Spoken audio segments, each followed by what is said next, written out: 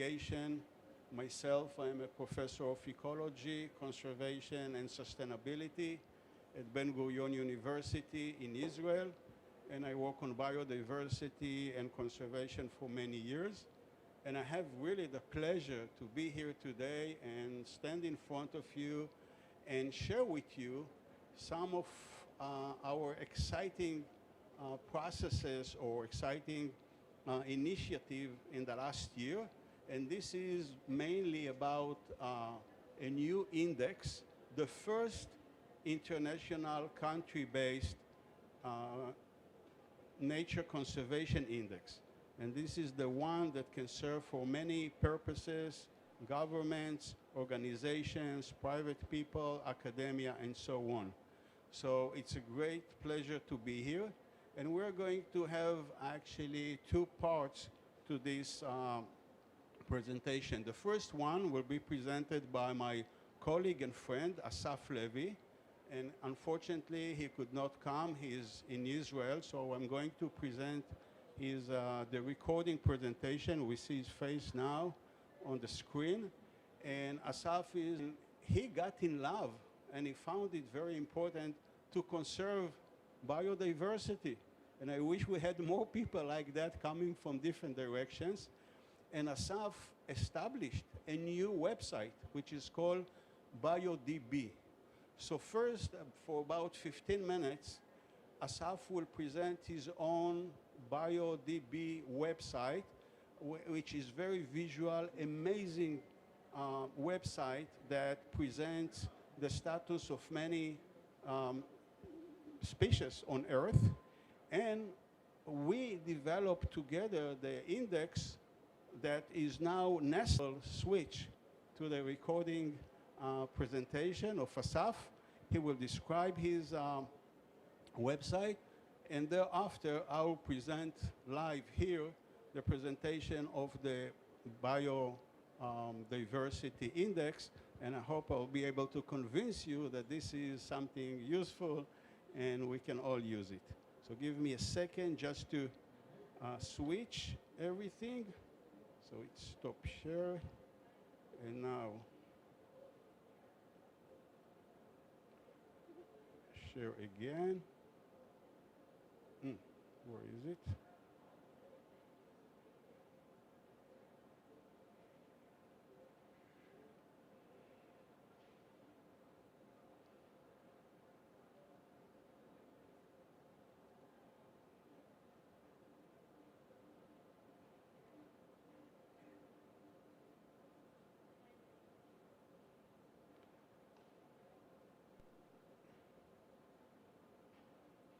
Hi there and good morning.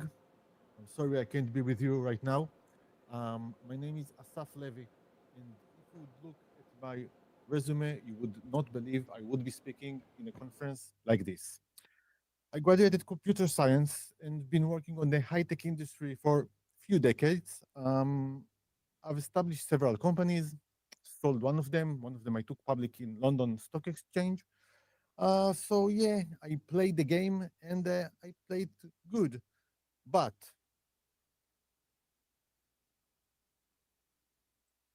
3 years ago, I saw this image by photographer Ami Vital, and it changed my life. And if this is the first time you see this image, it might change yours as well. These are, ladies and gentlemen, the last living, breathing moments of an entire species. Yes, the rhino in the picture is the last northern white rhino male. If you'd never seen one in nature, you never will. I remember seeing this question and seeing this photo, sorry, and the question occurred to me. How many other last male there are? How many other species are about to go extinct? I tried to find the answer for this, and I started researching and realized information is widely scattered, unreliable, unverified, and outdated. Not only that, one more thing I found is that lack of easy to consume, easy to understand data, the whole cause of biodiversity loss and wildlife extinction is widely ignored and overlooked by mainstream media and social networks. So I did what I always do when I run into a problem. I created a website. Right now, we have approximately 3,000 species mapped per country and per conservation status when we have this information. I know it sounds a lot, but the real magic is to make it accessible, visual, attractive, and so easy to understand that even a CEO can use it. Let's see together where extension is standing right now as we speak. 13% of birds species are threatened. 21% of reptiles, mammals, 26, sharks and rays, 37%. Amphibians are dependent on clean, fresh water bodies. 41% of them are on the brink of extinction. Coral reefs are the jungle of the ocean, and 70% of them are threatened. Once they're gone, the whole ecosystem collapses. Yeah, it looks grim, I know. And don't expect mainstream media and social media influencers to talk about it when even governments and decision makers find it hard to access, evaluate, and present this information. So, with that in mind, I've established the website biodb.com. Um, Let me show you how you can use it. I will focus on two elements. One, taxonomy, drill down taxonomy. And the second is distribution and conservation. I will share now the website.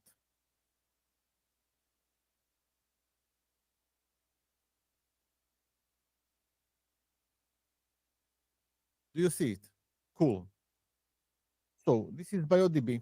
Right now we are on the animal kingdom,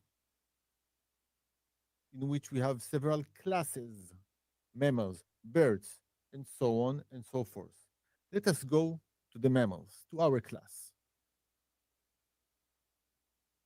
Now, on the class level, we see the different orders. We have the rodents, the bats, carnivores, and so on. Approximately 30 orders in the class of the mammals. Let's continue onward. The carnivores. We are now on order carnivores. We see the different families divided to like cats, mongooses, hyenas, and like dogs, skunks, bears, and so on. Onward. Let's go to family cats. On family cats, we now see the genera divided to small cats and big cats. Let us visit genus Panthera, the panthers. Now we're on the species level. There are 5 species here on this genus. Sorry, tiger with less than 4,000 in nature. In other words, 96% decline over a century. So tiger, endangered, lion, vulnerable, leopard, vulnerable, snow leopard, vulnerable with less than 7,000 in nature, widely scattered, and the jaguar, near threatened. This is the taxonomy drill down. Did you like it? Let's go to the tiger and see how he's doing these days. Right, so here is the list of all the countries in which tiger occurs or occurred. All those countries on brown, like Afghanistan, Armenia, Azerbaijan, are countries from which tiger are now extinct. Here in the 1960s, here in the 70s, here in the 1950s, correspondingly. So you see, only by looking at it, you can understand the magnitude of the problem. There is also a corresponding map to it. Let's refresh it.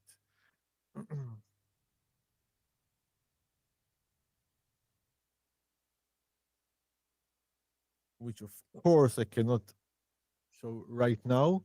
Yeah, you'll have to excuse me and believe me. Go to the website and see yourself. So this is the website.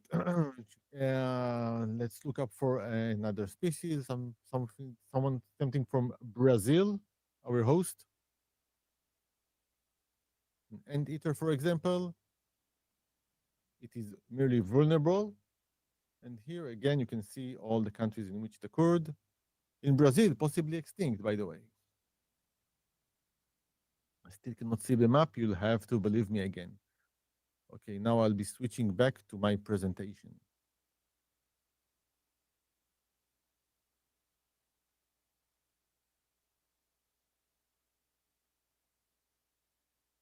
So,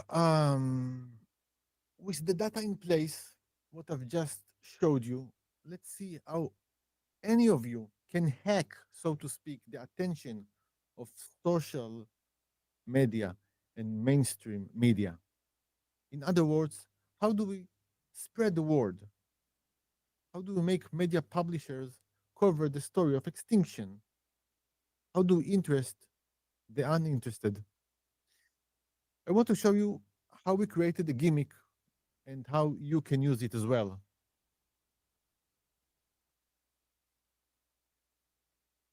Did you know that today, November 19th, is World Anteater Day? Not only that, almost every week there's an awareness day. For example, in 10 days, we have the Jaguar Awareness Day. So, I want to present a question to you.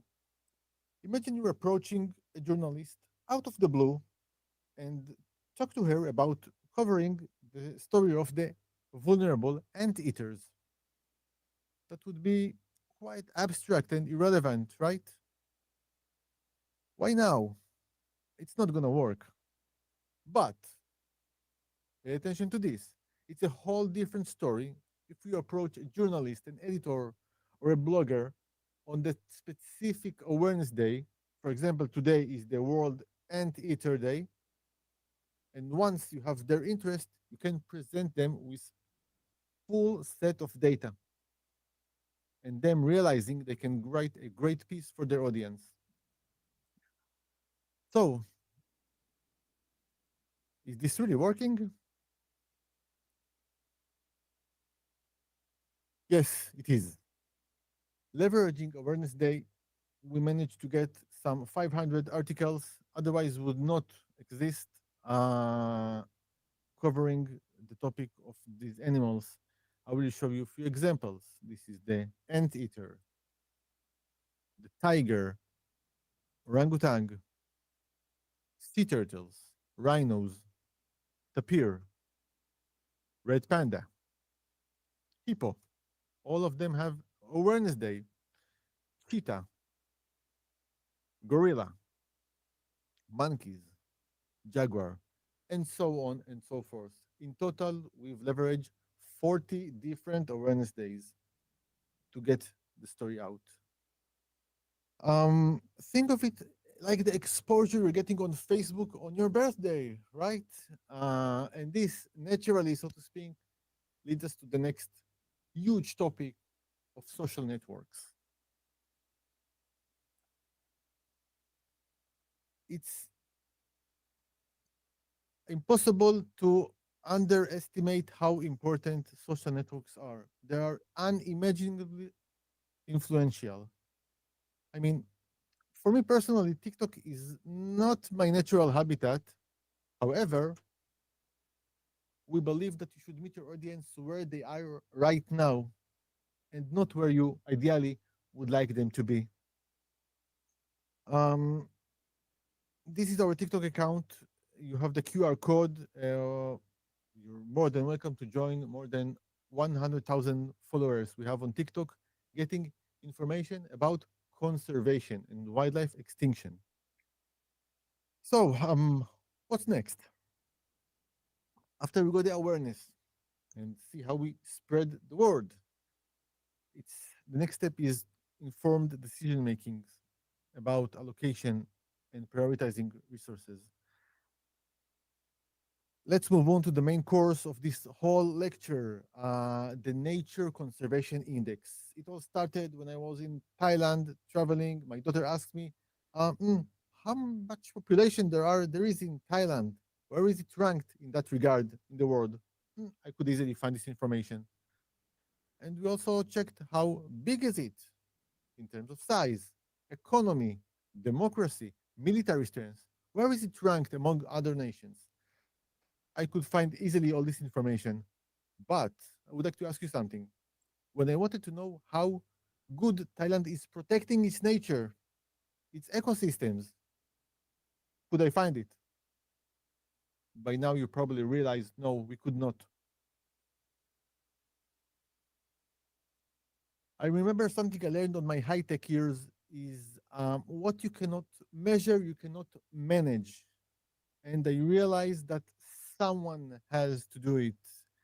So I partnered with my good friend, Professor Yaronziv, who will be speaking very soon, and we have established the world's first nature protection index, nature conservation index. And what we want to give you today is a tool to make better decisions, better advocacy, more informed arguments leading to actions towards nature conservation in your country, in your region, in the entire world. It would be your ultimate reference for that. Yaron will soon discuss and elaborate about our Nature Conservation Index, and I want to wrap up my part with some of the media coverage we got for it. How did it find relevancy? This time, no awareness day is here, right? So the relevancy is per country because each and every country is in this index, and it was big news in most of these countries. Here are just a few examples of the 300 um, publications we got for it. Soon we're gonna launch 2025 version, and I don't have, the opportunity to be here with you in Brazil, but I was told that there are some serious people in the crowd. So really, I'm sure you can make serious good contribution to the website. It is non-profit, of course, in terms of data, coverage, research, and even adding your favorite animal if it's not already there.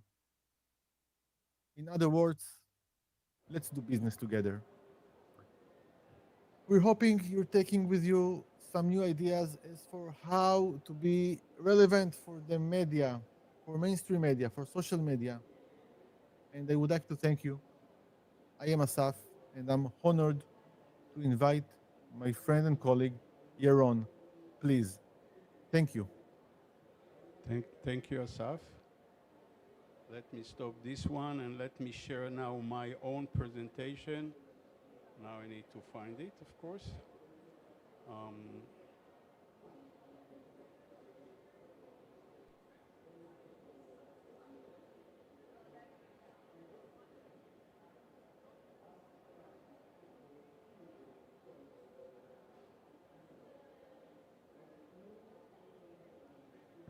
okay, this is my presentation, and I would like again thank Asaf. Um, it's amazing how someone who is an high-tech expert decides to dedicate his life to conserve biodiversity. And the skills that he has, I don't have. No one trained me as a biologist to know how to convince people, like marketing, to get aware of extinction of species on Earth.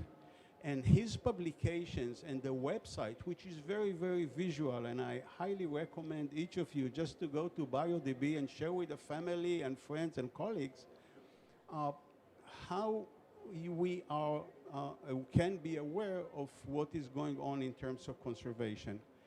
And the idea is that when you have this one, you can move on. And another thing that I would like to tell the experts, basically what Asaf is doing in the BioDB he is collecting data from different other different websites like the WWF, IUCN, IPCC, and all of them, and he accumulate them together in a way that it is not um, available anywhere else. So actually BioDB, not only that it is visual and increase awareness, it provides now information when you look at the maps that does not exist anywhere else about the country-based population size of different species. Some of them are going to become extinct if we don't do anything. So I really admire Asaf and thank him for getting us into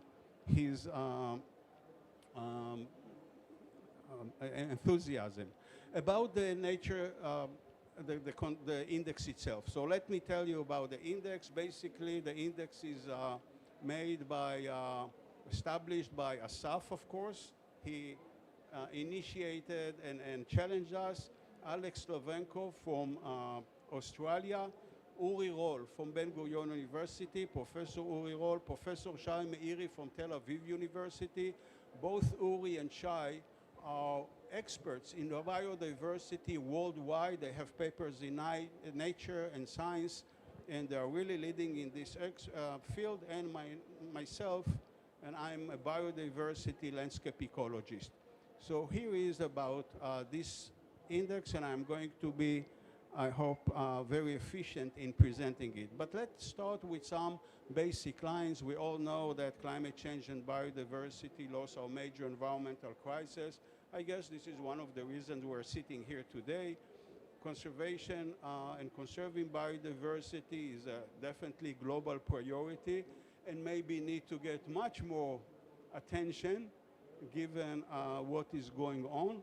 And it needs collaboration between different countries and international bodies. However, the most important issue, this is something I would like to emphasize. When we talk about biodiversity, biodiversity is nested within each country responsibility. You know, if we talk about the huge biodiversity of the Amazon forest, it is the Brazil responsibility, not anyone else. You can't go and do something instead of Brazil. They own that it's, you know, it's a country with all its rights. So countries must take responsibility. We need to look at the country and put a mirror and say, you know, this is your biodiversity. You act now.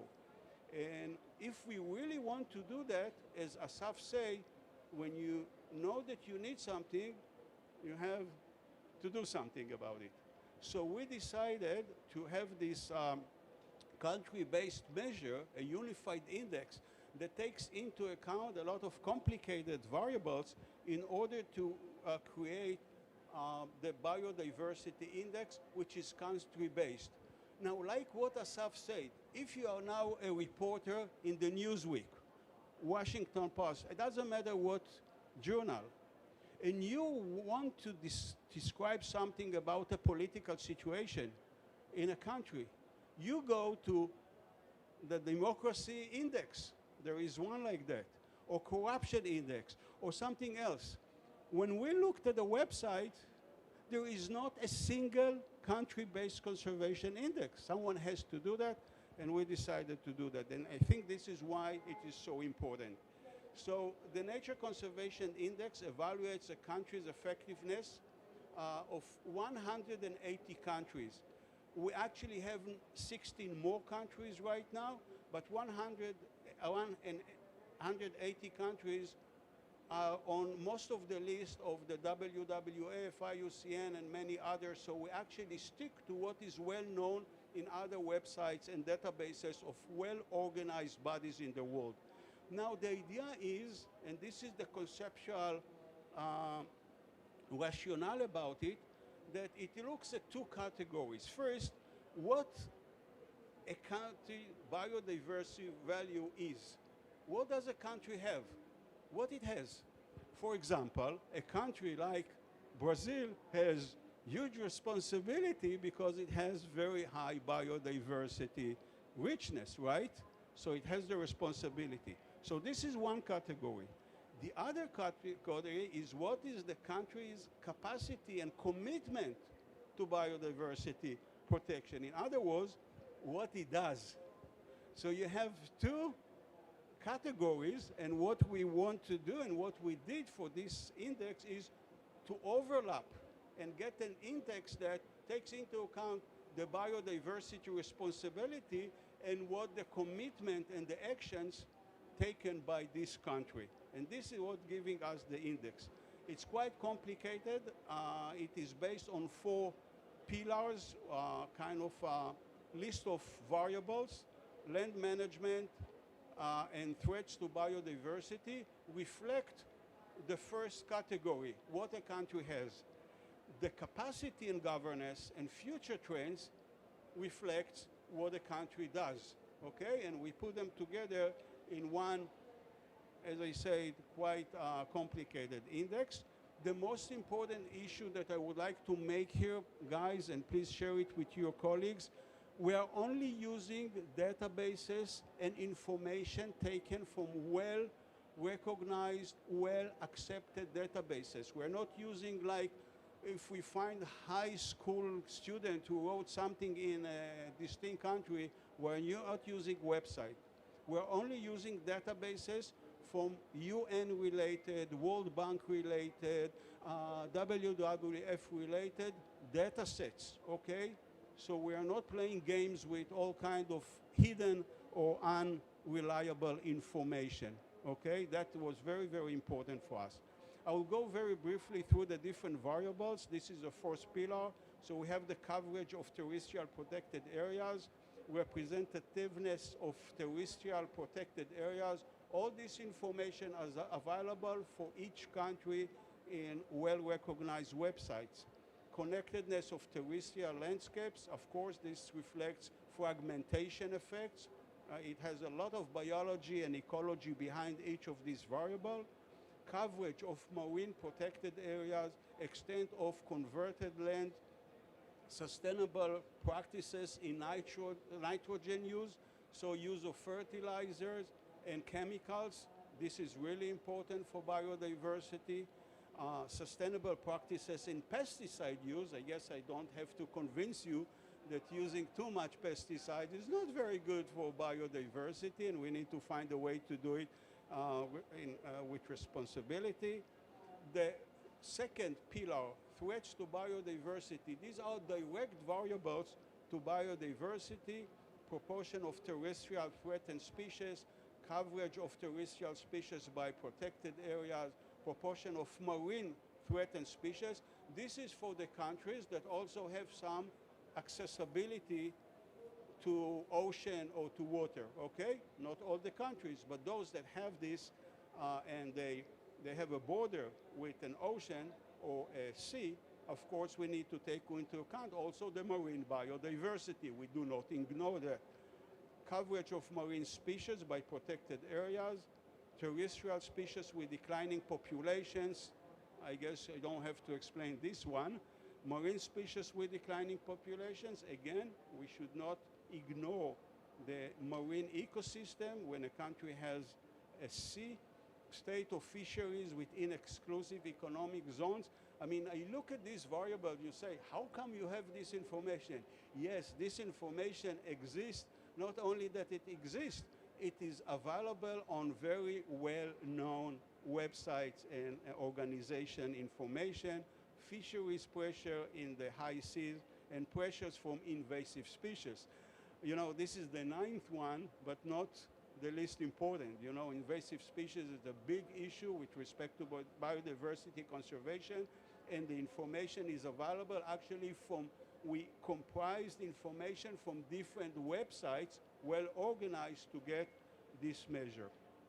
Capacity and governance, now we go, okay, on looking at each country, what do you do in order to conserve? You have the biodiversity, and now let's see what you do. And it's country-based, so the total management cost as percentage of GDP, you'll see variable after variable will make sense to you with respect to the responsibility of the country, engagement with conservation issues, strength of conservation legislation, which is really, really important, ratification and implementation of the Convention of Biodiversity. We are here now at the Convention of Climate Change, but as you know, the UN defined two other conventions, one of them an important one on biodiversity with all the regulations and agreements. So we look at that, given the country's implementation, the ratification and implementation of the CITES, another very famous agreement. Political stability, we assume that when a country does not have a political stability, its ability and maybe desire to conserve biodiversity is low. It's an assumption, but I guess it makes sense, right? Okay? And corruption control, countries with high corruption do not conserve their species appropriately, okay? You smile because you know what I'm talking about. So that variable definitely makes sense, right? And we need to look at all of this to get something which is more reliable with respect to the index. Government effectiveness and democracy levels. Of course, there are some assumptions here too. We can argue about it, we can change it. Let's talk about it in a second, but that's part of the variables. As you can see, we did not ignore many important issues. The future trends, I'll do it fast, although it is very complex, more maybe the other ones, because this is based on the 58 environmental and conservation indices of the famous Yale's Environmental Performance Index. So the future trends by itself is a compromise of 58 other indices. So you can see how much complexity and how much efforts we'll put in this index. Okay, so it reflects the future environmental changes that may critically affect biodiversity, either directly or indirectly, okay? And then, again, I guess no one can argue that Yale is a quite respected and recognized university with respect to its knowledge and science. Okay, some remarks. First of all, like any other index, the Nature Conservation Index is subjective and depends on the variables and formulation used. You may not agree with me. You can say that you dislike one thing, like more another thing. It's okay.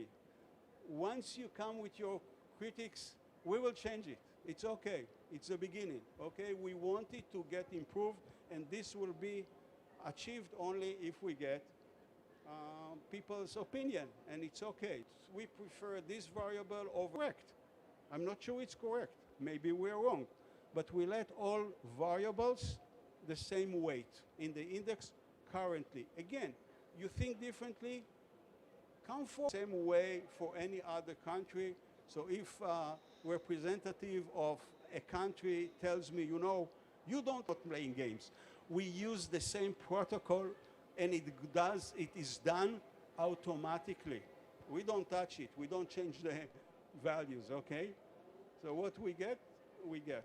The data for the variables are sourced from well-accepted and recognized, like I said before, website, and it's not by chance that I keep saying it over and over again, because I want you to make sure that this is a reliable one. And the detailed information and scores, I can give you all the information. We are working now on some articles about this one. Here is an example. If you open, and I highly days ago to the Luxembourg Pavilion, okay? And unfortunately, to the right are the ones, the 10 last ones. In the website, you'll get all the information. I'll show you some examples, how much information, how clear, and how transparency is, okay? It is very transparent. Unfortunately, my own country is not doing very well, and I really hope that this will be changed. And one of the reasons probably is because that some of the amazing things that are done in Israel are not reflected in the website. So actually, be aware to the fact that the index has two purposes. One, to show the world and the decision makers, look at each country's responsibility. At the same time, to show the country Look again at the data, what the UN and other bodies know about you, and if you dislike it because the information is not correct, go and talk to them. Increase the interaction with these bodies. My guess Israel is much higher on the list. It's much better in conservation. It only reflected by the information available for everyone. So this is the map. Pretty soon it will be very interactive, so you'll touch a country and you'll get the information. And let me give you quite briefly an example how amazing, and I'm not giving me a good score, I'm giving Asaf a good score, okay? He did it.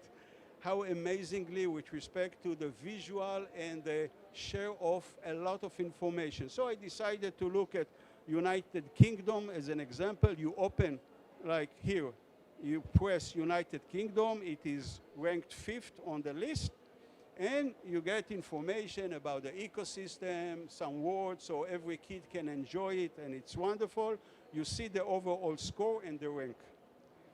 Then you go to another table, and it gives you each of the variables, score and rank of each of them. We don't hide the information. Everything is transparent, okay? And it is very, very visual. Of course, it has biodiversity information, and also you can see that it subdivides the different scores and ranks to different animal groups. So you can see how each country does with respect to a different group. And this is very, very detailed. It is, as I said before, and Asaf said, it's visual, it's nice to show to kids. So you have animals that represent each country, and once you press, it goes back to BioDB and give you all the information. So you see how much information you have in these birds, very visual, very nice for even little kids. And you can take and talk to little kids and get their awareness when they are still young, okay, and not destroyed when they're getting reptiles, and of course amphibians, and there are the national animals of each country. There are additional materials. Actually, I have a brochure here if you want. Look at the website and get a lot of information and spread the word, please. Final notes before I finish. It addresses the lack of conservation metrics by measuring countries' commitment and responsibility towards biodiversity conservation. It provides a reflection of how each country performs, as I said before, and it should allow a country to understand where it should change and improve. Offers valuable data to government, international organization, and the UN regarding the commitments of each country to biodiversity conservation. And of course, it enables stakeholders to call for action, even penalty in some cases. I don't know, it depends on what they want to do. And as I said before, and I'll add again, it shows a country how much information is known about its work. So with this, I would like to thank you very much. Again, another wonderful picture from the BioDB website. And so thank you for listening. And please, please, it comes from, it doesn't, we put our own resources. It's not a company. It's university professors and a staff who does it voluntarily. We do it because we are quite selfish. We think about our kids. So we want to have a better world. Thank you very much.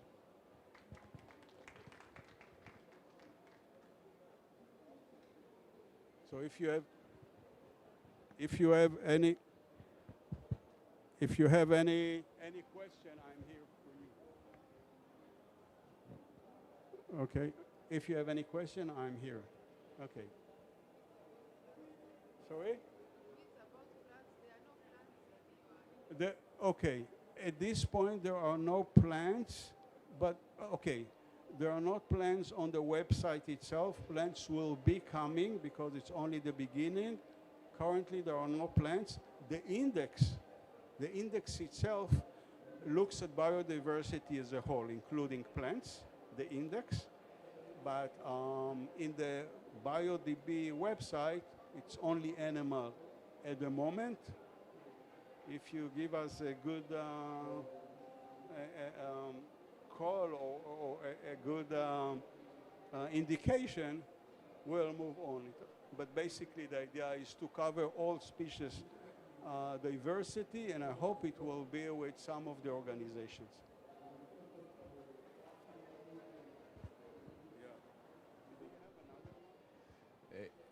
Yaron, you mentioned that the index, or Asaf mentioned, I don't remember, it measures what the country has and what it does.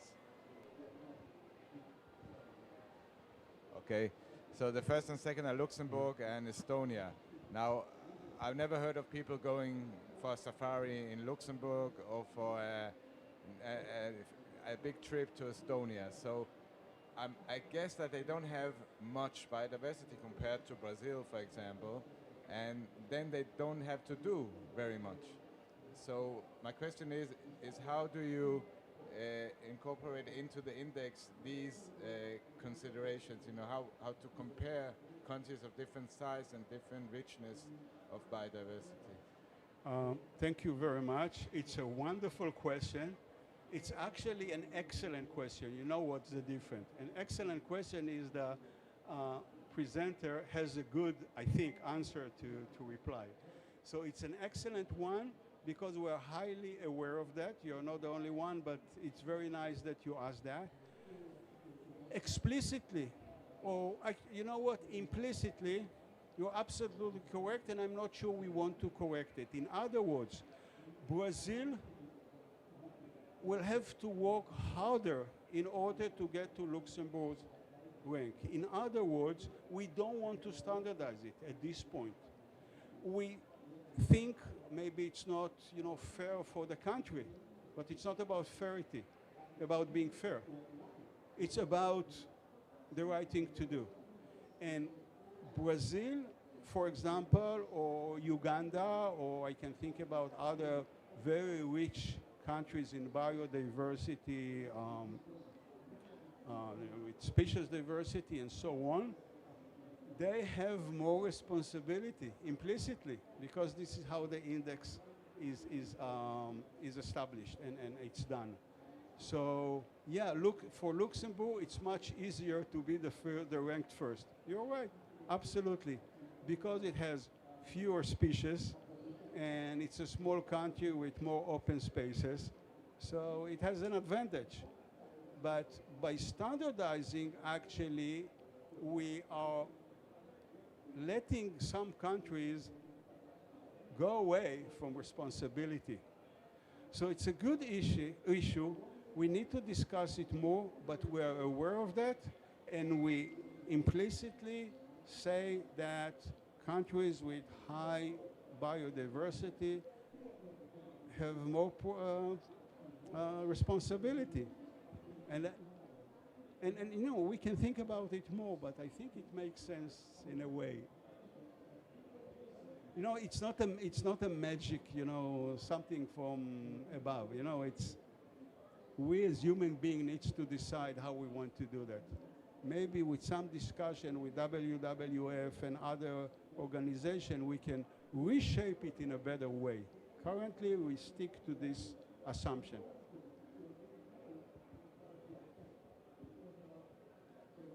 Okay, thank you very much. I appreciate it. And please share it with anyone you can. Have a great day.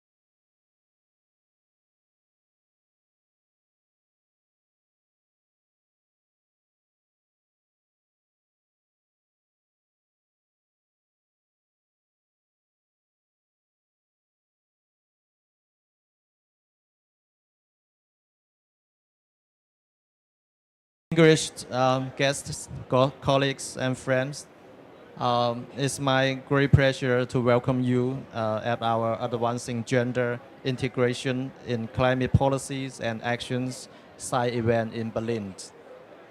Today, we gather at a critical juncture, the 10th anniversary of the Paris Agreement and the 30th anniversary of Beijing Declaration.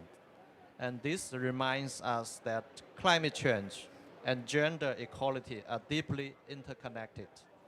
While women are disproportionately affected by climate change, they are also powerful agents for solutions.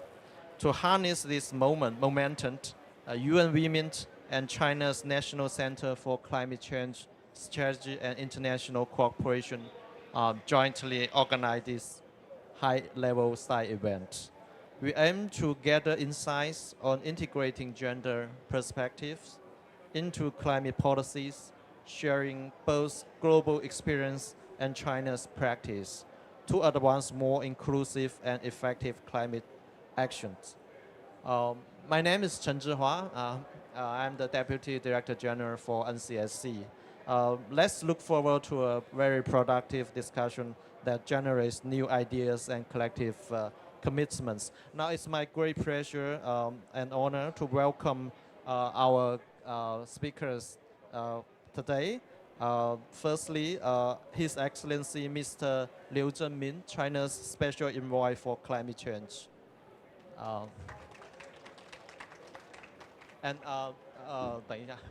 And you also have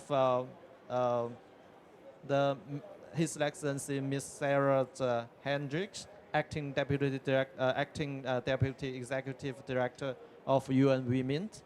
Welcome you. And Ms. Alice Morin, the head of the Extraordinary Advisory Unit for COP30. Welcome you. Now, I'm very honored that to welcome Ms. Sarah Hendricks to make an opening keynote speech for us. So because you are the lady, you are the first. Thank you very much. Thank you very much, Director Chen. And indeed, it is a pleasure to be here today and to join all of you for this very timely discussion on advancing gender integration in climate policies and actions. And really, it is my sincere thanks to the National Center for Climate Change Strategy and International Cooperation, otherwise known as NCSC of China, for co-hosting today's event with UN Women. And as Director Chen has highlighted, this year marks a very big milestone. It carries deep significance. We mark a decade since the Paris Agreement.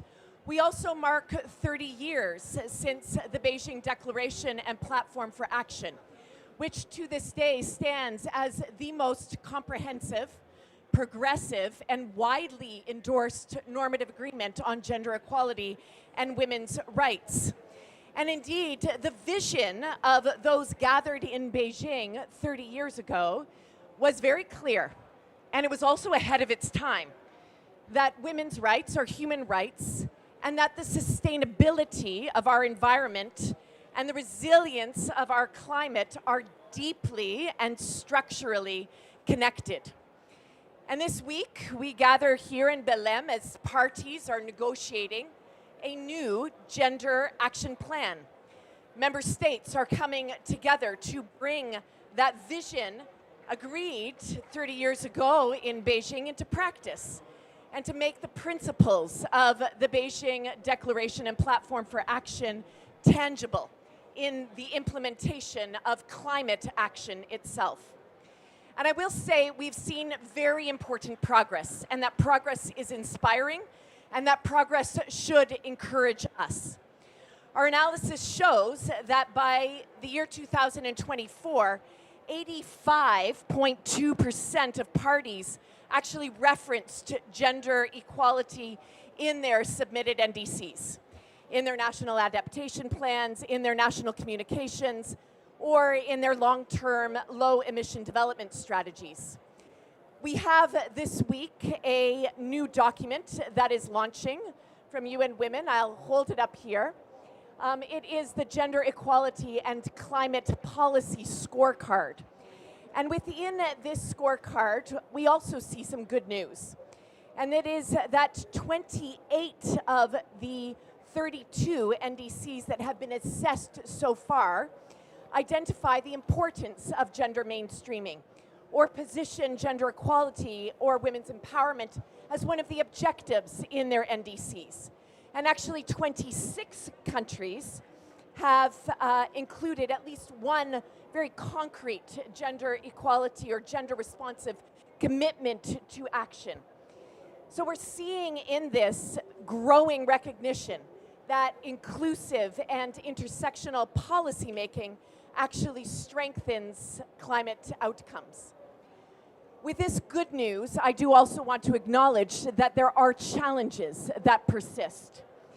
What we see in terms of data through a partnership with UN DESA is that in a worst case climate scenario, our gender snapshot report for this year forecasts that an additional 158 million more, and the word more is the operative word here, 158 million more women and girls will be living in the most extreme forms of poverty by the year 2050 due to the worst case climate scenario. We also see that only 39% of countries actually have a national coordination mechanism that brings together gender equality into climate policy making right across sectors. And we see, most concerningly, that it is only 3% of climate-related development finance that actually identifies gender equality as a principal objective. I think here we see that there is two causes of all this. One is insufficient data that is disaggregated, as well as low political will and limited coordination between climate and socioeconomic policies. And I do want to emphasize here that these are not technical gaps. These do not mean that they will have just technical fixes. These are structural choices. These are political choices. And they are also not inevitable. They are choices that we can change. And so closing these gaps really requires systematic and systemic gender-responsive climate action. It requires evidence-based analysis. It requires having pilots that can actually inform policy and having strong frameworks of partnership between climate ministries and national women's machineries in governments. It also requires that we lift up women's voice and women's leadership at all levels of decision-making in climate policy. And it requires multi-stakeholder cooperation and connectivity and dialogue, I think emblematic of what we see here today. As I close, allow me just to say that in China, our cooperation reflects these principles in practice.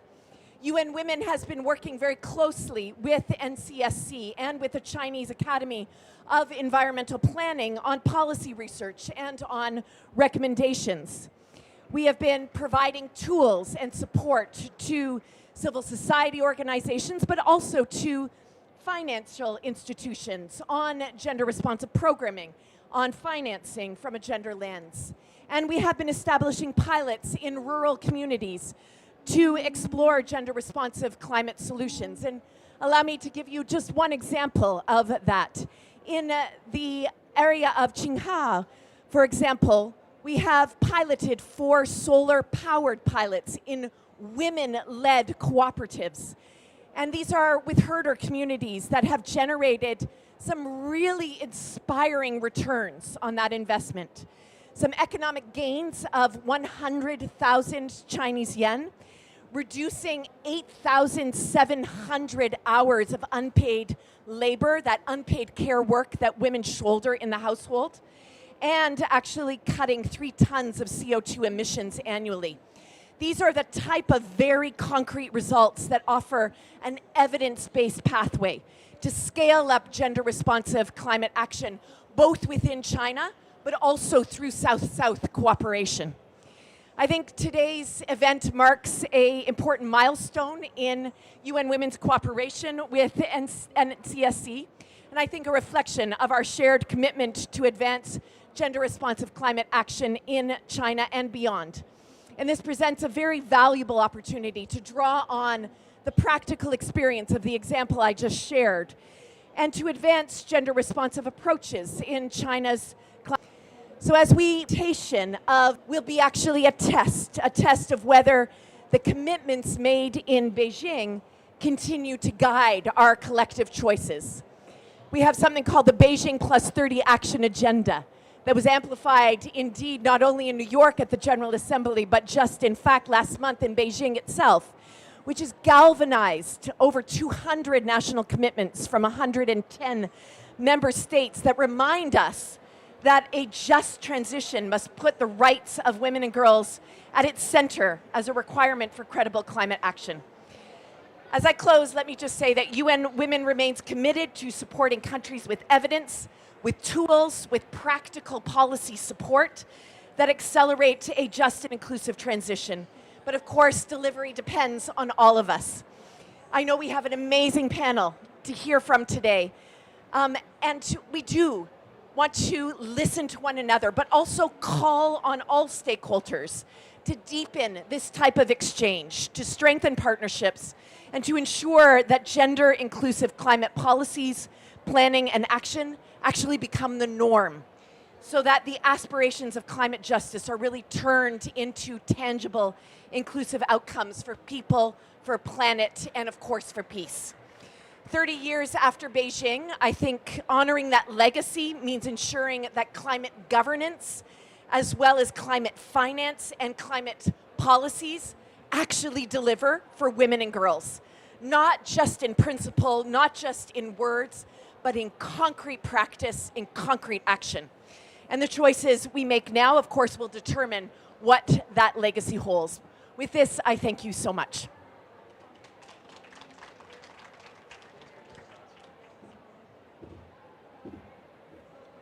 I would like to thank Mr. Hendricks' very encouraging and inspiring speech. You're not just sharing with us the latest progress on gender integration, in particular through our NDC, but also pointing out the path ahead. And also, more importantly, I think that you share with us the latest successful stories that in China and also in other places. So thank you very much again for your excellent speech. And now I would like to invite His Excellency, our special envoy for climate change, Mr. Liu Zhenmin, to give us a speech.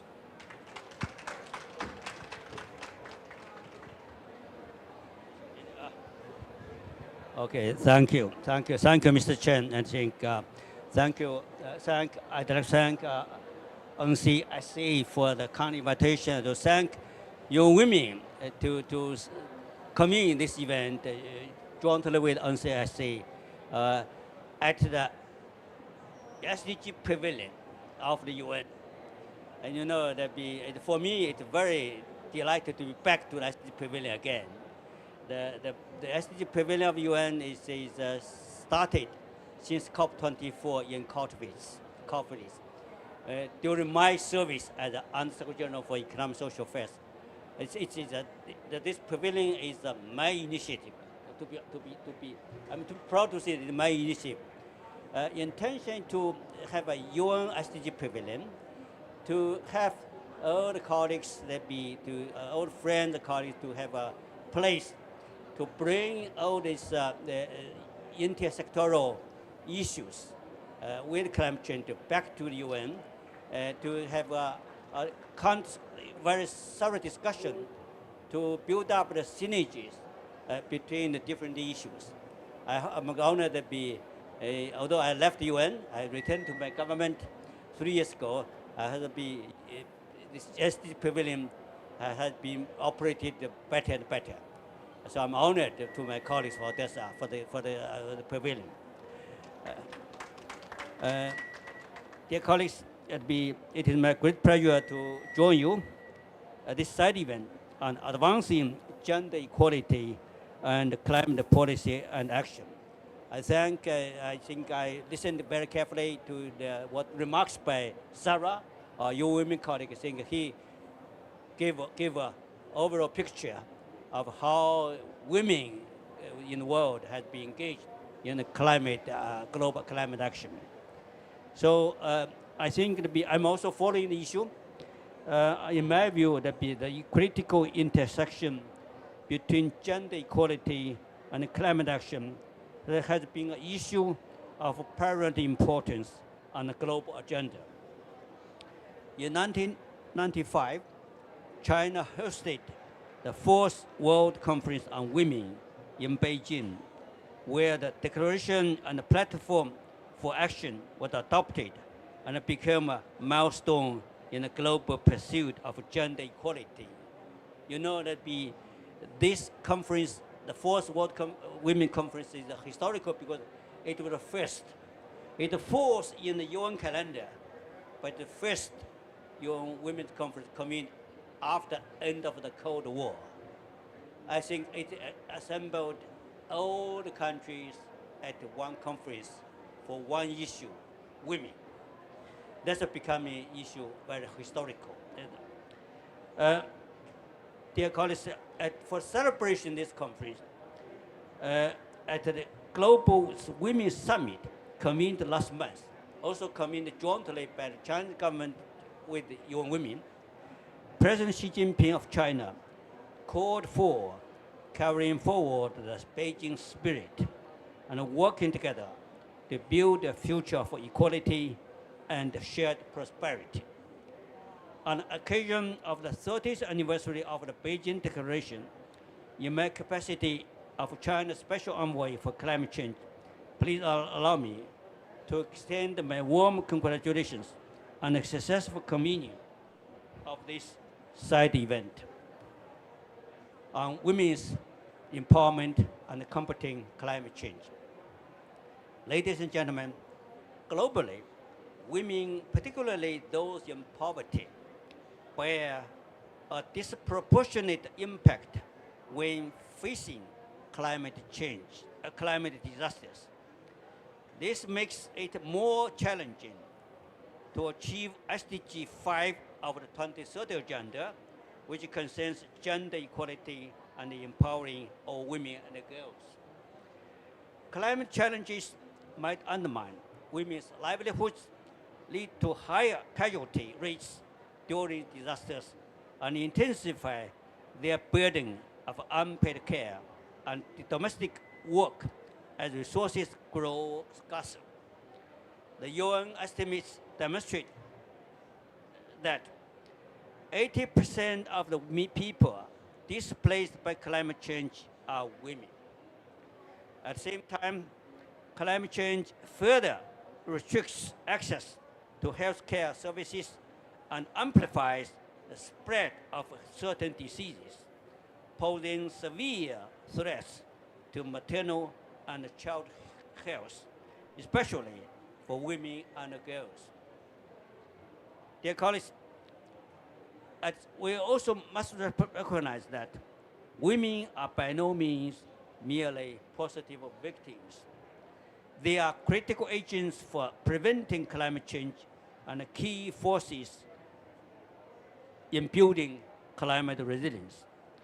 They possess unique knowledge and expertise in natural resource management and community-based disaster prevention and repair. Therefore, gender equality and women's empowerment could enhance the inclusiveness and the effectiveness of climate action. Dear friends, it is encouraging to note that integrating gender perspectives into climate action has become a global consensus. Over the past decade, the parties have continually promoted the equal participation of women and men in climate processes under the UNFCCC framework by working through the Lima Work Program and Gender Action Plan. In December 2023 in Dubai, more than 80 countries, including China, actively supported the gender-responsive just transitions and climate action partnership put forward by the COP28 presidency. Today, we are witnessing growing commitments to gender equality reflected in the nationally determined contributions, forging a more inclusive and a robust climate governance to support gender equality and global women's development. According to UNDP data, China's Gender Development Index, the GDPI, increased from 0.912 in 1995 to 0.957 in 2020, reflecting continuous improvements in gender equality. This progress indicates narrowing gaps between women and men in education, health, control over economic resources. The outline for women's development in China 2021 to 2030 for this current decade identifies women and the environment as a priority area, focusing on enhancing women's ecological awareness and promoting their role as practitioners of green development.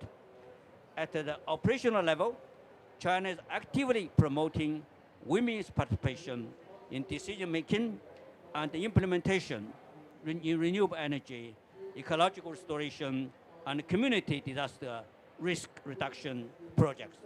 I can share with you, dating back more than 25 years ago, when I was chief negotiator for climate change, in my delegation, around 15 people, only one woman. Now I think with Chinese delegation, around 100 people, I think more than half are women. I'm proud with my women, female colleagues for their contribution. Dear colleagues, at the same time, China, you can notice that China has continually supported the work of young women, partnered with UNESCO in setting up the prize for girls and women education, helped fellow developing countries in implementing 100 maternal and child health projects, and trained over 200,000 female professionals from over 180 countries and regions. Ladies and gentlemen, climate change constitutes a global challenge that no nation or no individual can stand alone against it. Only through international cooperation can we effectively confront it. While women are disproportionately vulnerable to climate impacts, they are equally indispensable as key agents of climate action. We must more systematically integrate the gender perspectives into climate policies, mitigate the adverse effects on women, and provide them with a broader platform to participate in climate governance. This requires countries to join hands in pooling resources and sharing experiences. And perhaps even more importantly, it calls upon the professional expertise of everyone present here to explore innovative and scalable solutions, collectively advancing the mainstreaming of gender equality in climate action. I'm confident that this event will serve as a significant platform to build consensus and inspire action, injecting new momentum into the integration of gender equality into climate policies and action. I wish the panel have a good, excellent discussion. In closing, I extend my warmest wishes for the resounding success of this event. I thank you.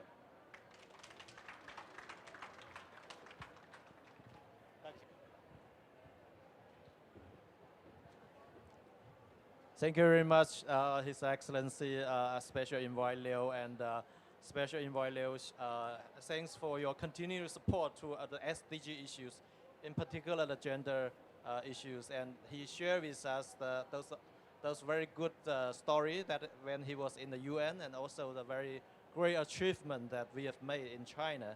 Thank you again very much. And now we would like to invite Ms. Alice Morit from the presidency to give us a speech. Thank you. Good morning. Thank you so much for the invitation to take part of this important event. And I wanted to congratulate the UN Women and NCSE for co-hosting this discussion. On behalf of the presidency, I think it's important to remind us that we have been saying that this is an implementation COP. And this is also an adaptation COP, which means that we need to accelerate both the climate action on the ground, but also start bringing much more to the center of gravity of the climate conversations. How can we build resilience, and how can we adapt our economies to the climate impacts that are already happening everywhere in the world? This has significant implications for women and for how we integrate gender considerations in climate policies. Because we all know the statistics here about how much women are at the front lines and the most vulnerable communities, women and children, right? So this is, if we succeed to have a shift collectively towards more investments on adaptation, more solutions on adaptation, more policies that incorporate and mainstream adaptation, we are likely to get closer to what we want to achieve in terms of mainstreaming gender into climate policies. But the question is, how do we do that? I think I have been following in a different role the GAP conversations for the last several years. And it's interesting to see that although we know where we want to go, we don't know necessarily how to get there yet, right? We still lack data, we still lack experimentation. This is a very new policy. But in the end of the day, what we need to do is, when we are designing a city or a transport system, people in charge needs to ask themselves, is this gender friendly? How are we going to do that? When we decide to continue investing in high carbon decisions or solutions for transportation, are we considering gender elements? When we think about public transportation, name it. Same thing when we talk about health. When we design our health systems, or public and private investors invest in health systems, are they asking themselves how gender friendly those investments are? I think in the end of the day, when we talk about moving from negotiations to implementations, what we are talking is about asking questions that will make implementation be different. It's not about anymore just raising awareness about the importance of gender mainstreaming. It's about experimenting and learning on how we can do that. This is how in Brazil we have been experimenting with also our NDCs and the National Climate Plan. We do have a transversal gender plan to implement that, but these are based on, actually the UN Women have been supporting very strongly our Ministry of Women and our Ministry of Environment and Climate Change on doing that. But from taking the policy to the practice is where most of our collective investment must do. And this is also where we need academia, we need civil society, we need the communities to bring these solutions together. This is what we are seeing. We hope you are also seeing very much at COP30, but we want to see it in the future COPs and so on, to make sure that the multilateral system, the structures that we have been creating for the past 30 years or so, that they are landing on the ground, that they are delivering results, that they are useful to improve the quality of life of people. It's no longer the time when we need to talk about tons of carbon only. We still need to accelerate significantly the reduction of carbons in the atmosphere and keep the 1.5 within reach. But if we do that, for instance, expanding renewables but excluding women from the process, is it worth taking that role? Maybe not. We want to make sure that the development trajectories, that this low carbon transition or the decarbonization and the resilience building actually works for people, works for women, works for children, works for the elderly, works for all, producing inclusion and producing well-being to everyone. This is not only in the climate policy, I know the panel will discuss and very much on the climate policy space, but it's in the end of the day, we're talking about all the policies. That's what Ambassador André has been saying, that the big conversation is about how the economies overall, not only part of it, it's actually mainstreaming resilience building and decarbonization. And this mainstreaming has to come with the question, is it working for women? Has women been heard? Are women benefits being considered at? If we don't ask those questions, we will continue to preventing us to succeed. So let's keep asking those questions. Let's use the next 12 months, at least as on behalf of the COP30 presidency, we stand ready to support, to help bringing that in. This is what we mean by bringing the COP to people, bringing social justice along lines of climate action. So thank you so much and have a great discussion.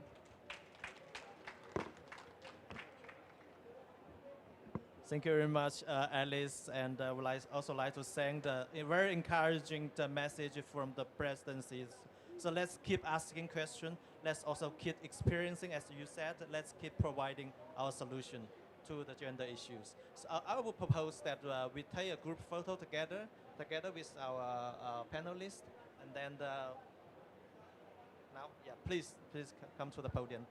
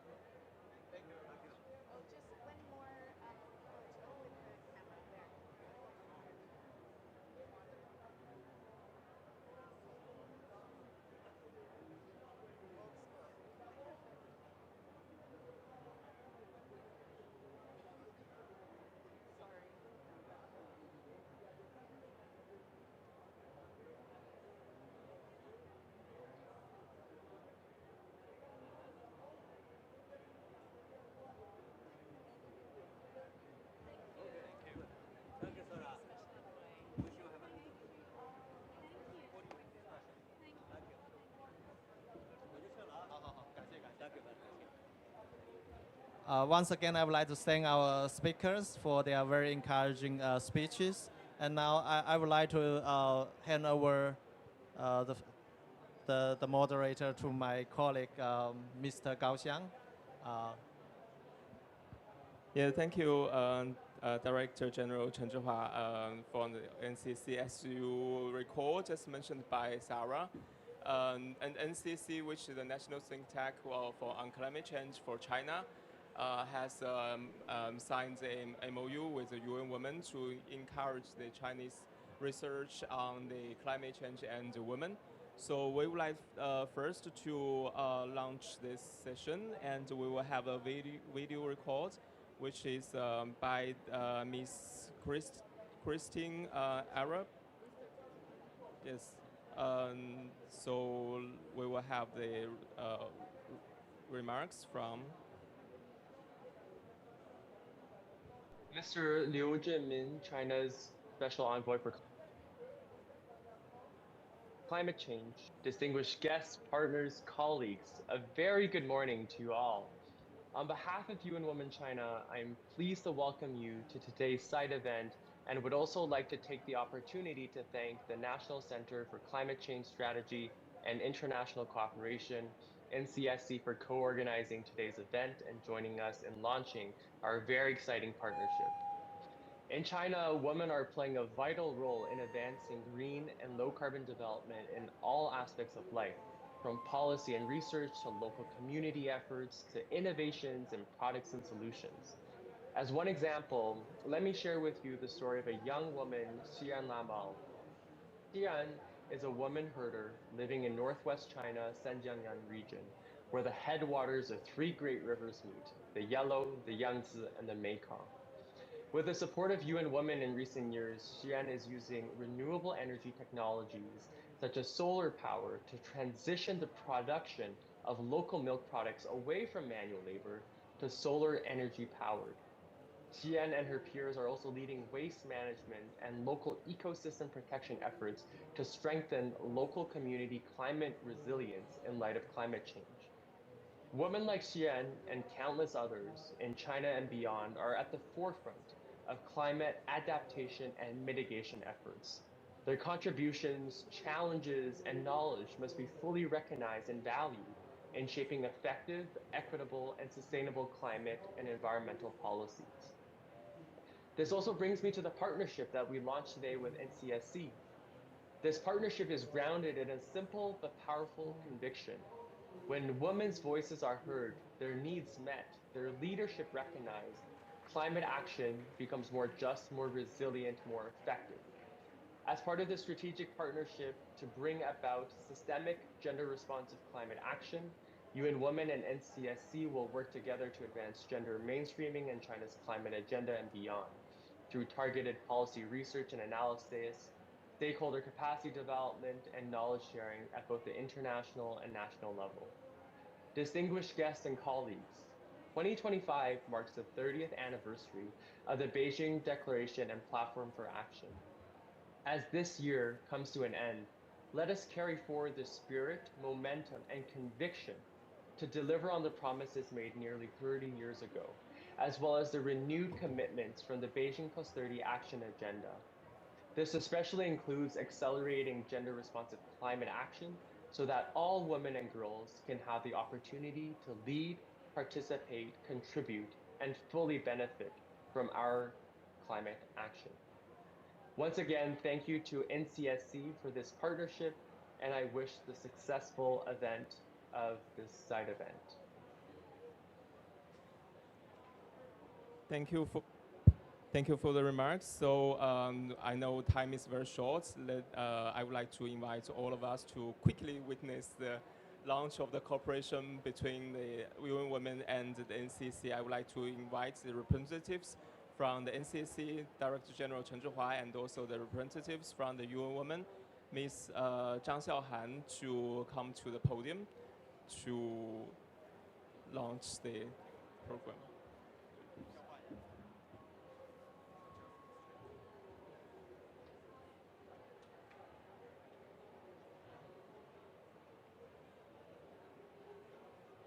So by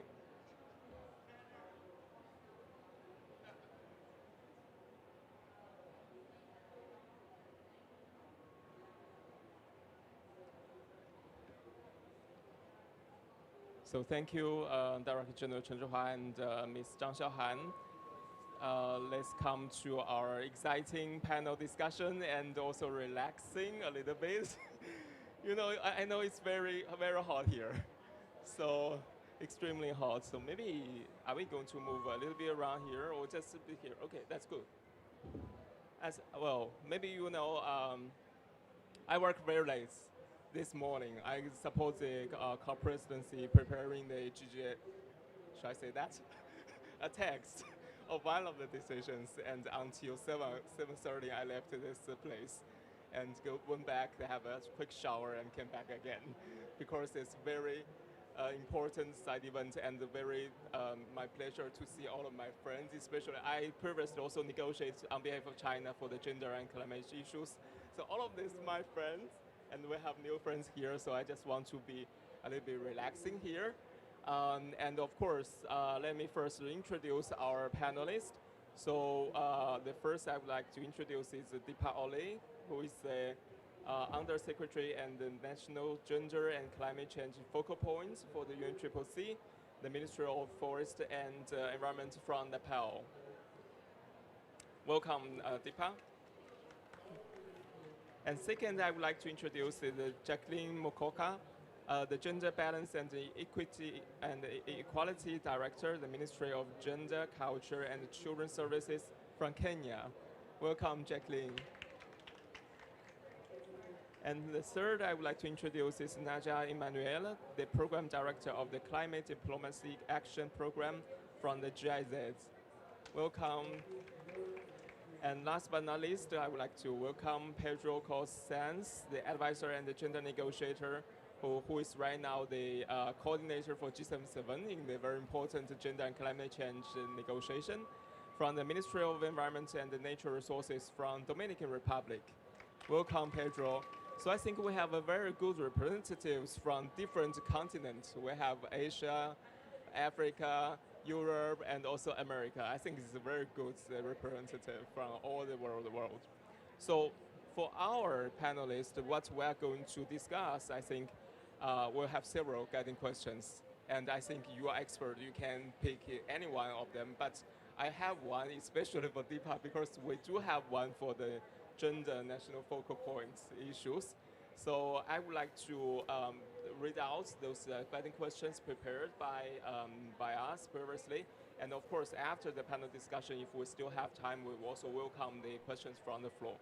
So what we have those interests, I think, the first one is how can climate policy and the programs be effective, designed to address the different vulnerabilities and climate resilience of women and men? Because as previously in the opening remarks, we know that women and men, especially in developing countries, are facing different impacts from climate change. So how this climate change policy can be designed to address this differentiation? This is the first one. You can think about that.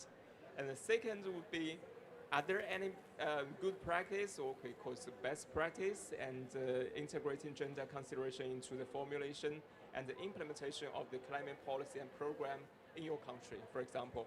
Or I know GIZ supports a lot of countries. What is the story of GIZ, for example, that support other countries on this aspect? And the third one is how can women's meaningful participation and the leadership shape the climate policy and practice towards more effective climate response? I think my reading for that is that, of course, we have at least two levels. The first level is the global level. It's what we are doing here, negotiation for the gender action plan. And then, of course, at the local level, national level, we have our own policies. So what is your story on that? And the fourth one is what role do national gender focal points play in advancing gender mainstreaming within the climate initiatives, and how can their impact be enhanced? So this is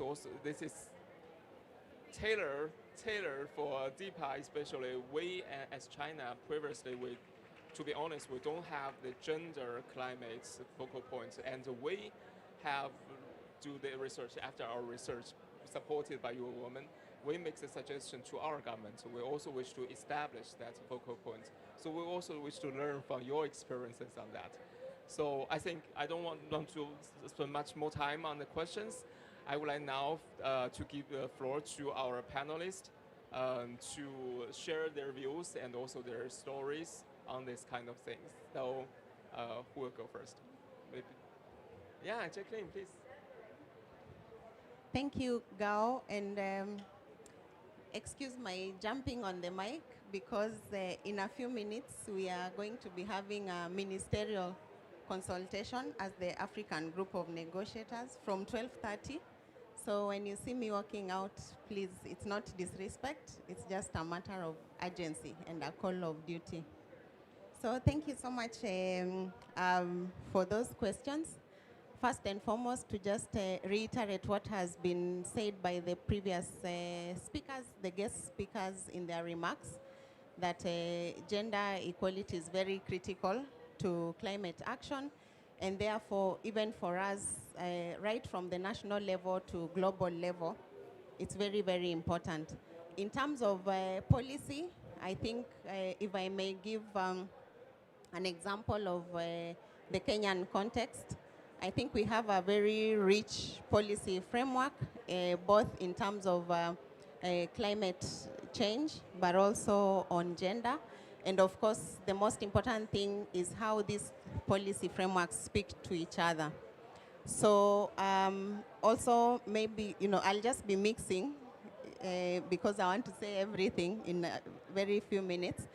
For instance, even in terms of focal point positions, and I think for us, we look at it as a best practice.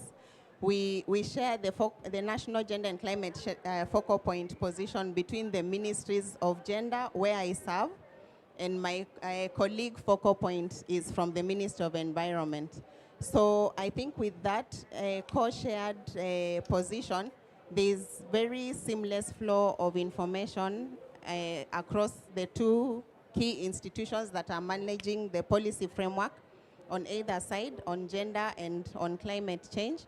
And for me now from the Gender Ministry, my role is to ensure that as climate policies are developed, there is effective integration of gender. And a key example is like when you look at our current NDC, it integrates gender, and it's because we were very, very deliberate and involved in its development, but also the key instrument that implements our climate action, which is the National Climate Change Action Plan, also integrates gender to a level, but we have beefed it up with developing a National Gender and Climate Change Action Plan, which is aligned to the National Climate Change Action Plan for us to effectively implement, but most importantly, track data and track and report on the indicators as required. So I think the two institutions, but the policy frameworks from climate change and gender are very important. And I think in terms of implementation, data is important. The UN Women guest mentioned about that. So the issues of data for us are really key. And again, from our national example, we undertook a national gender and climate vulnerabilities hotspot mapping as a country. And just looking at nationally, what are the climate vulnerabilities that exist, much as our assessment was limited to 3 key sectors of agriculture, water, and energy. I think those are also our key sectors that are climate vulnerable. So such information is very informative, that our emerging policies or review of the existing ones are based on the data that we came up with through that assessment. So just maybe I can stop there. I can come back again if time allows. Thank you. Thank you, Jacqueline. I think you mentioned a very important issue is about the data, because especially as a scientist, when we propose anything, we're based on the data and the analysis. I think it's very important. And also mentioned the cooperation of different institutes. So next, I would like to ask Deepa to give us their story on the national focal points, how they are working. Okay. Is it working? Okay, thank you. Thank you. Before going to the role of National Gender Focal Point, I would like to highlight the thing that how it can be mainstreaming in climate action, because it's very important to understand the structural and the agencyal factor. Even though we want to integrate gender in climate action, if there won't be a political and institutional will to incorporate, then our every intervention will go in vain. So my first and foremost realization while working as a gender focal point is to get the institutional and political will to integrate gender in climate actions. And it has to be backed up by our gender disaggregated data. For Nepal, we adopted ZC approach, meaning gender equality, disability, and social inclusion. So we always, our NDC demand for disaggregated data in terms of gender, sex, disability, and social inclusivity. So if we have that sort of information with that political will, then after we will be able to implement a policy what we usually use to formulate. And for Nepal, we do have a very good institutional arrangement of gender focal points for UNFCCC first, and the network of gender focal points within a sectoral ministries which work combinedly. So for us, even while preparing the NDC for Nepal and while preparing NAP, National Adaptation Power Plan for Nepal, even the climate policies, the group of gender focal points we're working in collaboration so that we can give a tangible outcomes to that policy document. So for us, the role of gender focal point is very important, very crucial. And talking particularly about my role, so is these days, even I am responsible to work in a climate finance through development cooperation sections, and my observation is that the role of gender focal points, in spite of working on all the policies document, has to be directed to intervene on the climate finance, because until and unless the climate finance activities or projects integrate gender interventions on that, even though we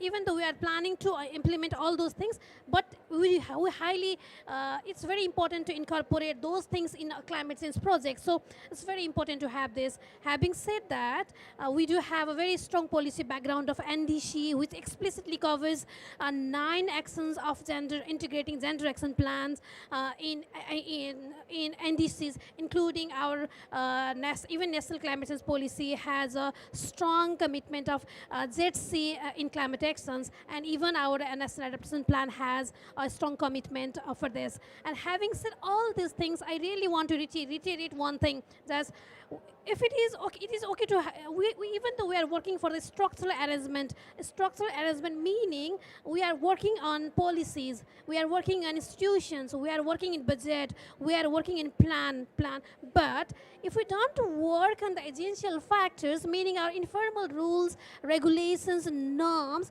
which has hindered the structural arrangement that has been made for gender integration. So to work in informal rules also is very important for us, even to implement the role of gender focal points within our nation, not only within a nation, also in UNFCCC process. So we need to work for all the safe and dignified workspace, all the aspects, which is very most important to mainstreaming our role as a gender focal points in the whole process from global to local, even in a national perspective. Thank you.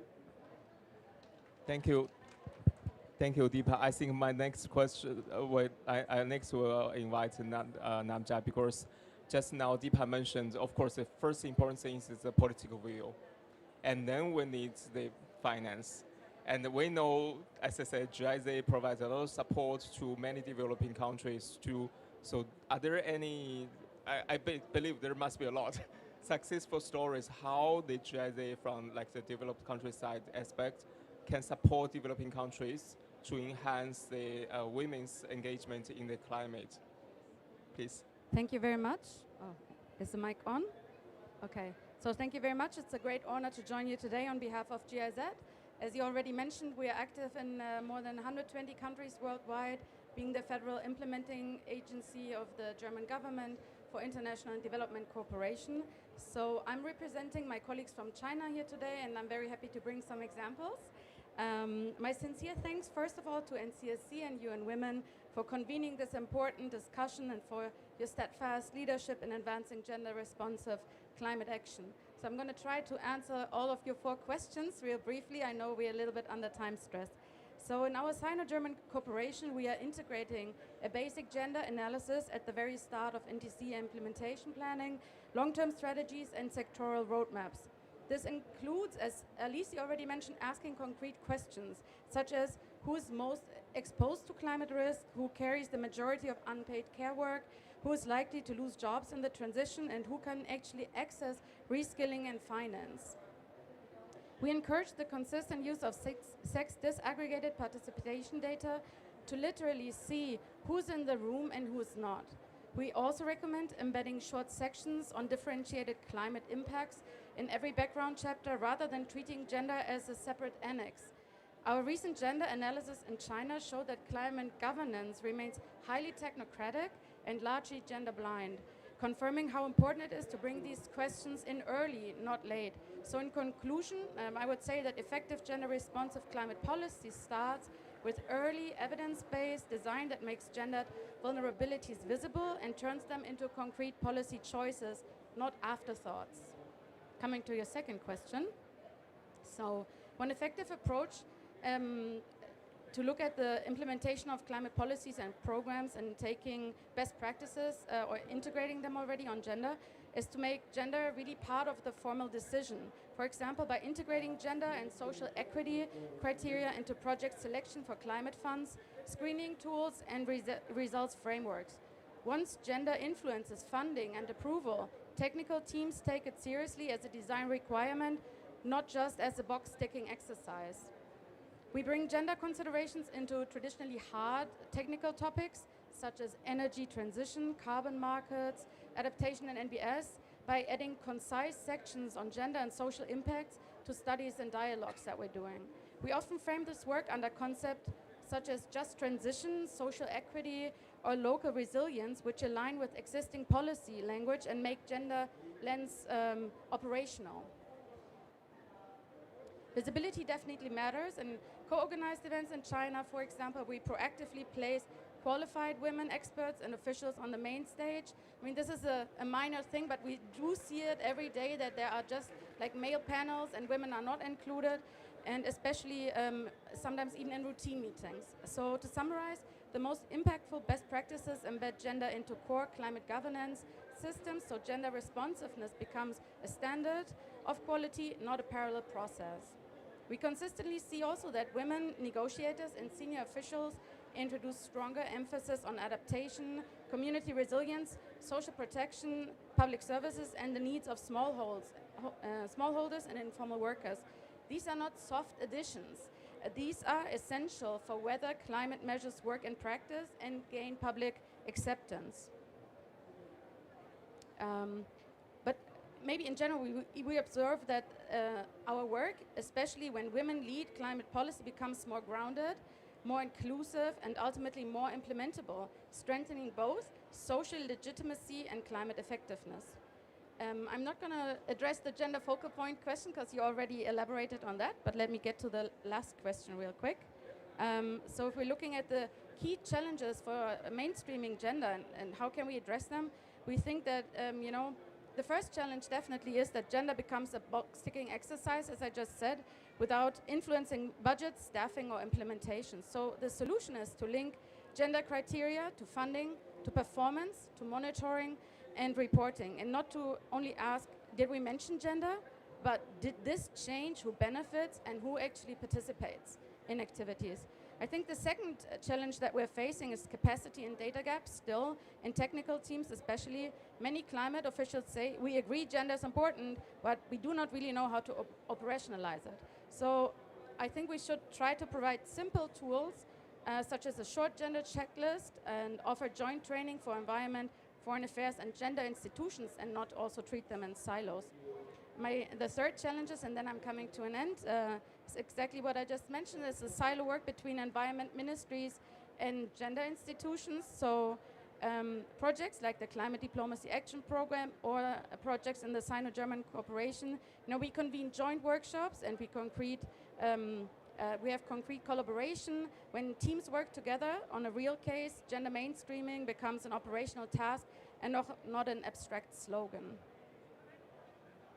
So my key takeaway is regarding this question that it's a core challenge to shift from symbolic commitments that we do often see, especially in settings like these, to systemic change, aligning incentives, capacities, and collaboration, such as gender equality becomes integral to climate action and no longer peripheral. So thank you very much.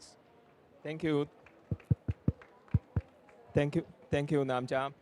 I think one of the suggestions from our recommendation to our government is to set national focal points co-hosted by the Ministry of Environment and the All China Women Federation. I think we hope our government can take our suggestions, and I think that's just to reflect what's your observation and suggestion. So last but not least, there is a term in China we call, if you are a friend of women, in your units or in your institute, you are very popular. But I guess both of us are friends of women. So I will let this friend of women to give us his the views and insights. Thank you very. Now, do you hear me? Thank you very much, Gao. I'm gonna give this to Depa, so she can use it for a bit and also help you there. First, I would like to start saying obrigado da presidencia da COP. Thank you to the NCSC, I think it is. Ni hao to the presence from China. That's the only thing I learned in Xie. Sorry, I would have loved to learn a little more. And yes, thank you to everyone here present and also to my colleagues here in the podium. So yeah, I'm gonna give the input, but before I give those inputs regarding the perspective of being part of the G77 in China as a co-facilitator here now, taking over the amazing work that our colleague Margaret from Zimbabwe have been doing, I have to mention that I've been the coordinator for AOSIS, the Small Island Developing State, so this is more of the take of my perspective on this process and the Dominican perspective. I know that many of us are also practitioners back in our countries.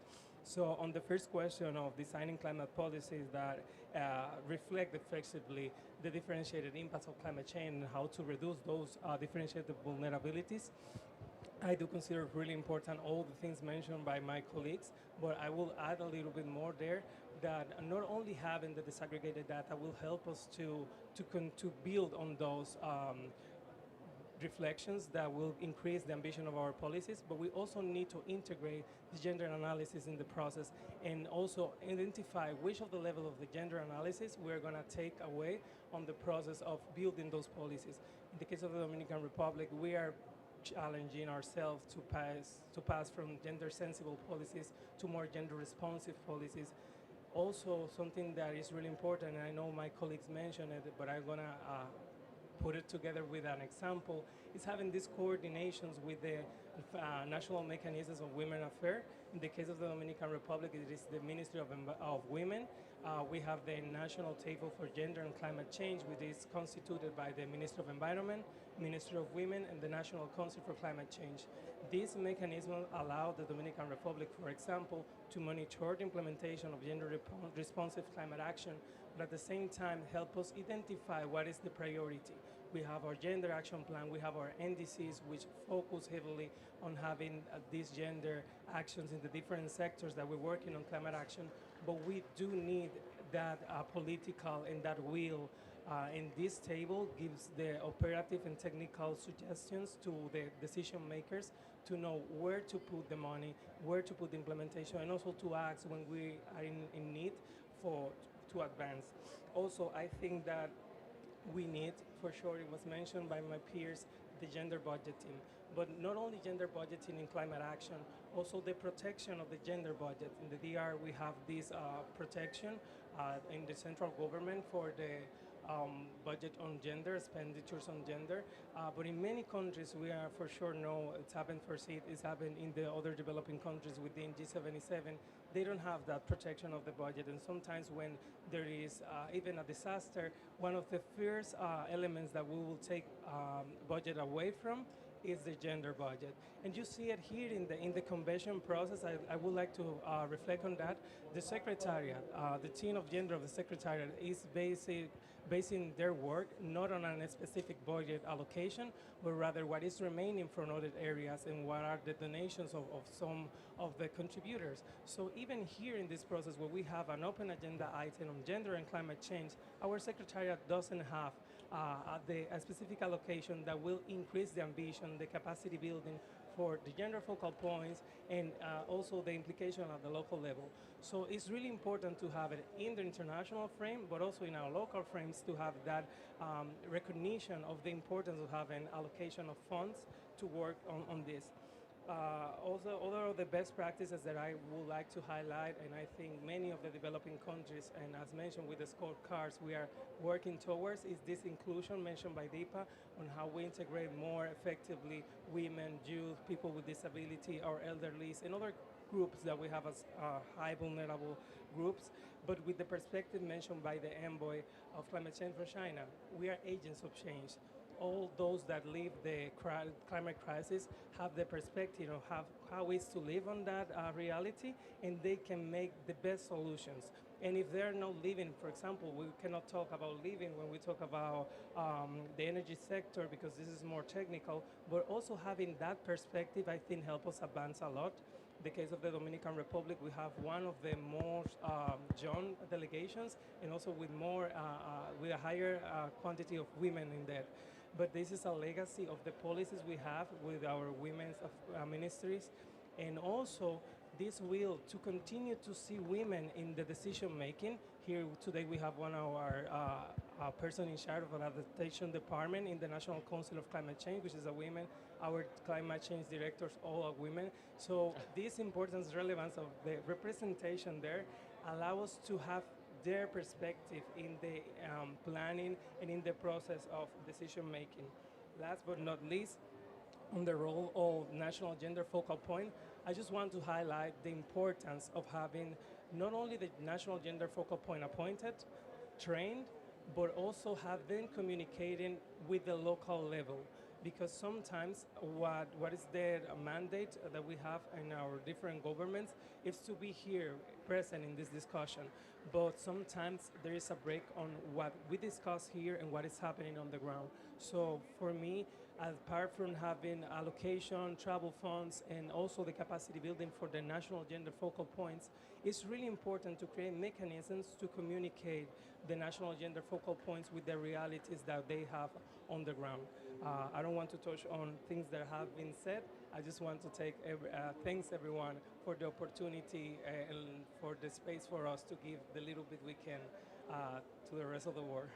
Thank you so much, Pedro. I think it's really amazing. Dominican Republic has to do so much thing with regard to the gender and the climate change, especially to enhance the women's participation. You have all the climate directors being women. I think it's amazing. Thank you so much for sharing. I apologize due to the time constraints. We will not open the floor for questions from the floor. For our very busy agenda, we have another thing is a publication of the joint report from the UN Women and the China Environment Planning Academy. So I would like to invite Ms. Xiaohan Zhang to give a very short publish. Thank you, Dr. Gao. Due to time limitation, because we had to end hard at 12:30, I'm just gonna be very brief. And we have the QR code on the table, and for those of you who are interested in the report, you can scan the QR code to read the full one. So this is the joint research by UN Women China Office and the Chinese Academy of Environmental Planning under the Ministry of Ecology and Environment. We did this research on understanding China's climate and environmental policies through gender perspective. So we all know that China has made commendable efforts to adhere to the full range of international norms and policy frameworks on environmental and climate actions, as well as women's rights. But this report looks at the national level to examine how those commitments are reflected in practice. So we're using the index system evaluation methods, using different indicators to assess, to evaluate the integration of gender perspectives into climate and environmental policies. So we're selecting the indicators from the joint knowledge product of UN Women, UNEP, UNSCAP, and IUCN on mainstreaming gender and environment statistics for the SDGs and beyond. So from those indicators, we selected 18 indicators which align with China's context, and we localized them to assess the progress made and remaining gaps for China's environmental and climate policies in integrating gender perspectives. So those indicators cover 3 themes and 9 categories. So I'm gonna go very brief on the key findings. We have found China has made some progresses, including raised proportion of women in both national and local level government. And also women's participation in environmental governance has been steadily increasing in those recent years. In the MEAs, we have also seen enhanced women's participation and representation, as also shared by previous speakers. So you will be accessing the detailed data and findings in the report. I won't go into details. And some of the key findings on remaining gaps. There's still many remaining gaps. For the content analysis on China's environmental and climate policies, strategies, laws, we find that there's no explicit mention on gender perspectives, except for this only one, 2023 to 2030 National Biodiversity Strategy and Action Plan. And also, although progress has been made, women are still underrepresented in decision-making and participation in the environmental sector.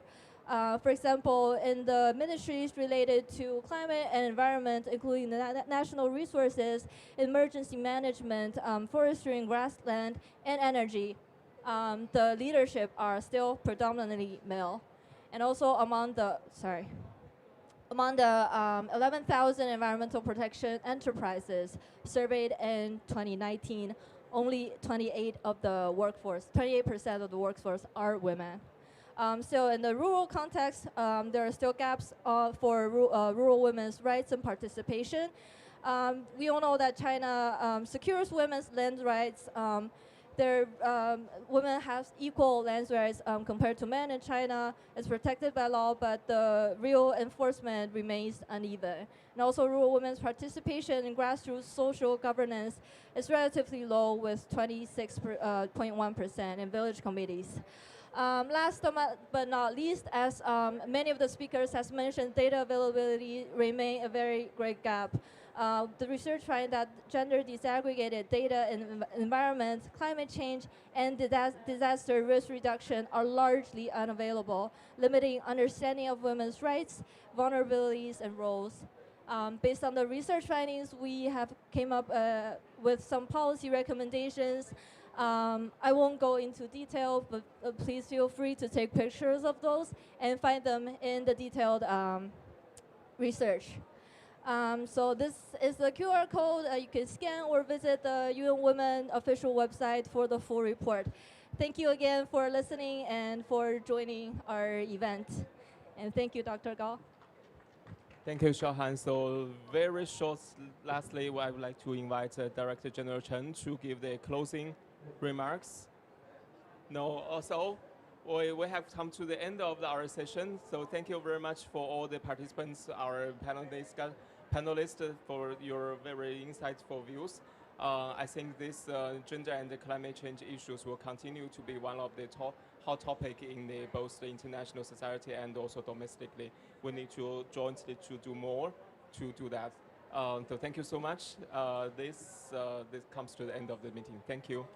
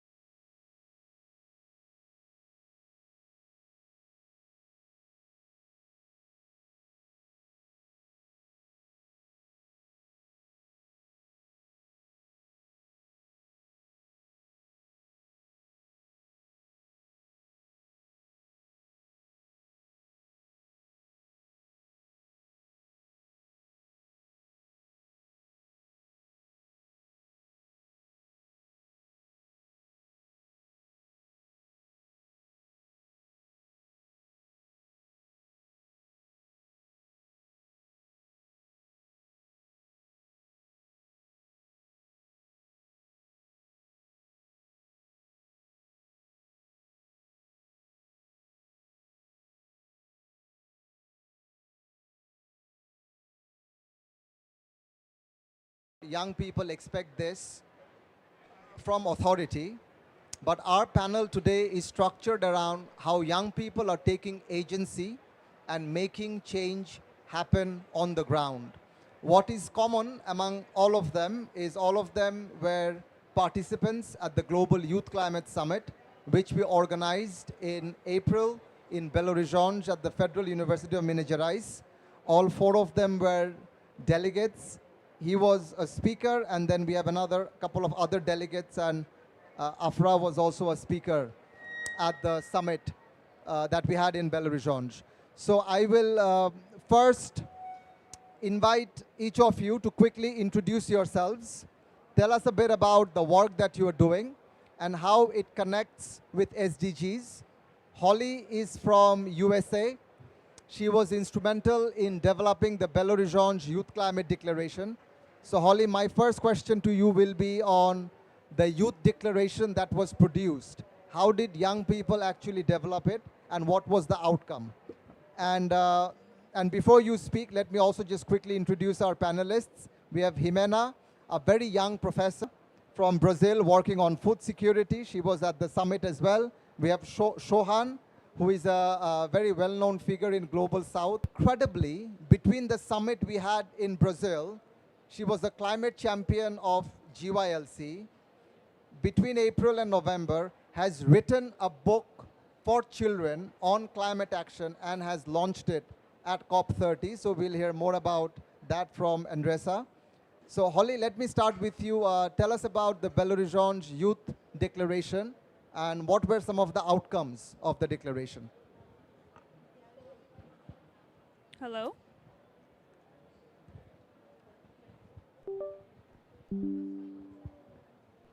Hello, everybody. Thank you for having us. So at the Global Youth Leadership Summit, we wanted to find a way to codify youth priorities and really shape policy outcomes. So what we did before we met in Belo Horizonte in April is we sent out a survey to 500 of the delegates. 200 were going to be in person, and we also had 300 virtual attendees. And we surveyed what are their priorities and what they really want to focus on at the summit to make a priority so we could tailor the trainings for the work that they're doing already. And so at the summit, we hosted a 2-hour policy, not only at COP, but also in our local communities leading up to that. So IJAJ offered us a platform and connected us to the University of Minas Gerais. And we have a partnership with Professor Geraldo, who is the head of the Knowledge Center for Biodiversity. And he took this declaration that we were able to create and was able to spread it to experts in Brazil to use as input. In addition to that, we also presented the declaration to the Ministry of Environment and Climate Change of Brazil, Marina Silva. And this was a very powerful experience because we came together all in person, and not only did we train with one another and learn the same skills, but we also did live breakout sessions in 6 different priorities, ranging from sustainable livelihood to climate finance. And then we came together at the end of the session in a planetary, and each of the breakouts were able to share back their top 5 priorities, and we explicitly trained them how to write it in a policy-oriented and actionable way. And we came together with different stakeholders from academia, the Brazilian government, and then the youth declaration to really champion that and make sure we have continuity from the April summit to now.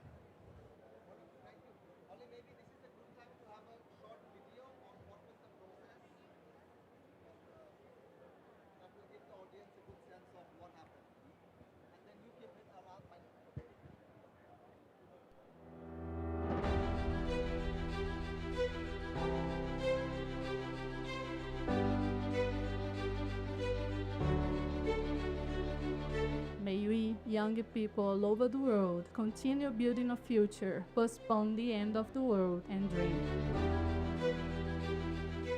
Young people today are not just witnesses to the climate crisis, we are its inheritors. And we refuse to inherit a planet that's destroyed.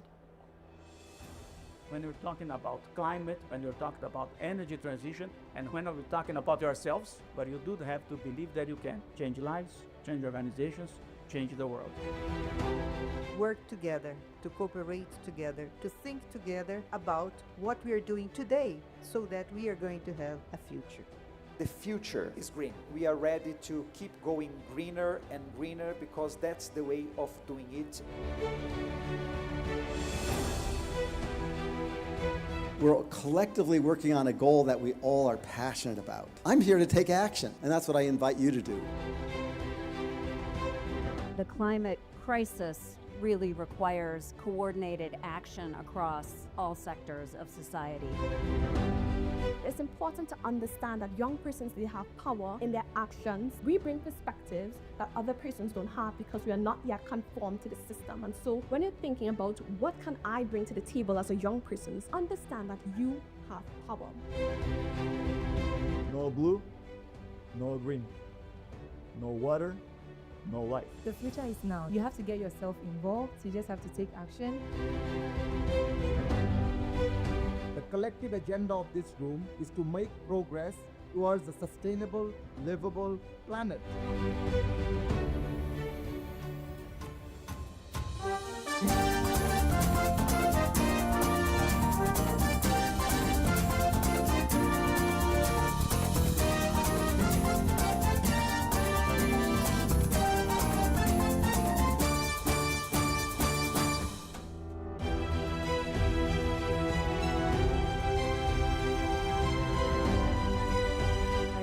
To explore this issue through the lens of South America and explore what youth here are saying and thinking about climate change. It's pretty much a commitment that I have towards my future because the future is all of us and the future is now. Imagine you're walking in a square or something, you're seeing beautiful butterflies and pollinators pollinating the plants we have. That's something we should spread throughout the planet and bring it much closer. Eu não poderia deixar de reforçar o meu apoio à presença e à voz da ativista indígena Rayane Chipaia, que está aqui. E ali foi decidido que nós não deveríamos ultrapassar os 5 de temperatura da Terra. Ali foi decidido que nós deveríamos viabilizar os meios de implementação. The Belo Horizonte Youth Climate Declaration is a global call to action from young leaders, rooted in the urgent themes of education, biodiversity, and a just transition. We demand transformative, inclusive, and accountable climate action.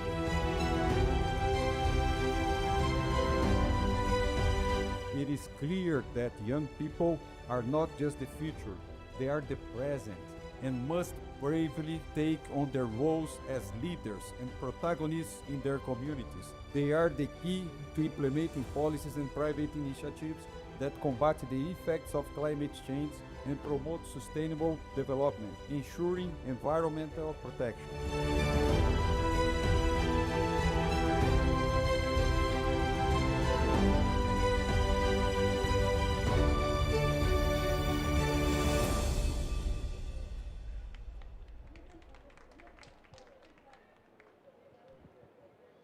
Thank you.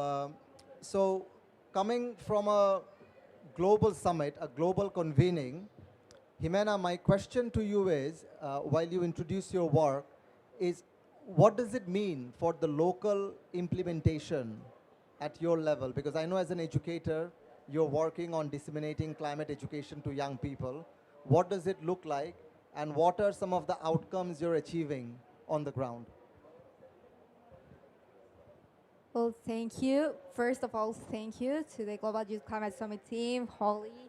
Well, to respond to the question, it's important to emphasize that I am somewhat a unique case as I come from a rural community that now is urbanized and considered one of the most dangerous places in Mexico, actually, so that difficults the incidents.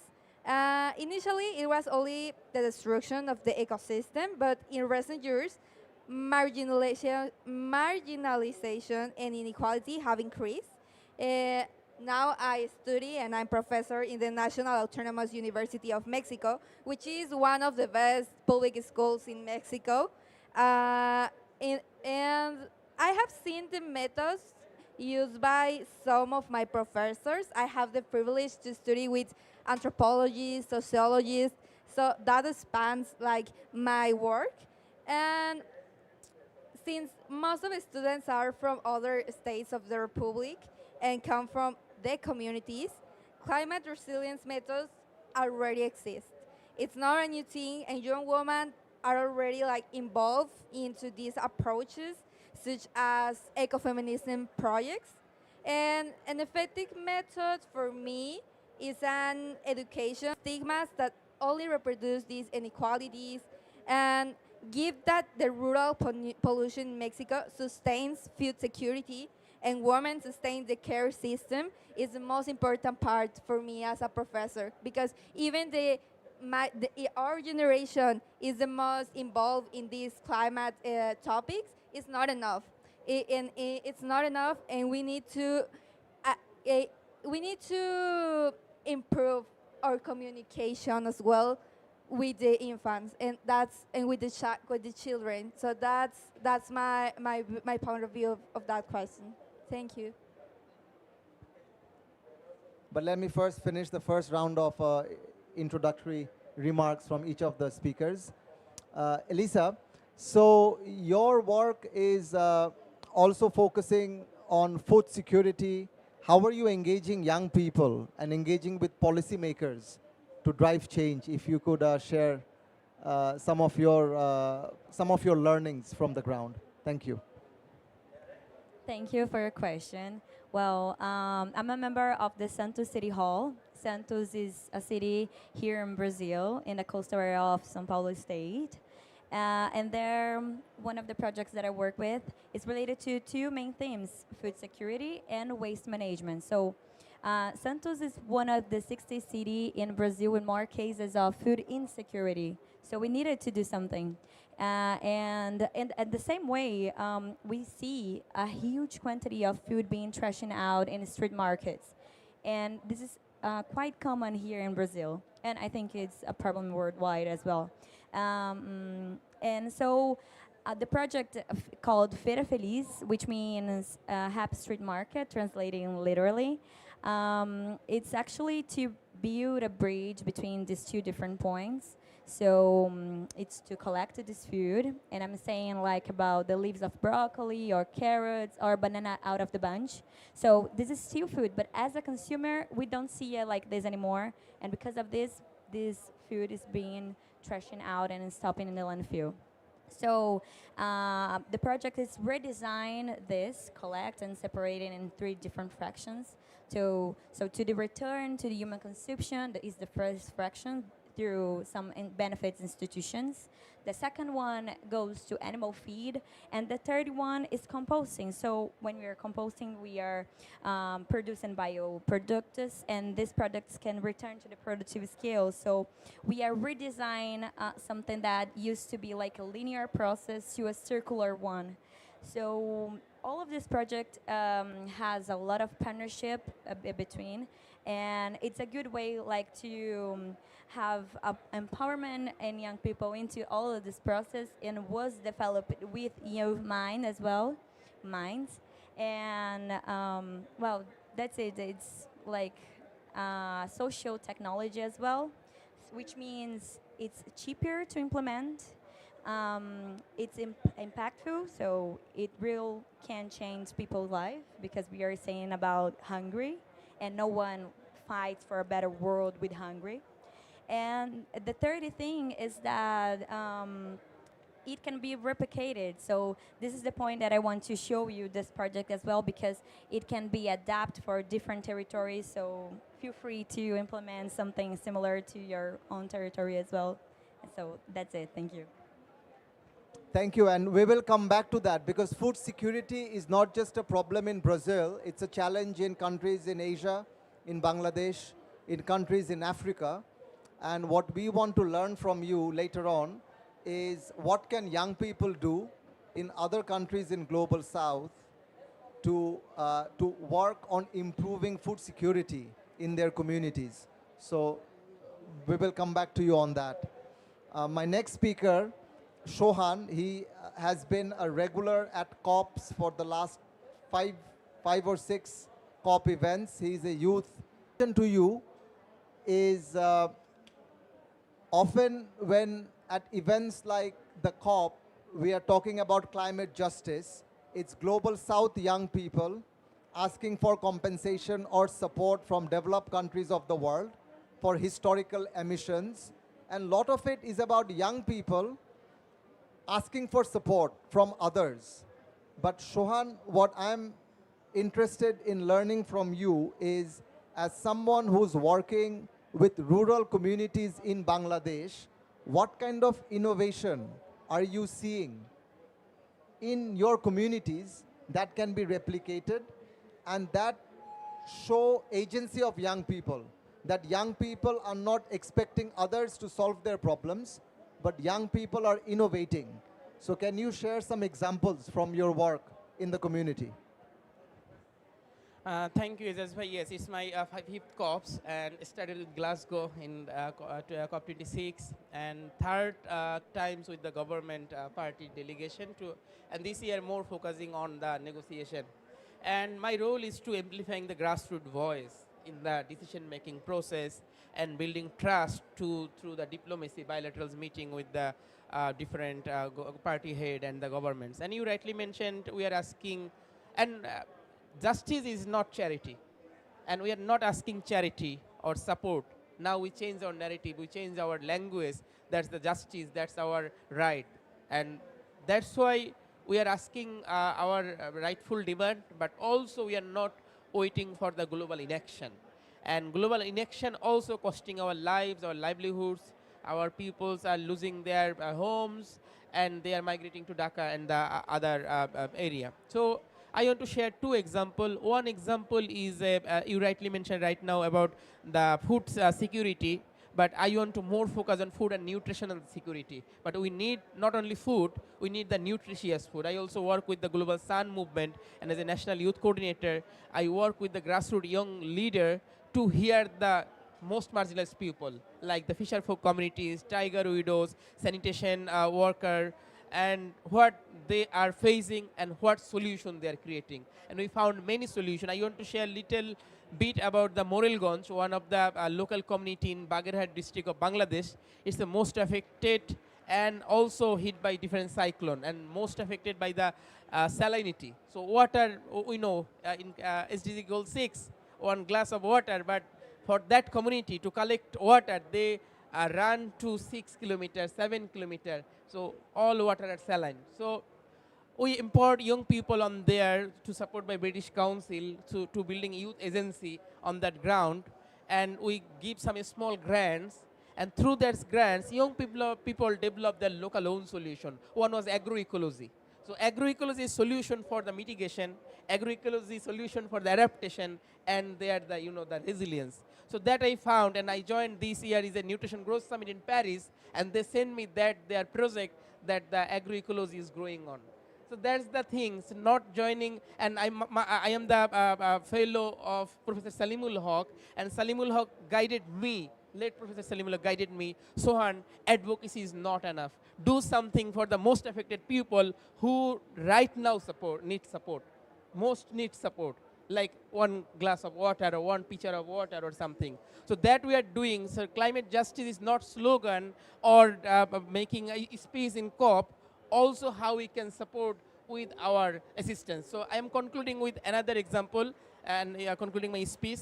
So in my local community in Jalokati, and we are not getting enough funding to the grassroots climate educational literacy. And one of my fellow colleagues said, Sohan bhai, please share my story in the COP. And the story was, he tried to make a young generation from his school level about the climate oriented. And he started an eco-Olympiad. An eco-Olympiad concept is not only climate, also ecosystem, nature, biodiversity. And he advocated with many agencies, no one responded him, but he started with his pocket money. And pocket money means the tiffin money. And then he convinced the local environment department. And with very limited resources, he covered 10 schools, and then he organized that the Eco Olympiad. And when he convinced and showed the example, then government stayed up, and now government permitted to set up 10 climate eco club in the school. So it can be small action, but for that community, it is a transformation with how the young people can be oriented to. And for climate change, it's not only knowing the problem. Climate crisis has a lot of consequences. We can discuss here not only 2 weeks, 1 month about different consequences, but we should focus on solution and how we can live with that challenges, how we can solve that challenges. So now Bangladesh and young people more focus on the solution oriented. Thank you. Wonderful, thank you. Very powerful examples from the community. Thank you, Shohan. My next speaker, Andresa, so tell us about your project. First of all, what inspired you to write a book for children and your viewpoints on education? And also, I know you're working in the community and influencing policy as a university student. You also have not graduated. But how is the experience of working in policy making as a university student? So 2 questions for you. Thank you. Thank you so much. Thank you so much for the space, for opening the space for me. It's an honor to be here with you. And it's a pleasure also to meet you. My name is Andressa, and I'm from Southern Brazil. Southern Brazil is a place that constantly is affected by floods. So extremely rain that creates floods and also landslides. And as an urban planning student, I'm passionate about SDG 4, 11, and 13. But way before I know the term climate displaced or climate crisis, at 6 years old, I was impacted for the first time by a flood. And I didn't know what it was passing by. But what I knew is that the murky floods, the murky waters that were entering my house were changing everything. And that's where I knew the term climate injustice. And this experience led me to study architecture and urban planning and also design at college. And right now, answering your question, I am developing a thesis on my undergraduate degree related to urban planning and sustainable development. But what does that mean? It means that I am aiming to create more resilient and sustainable cities for not only young people, but for communities that most need it. So the justice in cities that we need to confront climate crisis. And what do I do? Well, I create plans, strategic plans, or urban plans that focuses on people that are vulnerable in vulnerable areas. For example, close to mountains that may have landslides, areas that may be flooded in a rain. So that's what I do. And the part of policy making on that is that I show my work to the policymakers of the city and show them and as an activist, I say to them what they should do. And if they listen to me, that's a win. And so I've been doing that 5 years now. And I started my work as a volunteer at 11 years old. So you can imagine that I haven't been doing a lot of things for my community, but I'm not doing things because I feel the need to, I feel the wish to do that. It's the need. Because if I don't do that, the people from my community will suffer the floods again. If I don't do that, my family will not be able to go to have like the medication that my cousin needs to survive. If I do that if I don't do that in the next rain, what will happen to my family, to my community, to myself? Where will I be? So that's the main reason that I do that, and that's the main reason that I work as a climate activist, and that I'm always constantly working as with policymakers. And participating in the program early this year in Belo Horizonte was an extremely important opportunity for me, because I was rewarded with the recognition as a climate champion. And with that, I was able to write my own book.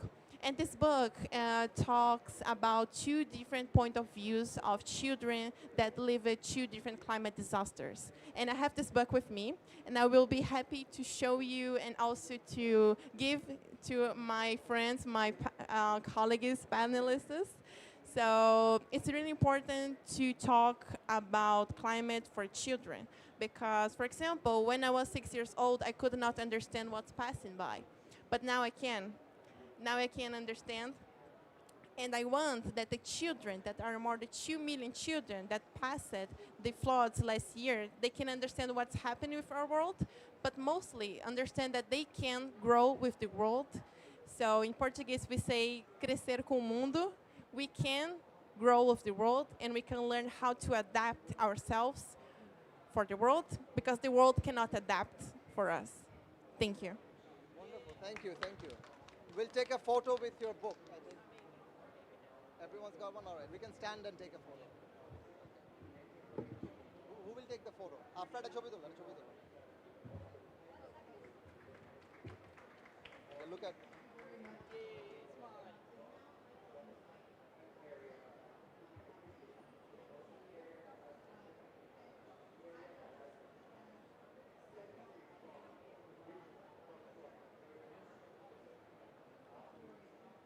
Wonderful. And you gave a copy of the book to the Secretary General. All right. Wonderful. Thank you.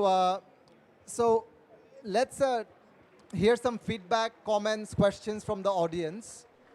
And you can ask to any one of our speakers, or you can also share your comment. Afra. Yeah.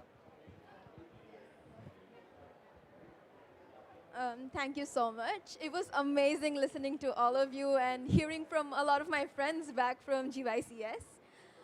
Congratulations.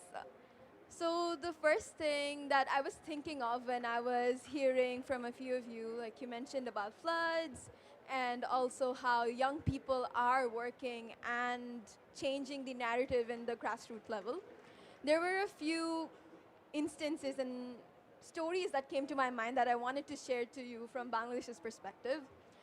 The city I come from, Chattogram, it has a big issue that comes up is flooding. And the reason behind that is our infrastructure. So the infrastructure is not made in the right way. It's just entire unplanned urbanization. And also we have a lot of plastic waste coming up, right? So what the young people in Chattogram did, we have a large network of young people working in here, right? They did three things. First being they started advocating for waste segregation in household levels. And that is now being adapted in the whole Chattogram by the government, right? And then we were having landslide issues due to flood and such flash floods happening.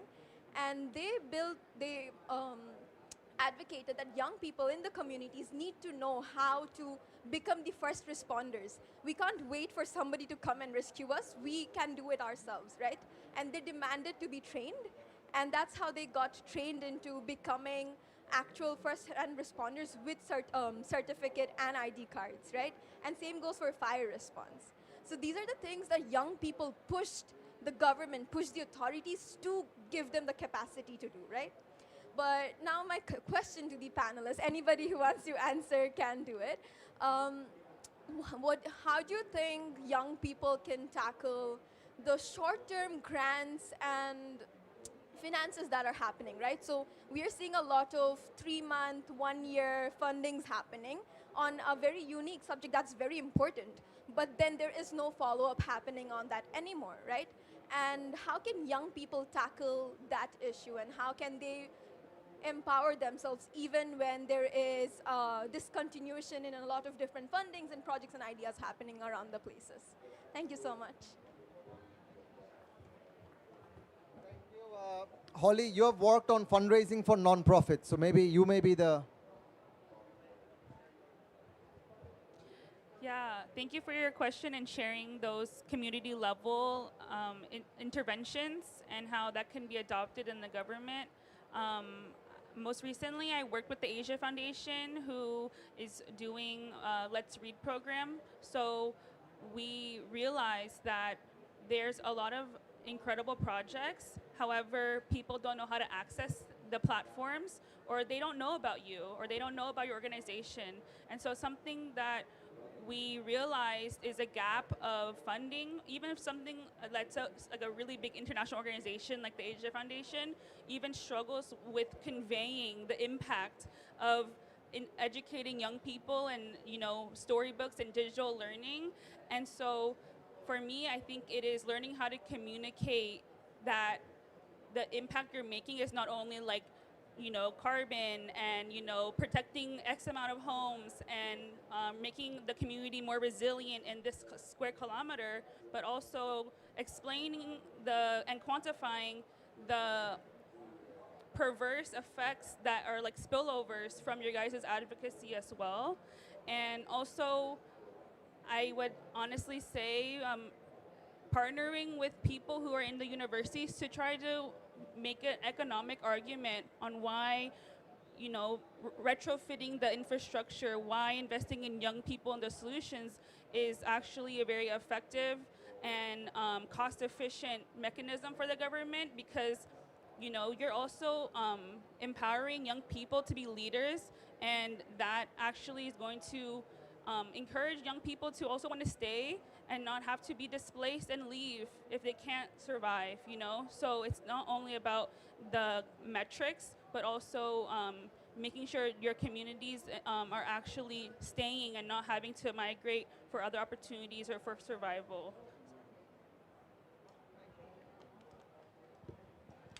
Any other comments from the... Yeah. Something that I was realizing is like, I will say in about a local level, but we can use a tool as like that partnership between public and private sector. So here we said, I think it's the same, but PPP. Yeah, and this is a tool that we as young people can like to know a little bit more how it works in different contexts, but take some of this like way for to build and have more like investment as well, like in young people, but to understand what is happening in our own territory and then get it like a tool to build and part of the discussions. And so it's a good way like to get funding when you're saying about mainly with waste management, as you said, like the plastic problem. Any comments, questions? In that case, just to be respectful of time, I will invite each of our speakers to give your closing remarks. And my question to you is, not every young person has the opportunity to come to COP. So it's very resource intensive, requires a lot of support to come here.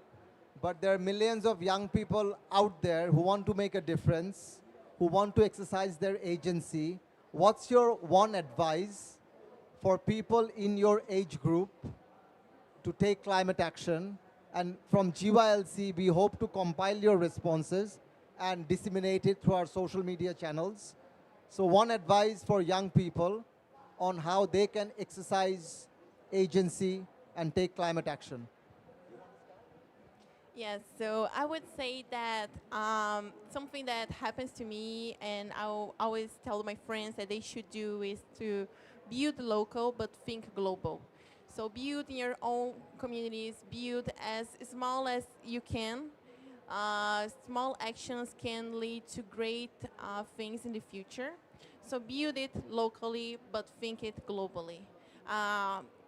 One day you will see that all the steps that have been letting you through where you are can make a great difference globally. So build local, think global, and whenever you can, as young people, you should do volunteer work. You should think that you should take action from your community as much as you can, because when we take care of our communities, of our home country, of ours, we are already making the change in the world. Yes, and I echo with her, the youth can change the world, change the narrative, even change the country regime. So one thing is, my message is that solution is not here, solution in the ground, solution in the last mile, who are in the crisis. And leadership also created by the crisis when we are facing the climate crisis. So climate change is a scientific issue. Climate change is not a non-scientific fiction. So that's why climate science, climate education is a mandatory or important, and it's need continuous learning. And learning is not only theory or concept, also learning by doing, also the lived experience, also the indigenous knowledge, where and young people can play a role as a bridge, like climate science, global discussion, and the local knowledge and the local situation. So that young people can do it. So knowledge leadership is so important. How much your voice is loud is not matter, but how you are stronger with your knowledge, climate knowledge, that can be prove yourself as a climate influencer or the climate leader in everywhere. It's negotiation room or anywhere. So that's my request to everyone who want to join COP or be a climate advocate. Continuous learning, climate science, local realities, and learning by doing. My last message is climate finance is not just for us.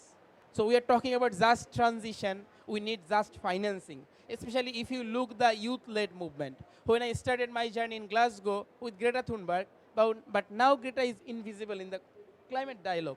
And since 2019, when the global climate stake started, so now youth at the front line of the global environmental movement, and it's so visible. But funding is below 1%. So everyone is saying young should play a role everywhere. SDGs, so 17 goal, no one goal for youth, because all goal for youth.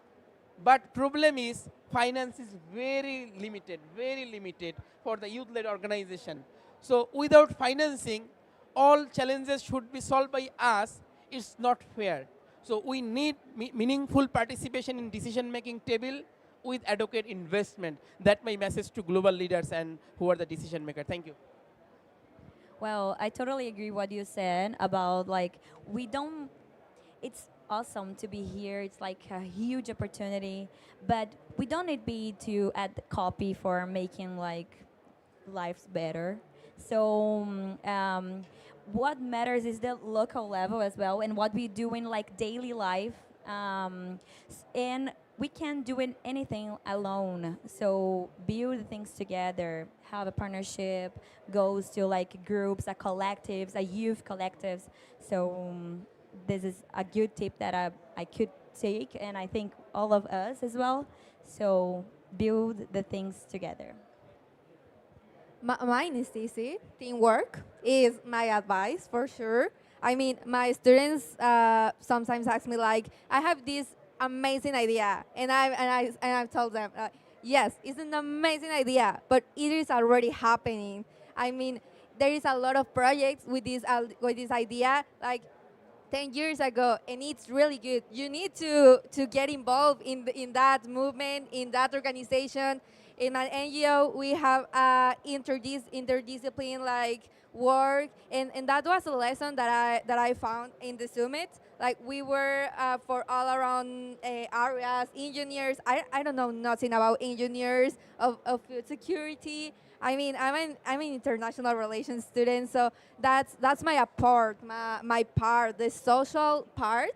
It's important, but also know and learning, educate ourselves. That's my other advice. Like keep learning all you can.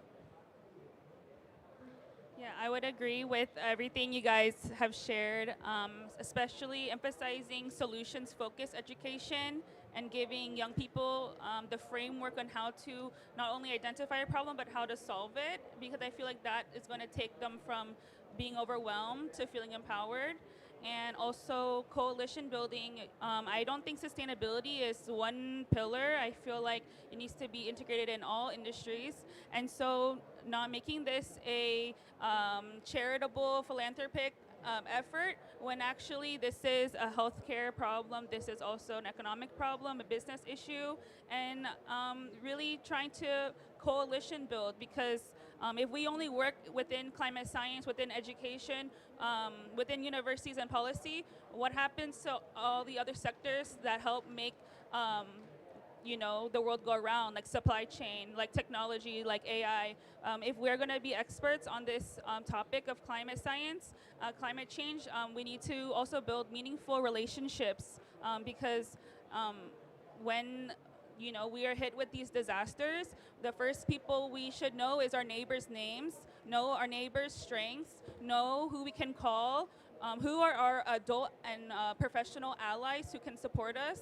And I feel like knowing that you have a network of people supporting you makes it a lot more. They get emotional and they want to fix everything so fast when we know that this is not going to be solved in our lifetime.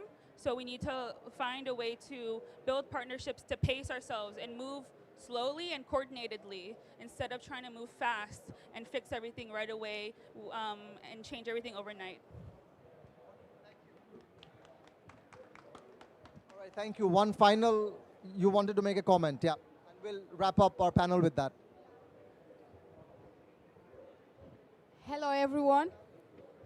Hello, everyone. Can you hear me? Okay, my name is Fatoumata Aliou Maïga. I'm from Mali. I'm a virtual delegate of Global Youth Climate Summit 2025 in Belo Horizonte.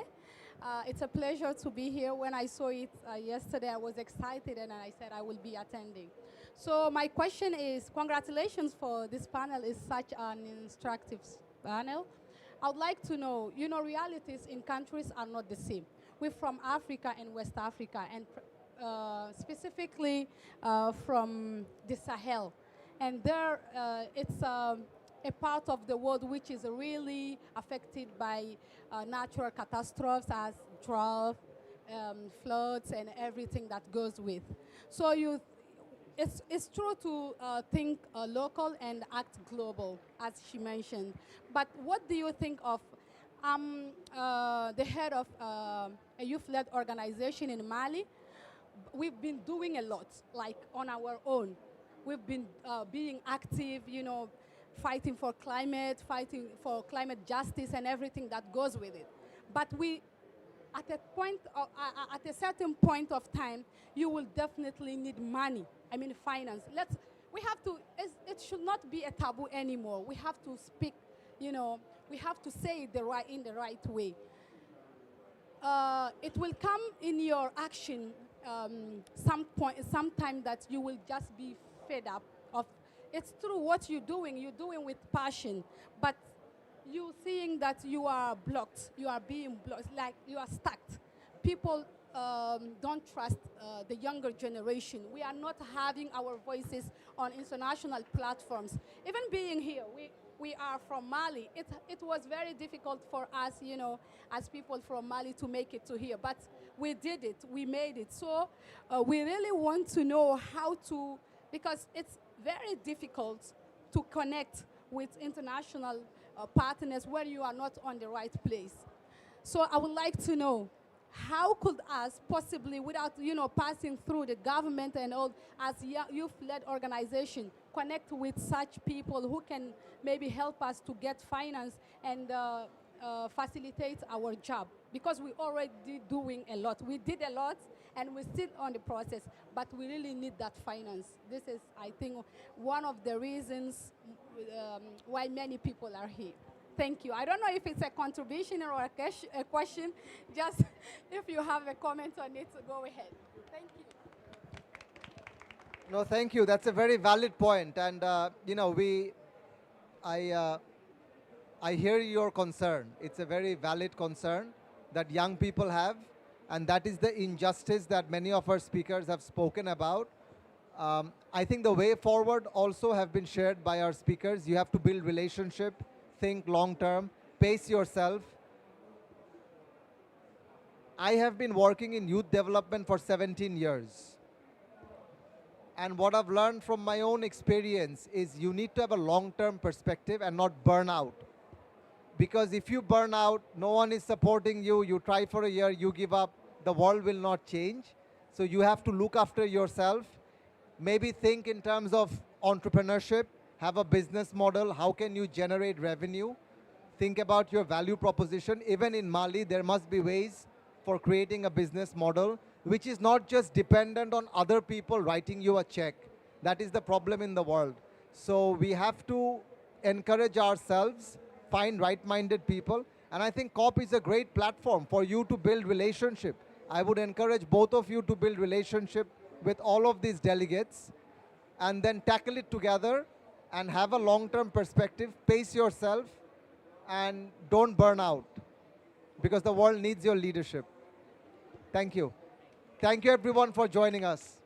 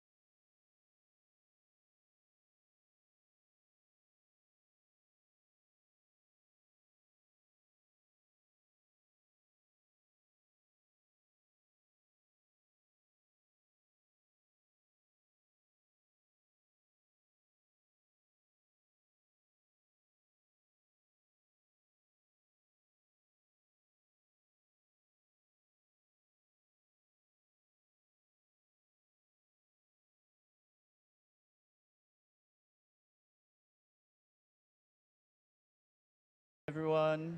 I think we could slowly get started in the session.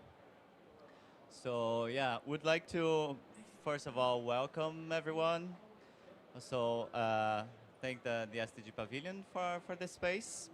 And yeah, just a brief introduction about myself. I'm Lucas Tremena. I'm a senior with mainly, and today we're going to try to deepen a little bit on that, a nice overview of that.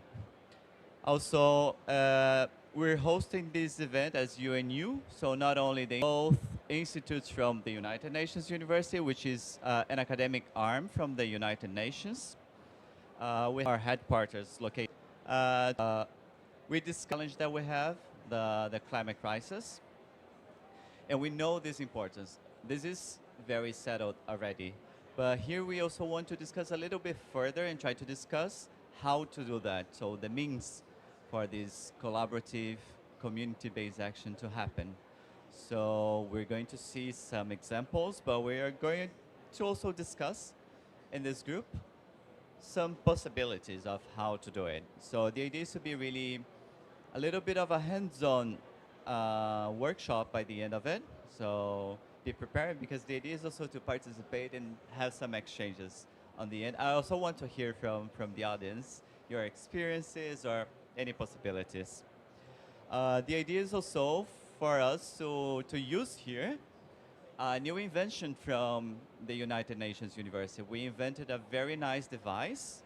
We invented a time machine, and we're going to use it during the session. So the idea is to travel very shortly to the future, and then we come back to build the tools that are necessary for us to reach the future. So that's in short what we're going to do in this session, having the contribution, starting with the contributions of three very nice guests that we are going to present some initiatives that they're leading in the field of climate action. But yeah, so before we travel to the future, the idea is for us to hear from them, so we can have a glimpse of how the future could look like from the experiences of these three very nice guests that agreed to share their experience and voices with us. So when we travel to the future, we can have some points, we can have some orientation to guide us there, right? Before we get back. So our guest will be, I'll present you and then you can already see here. So our guest will be Dulari Parmar from Youth for Unity and Voluntary Action, UVA in India. We're going to have also Vanessa Kwek from University of Malaya. And also Haruna Sakai from University of Osaka. Yes, please, a round of applause for them. Yes, that's really good. And we're going to start with our first contribution from Dulari. She's going to present briefly the Community Climate Action Planning Toolkit that UVA has been developing using in India. Thank you so much, Lucas, and thank you, UNU, EHS, and UNU IAS for enabling this space. To briefly introduce ourselves, I am from UVA, Youth for Unity and Voluntary Action. It's a 41-year-old organization working on housing, land rights, and very recently on climate justice. We work in informal settlements back home in India, in Indian cities, and our work largely revolves around working on locally led adaptations in Indian informal settlements in Indian cities. A lot of our work actually started from the social justice perspective, where we are talking about housing, access to basic services for the most impoverished sections in the society. Workers, street vendors, informal workers, and domestic workers in our communities. Now, what is the language for engaging on climate action with communities who have been marginalized for decades and historically been marginalized? So our idea was to enable a locally led climate action planning process, which talks about not just climate or, planting trees or beach cleanups or removing plastic from society, but also talks about housing rights, but also talks about land rights. So how can we integrate the justice conversation into climate? And that's where our climate justice project begin, or climate justice work begin. We start with understanding the local vulnerabilities at the city and the regional level. So I'll be sharing a little bit about our community climate action plan model, which has 4 particular steps. It starts with climate hazard mapping at the city level or at the regional level, where you understand where the flooding is in the city or where the heat is in the city, and then beyond that overlap it with mapping of informal settlements, which are, these maps do not exist at the city level. So how can you create a database for slums or informal settlements? And after this overlap, we find climate hotspots at the city level, where multiple climate vulnerabilities overlap and they cascade and also compound at the local level. The second step of this toolkit is rapid assessment, where we go into each basti to understand exposure, sensitivity, and adaptive capacity of these climate hotspots, to understand what is the range of vulnerability, because GIS can only show some. Then the third step in this toolkit is basically locally led vulnerability assessment, which we do with youth from the community. Now, a large part of our work is basically working with the youth and understanding their perceptions of climate change, but beyond that, enabling for a space for them to engage in climate action. And the fourth step of this CCAP, the Community Climate Action Planning Model, is to understand climate and social vulnerability at the local level, use geotagging to map where flooding is in the community, where heat is in the community, and then use it as a tool for advocacy at the local level. And the fourth step, coming to the local government. How can we take all of this information to the local government in the language of possibilities and articulating our issues as not just problems, but also providing alternate solutions. So we don't say that, oh, we don't have gutters in the community, but we also say that, okay, this is an outcome of our vulnerability assessment. Now, how can we work together, the local government and the youth from the community, to implement some of this? Through the CCAP model, we have been able to implement over the past 3 years stormwater drains in a community which has been historically fighting for basic rights or access to flood prevention. Urban greening work in open spaces and community spaces, where again we have been able to reduce heat to a large scale in communities that have 44 or 45 degrees during May and April. So I will stop here, and maybe if you want to come back, but this is largely the work that we do at the local level. Thank you, Dulari. I think that this experience really shows how we can also mix different sources of data to understand the reality and then act upon it, and the importance of citizen-generated data, not only to understand it, but also to advocate for change, right? So the next contribution will be from Vanessa Kwek from University of Malaya on youth-led empowerment program for... Wow. That was... Wow. So youth-led empowerment program for urban flooding in Southeast Asia. Oh, hello? Oh, okay, it's on. Hi, nice to meet you. Thank you so much for spending your time here at this specific pavilion and being interested in listening to what we've been doing in our own respective countries. Really hope that there's something here for you to take home. I'm from Malaysia. I'm a final year student of Ecology and Biodiversity, and I'm being funded by the Global Youth Midori platform. Both of us have been selected by GYM, that is under the United Nations University Institute of Advanced Sustainability, as well as in collaboration with the Aeon Environmental Foundation. And so I've been asked to share a bit about what I do in youth-led empowerment programs to address urban flooding in Southeast Asia. So for clarification, I come from Kuala Lumpur. So any of you who have been to Malaysia or have layover there before, I come from there. And I wanted to kind of point out that for a lot of us in Southeast Asian countries, we are kind of like frogs inside a pot that is slowly being cooked. So we are very, very much at risk of literally being cooked if we are not aware of what is happening around us. And Malaysia is currently looking into policies to move into a nature positive economy, NPE as they call it. And a few major obstructions and challenges have been pointed out. And a major obstruction or challenge that I want to share with you about is the fact that there is lack of infrastructure as well as financing to empower basically every other part of the system except for the policy level. So we have enough money for the think tanks, we have enough money for the governors who are, at COP and discussing all of these things, but we do not have the money and we do not have the data for everyone else underneath that, meaning the executing bodies, the grassroots. We don't have it. And this is a very common problem across all Southeast Asian countries. We face major issues with flooding, and 9 out of the 20 countries that are supposed to be most affected by floods are placed in Southeast Asia. And if you know ASEAN, we don't have that many countries. That's a lot.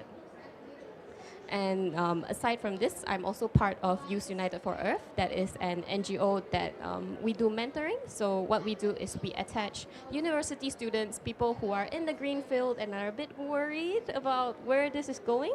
Because I don't know how much you know about the Asian mindset, but most Asians are going to be encouraged to be a doctor, lawyer, accountant, or engineer. So you can imagine the reaction that goes on at home when you say, I want to be an environmental scientist or I want to be an ecologist. It doesn't go down well. But I truly believe that that is more because of a lack of awareness in this space. And so through the mentorship programs, we build capacity, we build connections for you to better enter that space and to kind of figure out and navigate what it is you want to do and where you want to position yourself in this transdisciplinary research that we're doing globally over time. So I co-founded the Southeast Asian you can ask for the QR code from me later on. We just finished this earlier this year, but you'll be able to see 11 really impressive proposals, capsule proposals, with international mentors, international juries for the course of 6 weeks. We have very little money, so I'm actually quite impressed by what they have been able to do, especially in a country where bioswales, green walls, green corridors are all frowned upon as unrealistic or no return on investment. So that's all from me. I'll pass this over to Haru. I love to see the appetite from youth also to generate solutions and create solutions, right? This is definitely a strength or a superpower that we have to just enjoy, appreciate, and strengthen as well. And taking advantage of this space that is really nice, that we can not only travel in time, but also travel in space. We're now going to Japan to see a different experience. So Haruna Sakai from University of Osaka will talk a little bit about community action for ethical consumption and education. Thank you. Can you hear me well? Yes. I'm Haruna from Japan. I'm a university student at Osaka University in the Faculty of Foreign Studies, majoring in Portuguese, and my current research is about Cerrado, the sustainable development in Cerrado region in Brazil.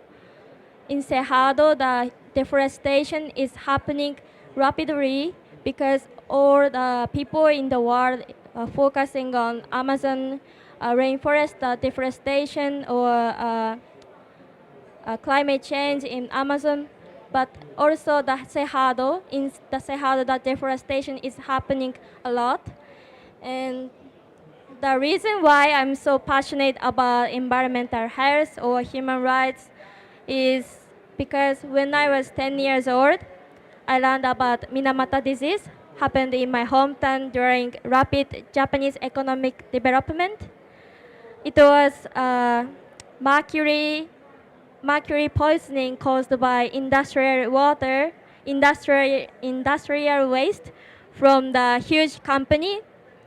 And the government knew about the truth, and the company also knew that they are hurting the nature and the people, but they ignored the fact because they wanted to focus on the economic development.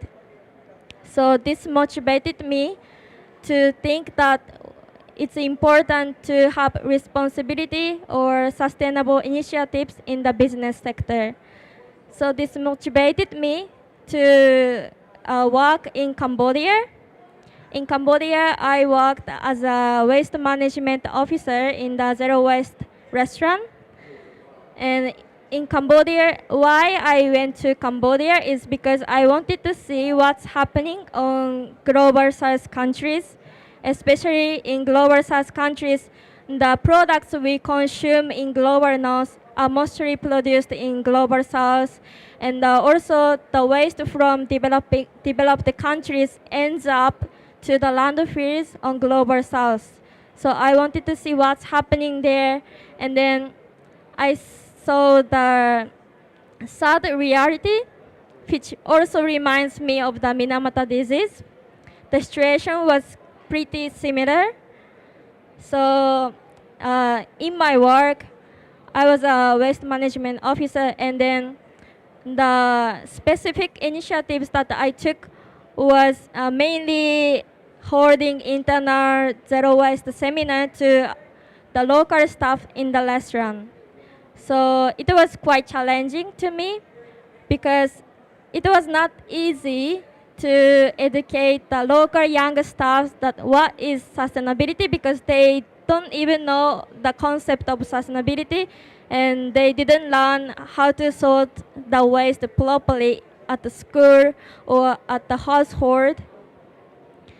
But I try to make the waste management pretty simple.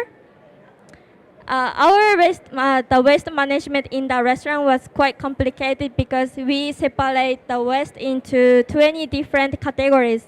And then the local staff felt it's quite complicated and troublesome because the restaurant operation is busy, and we are food and beverage industry. So the restaurant generates a lot of waste. But their attitude towards zero waste or sustainability actually shifted largely. They stopped using the plastic cup from the street market. Instead, they tried to bring their own water bottles from the rate. Achieved 90%, and then we could maintain for more than 4 months. So I think also we exhibited our recycling rate on the TV, in the restaurant, also on the social media. That also helped the local staff to shift their attitude towards zero waste management. And then the community-led activity and the community-led education in the restaurant changed their mind, and then now they explain their zero waste concept to the guests with proud, and they change their daily life. They always bring their own bag and their own bottles in daily life. Their attitude shifted. So that's why I thought the community-led action is pretty important, because in the countries where are working every day, waste pickers in Cambodia, in Cambodia is also imported from Japan. So Japan export our waste into Cambodia as well. So I felt a responsibility to change the reality there, and observing the people. Phnom Penh is the capital city of Cambodia. Phnom Penh is developing a lot right now, and observing the rapid economic development in Phnom Penh reminds me of the Minamata disease happened in 1950s in Japan. That's why the reason I talk about Minamata disease so many times is because this experience that I learned when I was 10 years old, I learned by visiting the patients of Minamata disease in the city, or visiting the museum of the Minamata disease patients community. It changed my motivation, and it changed my awareness towards sustainability, and still even though I'm 24 now, it, it's been 14 years since I learned about the Minamoto disease, but I still have this education in my mind. So that's why I want to highlight that community-led education can change the shift, can change the awareness towards sustainability, and it's powerful. Even small voices or even small actions can create the change if we keep doing this. Thank you. And I think that's what we need, right? A lot of small voices changing small things to change the world. And yeah, all three experiences are very different, but it's important for us to notice that, first of all, there's a huge appetite for change, and the youth is not a passive actor in this environment, right? Has an agency, has the willingness, and also the tools to change the world. So the idea for us next is to do the time travel that I mentioned in the beginning. So it's really for us to imagine this future that we want with these experiences in mind. The idea is that we have these orientation points so we can have a clearer vision in the future, right? And we're going to now enter the time machine. I told you, right, that we invented a time machine at the United Nations University, and we want to pilot this here. We want to use this here. So you have to do this with me. We're going to first fasten our seat belts, right? You can do that. You can do that. Yes, are you ready? And then I want you to close your eyes. We're entering the time machine. And this time machine will take us to 2050, so 2015, 25 years from now. And the journey is actually really short. So we're already landing, and we're leaving the time machine, and we're looking around and seeing this future. How does it look like? How does a safe, inclusive, resilient, sustainable city look like? But I don't want to hear some jargon. I don't want to hear, it's resilient. How does it taste like? How does it sound like? For me, for example, I'm walking on the streets and I cannot hear many honks and cars, but I can really hear the noise of birds. And I just stopped by a stall and grabbed like a fruit from a local vendor. The fruit tastes delicious and it was produced just nearby. What else do you see? What else do you hear? What else can you taste? What are you touching? Please take a moment to think about that, because I really would like to hear from you too. And how does the community build this environment? How does the community interact with this? Is there people in this landscape that you're seeing? It's an important fact, right? When we think about future, we don't want to exclude people from this vision of future. So how are they moving around, enjoying the space? Having said that, we're going to go back to the time machine, walk slowly back to the time machine, and we're going to travel again to our tool prototyping lab. It's a new lab that we have at the United Nations University. So it's a tool prototyping lab because here we're going to create some tools to build this future, right? And yeah, we arrived here. We now can open our eyes again. And first of all, I really would like for you to share with us, who feels comfortable, how did this future look like? What did you see? What did you hear? What did you taste? Would you share with us a little bit? Hello, I'm Brazilian, and I live here in the city, and for me the big difference is the smell. Unfortunately, we suffer with trash in the streets, and the big difference for me is that when I smell and I can smell the good, it's like people and the water, because unfortunately we have nearby rivers and they're not useful right now. They are all with trash, and it's smelly. It's a smelly city, unfortunately. And for me, that's the big difference. If we look at the sky, that's not the electricity. I don't know the name. Yes, in the sky, because it's all solar electricity, and it's a total different city for me. Do we have any vision from that side? Do we have any vision from that side? Anyone wants to share what they saw, what they felt? Hi, nice to meet you all. I'm Bianca from WWF Brazil, and we were very surprised with the Japanese colleague research, because I am the Cerrado facilitator for WWF. We have biometric strategies, and I think that when I close my eyes, the vision that I saw was a country and a city and a countryside where everyone can live the way they want to, with their culture being respected. So in the cities, we have a lot of, in the future, we have a lot of green areas. That's something that we don't have, especially in the peripheral zones, in the areas where we have a lot of discrepancies and a lot of different living and well-being conditions.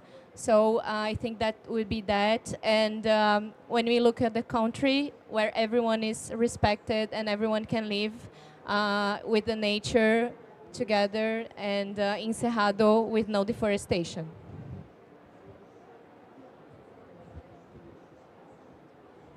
For me, it's very interesting that she said that it's a place where many cultures, many people could live there, would be there. The idea of using urban futures in the plural also comes from that. So we have to think about futures where many other futures fit in. So many possibilities for this future, not only one single future, because that's a problem that we have already, like, right? A lack of imagination about how future could look like. Usually we already have our minds populated by a very specific future that is maybe a lot of technology and so on, but maybe there are some other possible futures that we could imagine. Anyone else that wanted to share what they saw? Anything that they tasted, that they touched? No? I think it's important for us to also make this idea of future very sensorial, very go beyond the words, the famous words, the buzzwords, to really imagine what we want to build, right? To have that very, very, very clear. This also helps, there's also scientific data that backs this. This also helps for engagement, actually. So having a clear idea that involves our different senses also helps for community engagement. So that's also one of the ideas here.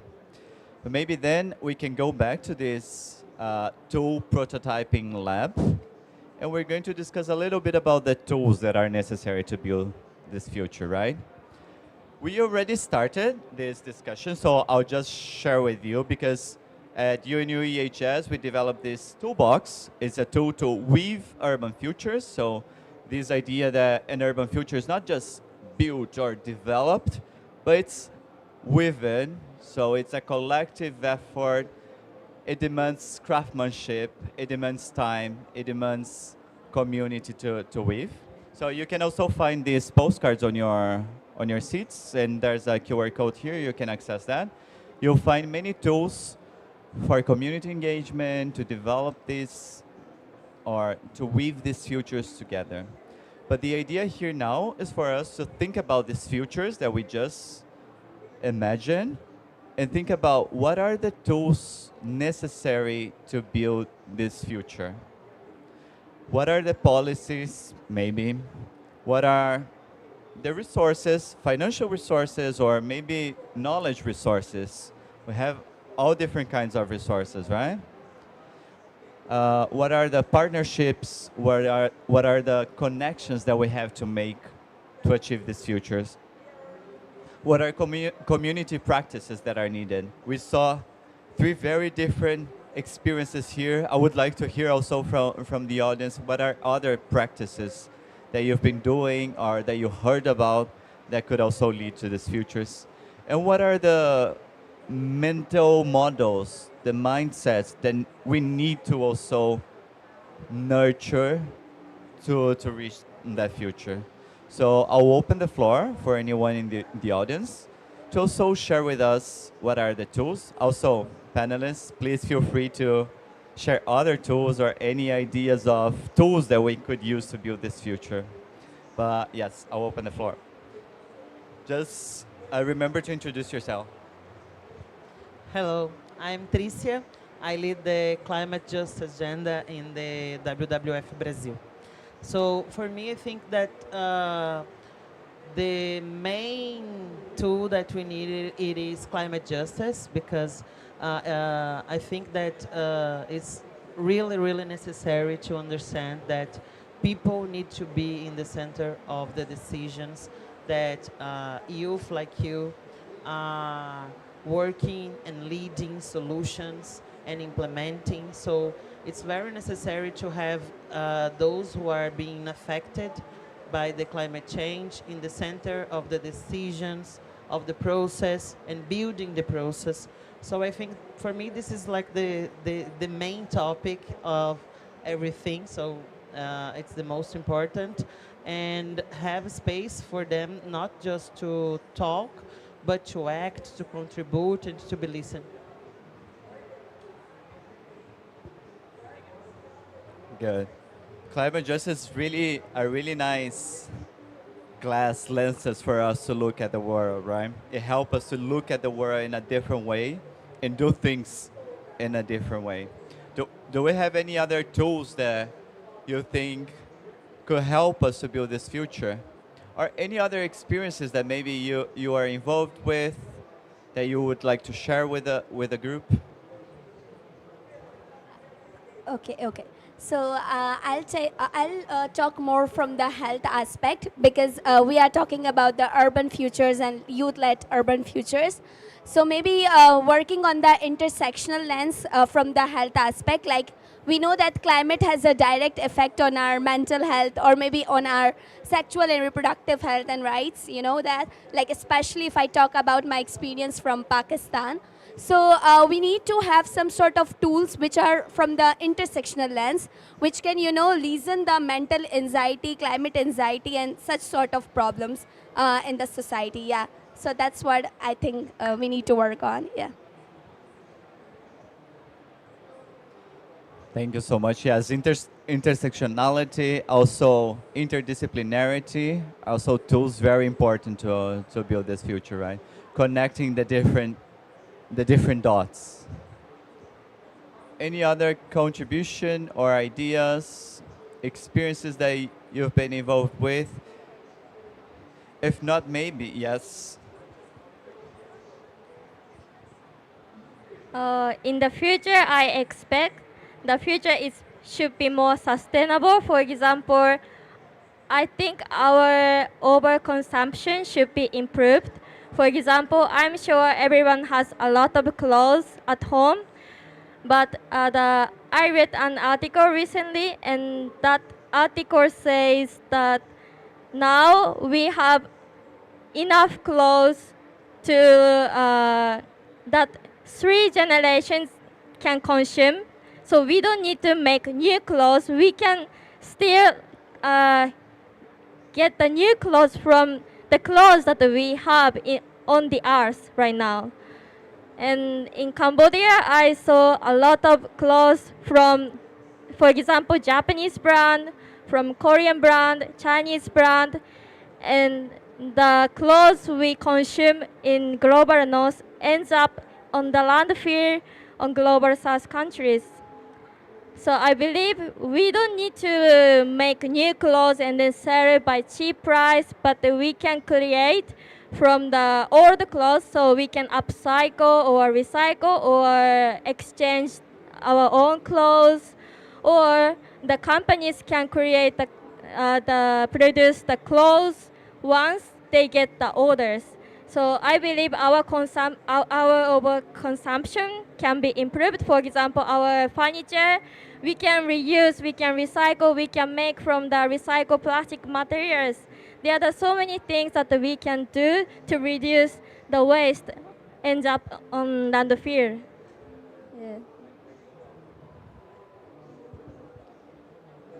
That's very nice because it's not only an everyday practice, right? Avoiding overconsumption, but it's also a way of changing our mental models, right? The way that we look at the world. And that's really relevant too. We can also even like learn some indigenous peoples or from ancestral traditions about how to better care for the things that we own, the things that are around us. So, yeah, very interesting. If we don't have any tools, maybe I have a question for all three of you. How could we then involve more youth in building this future? What is needed to involve youth more in making this future and weaving this future together? What is needed? Is there any sources that are needed? Are there partnerships that are needed? Are there policies that are needed? What are the gaps that you see? Maybe we can start with you.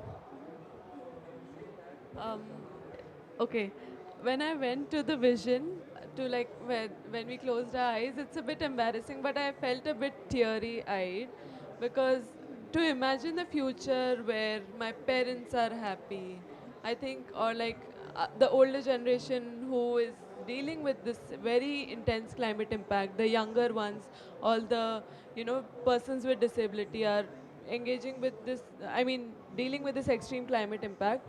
What does a vision a lot of about, access to clean and safe and affordable houses?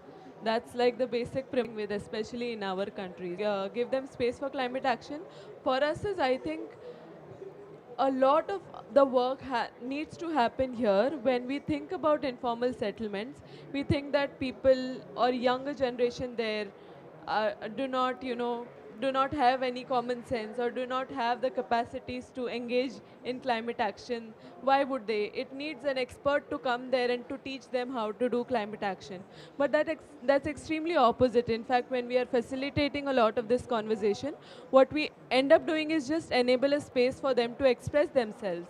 And they are very articulate in expressing their climate needs, their everyday needs. They also talk about gender, governance in ways that we couldn't imagine. So a lot of the climate action with youth needs to start from enabling a space for the majority of population to engage. And after that, just hand the mic over to them. I think they will do the best job at taking this work forward. Thank you so much, Dulari. Um, I have a lot of thoughts. And I think it is the Asian in me that makes me think, oh, maybe I shouldn't say this. It sounds a bit radical. But when you're in these spaces, you realize that those thoughts are not necessarily radical. Rather, they're pretty based in common sense. And when I think about the gaps, I think about the privileges and opportunities that I have been afforded. I came from a B40 community back home. In Malaysia, the way that we measure our economy is B40 is the lowest 40% for your income, B40, M40, T20. So I was just lucky. The fact that I'm here and I'm speaking to all of you, it just means that I have a specific set of skills. I had the audacity to knock on some doors, and a few of those doors opened for me. But not everyone has developed the ability to see those doors. Not everyone has the skill set nor the encouragement for them to have the audacity to knock on some doors. It is easy when you come from a privileged background to say, oh, you're just not trying hard enough.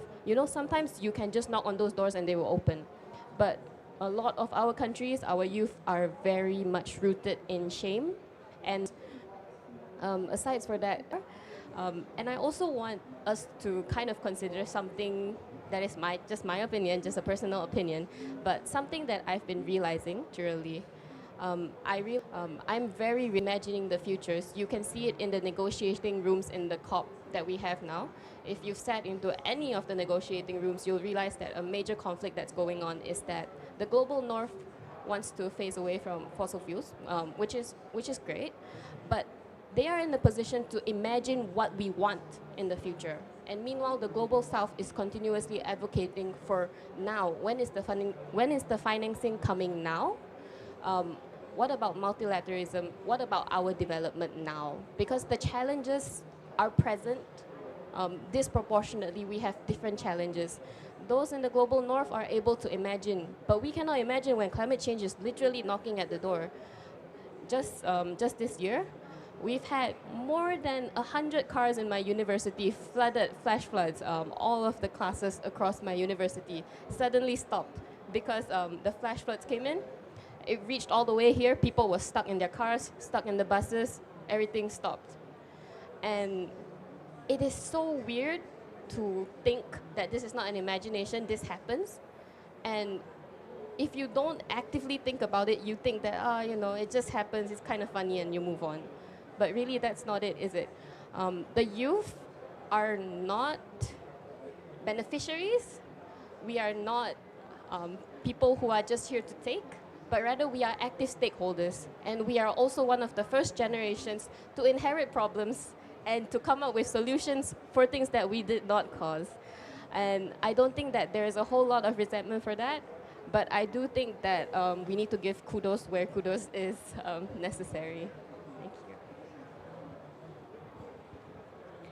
you. Thank you.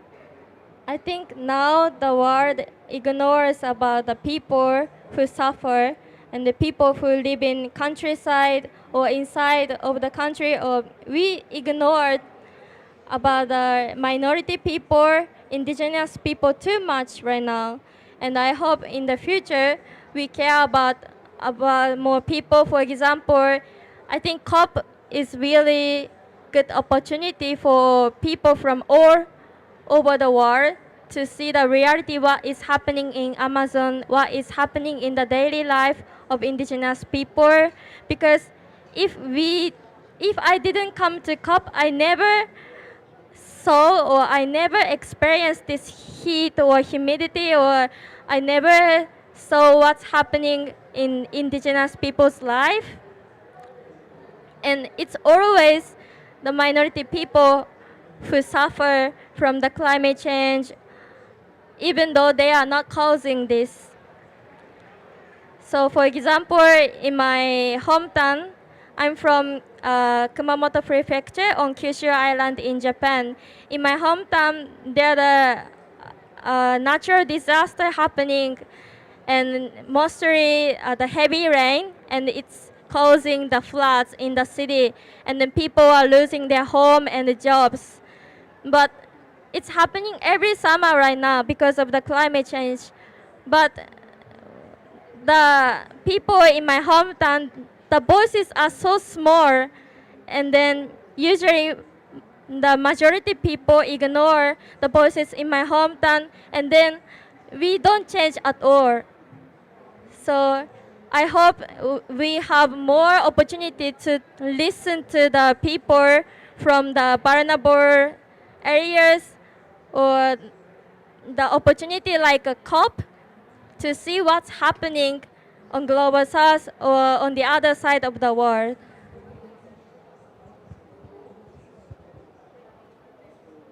I think it's an important consideration that we have been discussing here, and also it relates very much to the role of youth in making this future, right?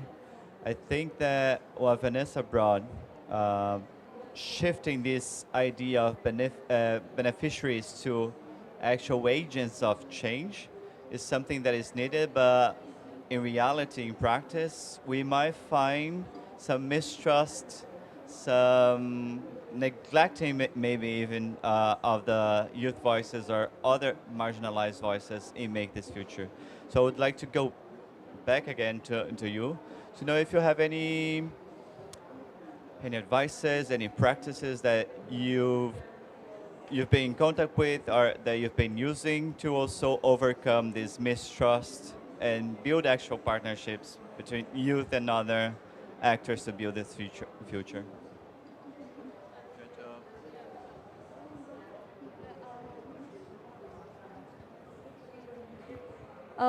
Sorry, the question is my current activity advice to change the.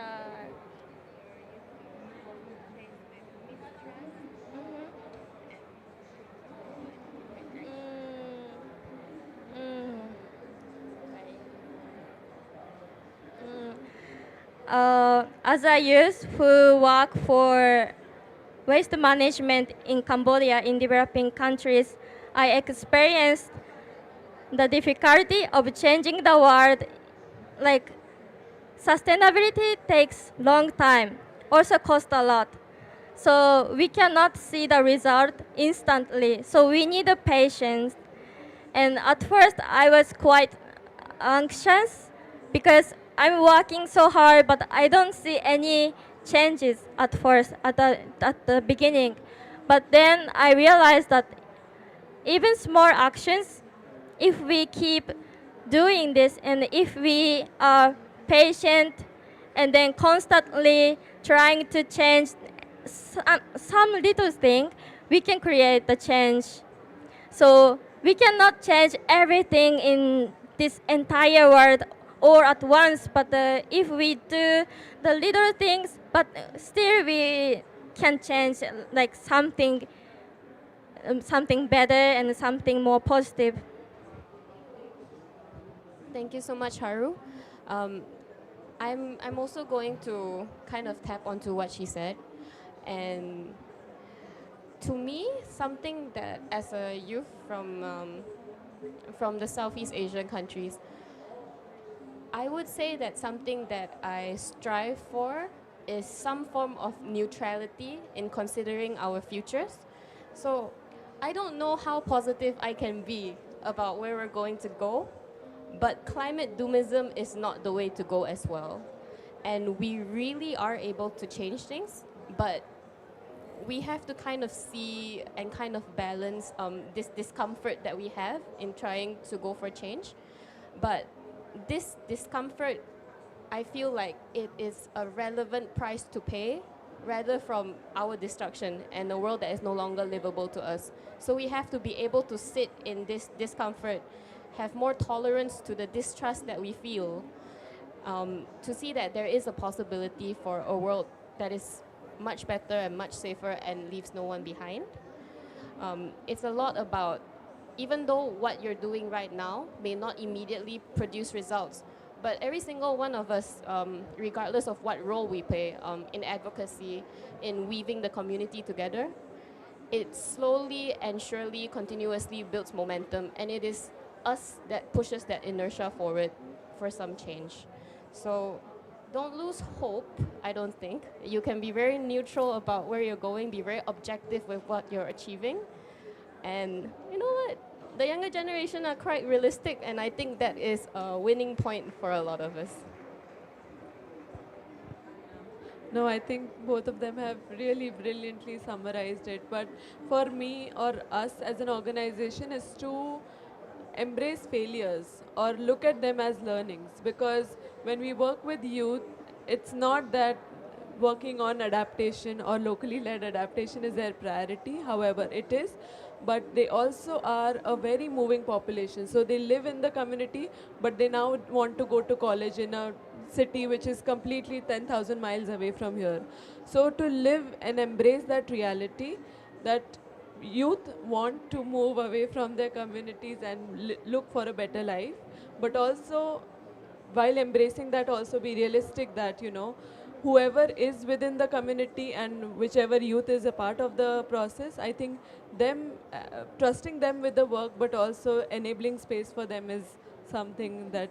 And also in terms of philanthropy, that's, I know this conversation is not on finance, but my take for philanthropy and youth futures is that philanthropy does not need to be obsessed with, you know, results and opportunities and good performance, because a lot of our work is a long term and a very, very human rights work, which does not happen overnight. It takes time, it takes processes.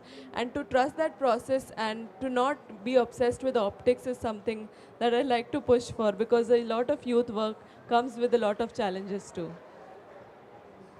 Oh, thank you. I think that's a very important contribution, actually. And going back to our tools prototyping lab, I think that we actually touched upon several tools that are necessary to build this future. The incremental, experimental actions, summing them, building trust is a very important tool. Also, reviewing some financial mechanisms that are more adequate to enable this innovation, to enable processes that are not a standalone project with a very clear end, but it's actually a process of engagement, continuous engagement of the community. So I think that with this, we can see several tools that are actually very useful to weave urban futures. Don't know if the audience has any questions or any final comments to the panel. Otherwise, yes. Also contributions, also a space for you to share your experiences. I just want to congratulate you three. I think that you all said very powerful things, and we were very happy to see young women here in Brazil representing their organizations, their countries. I think that COP is all about this, and I was very happy to be participating. I'm also really happy with that. So, sorry. Hello, I'm EJ. I'm from the Philippines and I'm also a youth leader. And I'm glad that I passed by this event because I don't plan on going. But hearing what you all have to say, maybe just to add something on top of that, to make sure that the future of the youth is in our hands, they should give it to our hands and give us more space to be part of the conversation, give us more access to rooms, to be part of the decision making, to negotiate and not just influence or observe in the sidelines of what is happening. Because if they tell us that this is our future that they help us shape, we should be co-builders of this future. That's all. No, absolutely. Also, thinking about participation, it should go beyond having a space at the table. It should be also deciding what is on the table, right? It should be not just taking part, but defining, do we have a table? Should it be something else? So it goes really beyond just being there. So with that, I would like to thank you all. I think that we could discuss a little bit about these different tools. As I mentioned before, there are some postcards on the chairs that you can access, also a toolbox elaborated by the United Nations University. And I forgot to mention also one of the tools that we brought to COP to present is a card game, actually, that we developed with a community here in Brazil, in Teresina, used to talk about the cascading effects of climate change and possible solutions in a more friendly way, because this is also a tool, right? Translating knowledge to talk with different audiences. I hope that we could visualize with a lot of hope these different futures that could fit into our future, and that we feel motivated by not only these three amazing panelists, but also the other experiences that were presented here to also bring change back home and keep weaving urban futures. Thank you so much for that.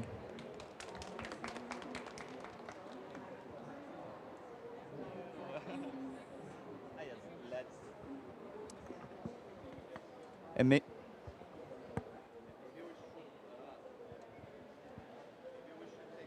as well. Maybe we should take a photo as well, but also maybe with the audience. I think that would be really cool. Please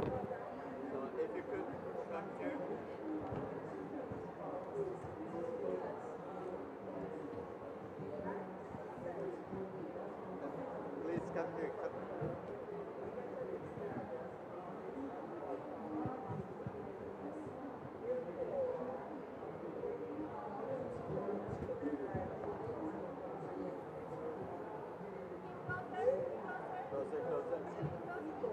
There's more space here, so.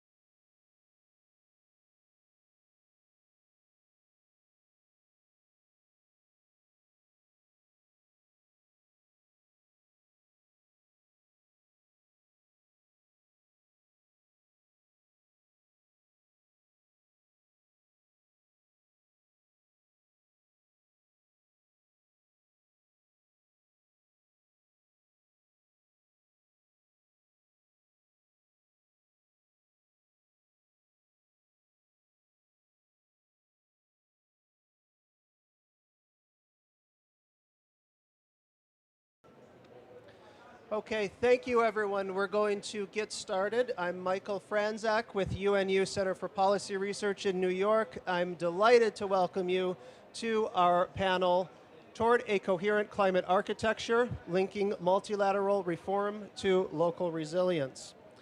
And first, just a bit of scene setting. It's been 10 years since the Paris Agreement.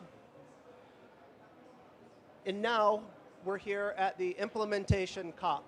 The Paris rulebook is complete. We've negotiated some of the most important things that we needed to negotiate. And now we've had a lot of talk about turning to implementation.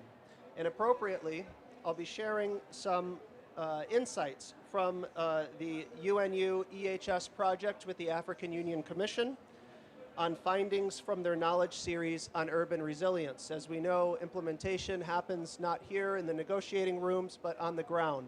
So we'll have some insights from their project on resilience in African cities. Outside the negotiations, we've had a lot of talk about global climate governance reform. At the 2024 G20 meeting, President Lula called for a new UN Climate Change Council.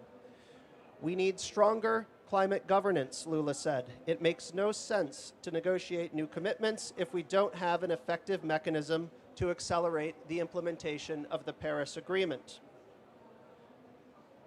Lula reaffirmed this vision throughout the year, and most recently at the meeting of the UN General Assembly in September, President Lula said, "There is no individual way out of the climate crisis.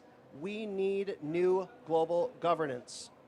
And UNU CPR has been partnering with the COP30 presidency to explore pathways for strengthening global climate governance, including and beyond the creation of a new institution. So how do we balance these efforts? Or better yet, in the spirit of the Mutirao, how do we align, support, and grow them together? Today is a starting point for how to do that. Quick overview of the session. First, we're going to hear from Professor Michael Weisberg of University of Pennsylvania and Perry Worldhouse, and Giovanna Kula of Igarape Institute on functions and models for a new climate governance body. Then I'm going to share some findings from a UNU EHS and African Union Commission partnership, the knowledge series on African urban resilience. Our speaker, Himanshu, is unable to make it today, so I'll just share some of those insights. Finally, I'll turn to Khadija Nassim for reflections on what we just heard before opening it up to Q&A.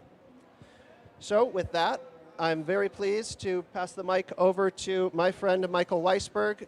He's going to tell us about insights from the creation of the high-level dialogue on loss and damage, the thinking behind that, and what it can teach us about new pathways for global climate governance.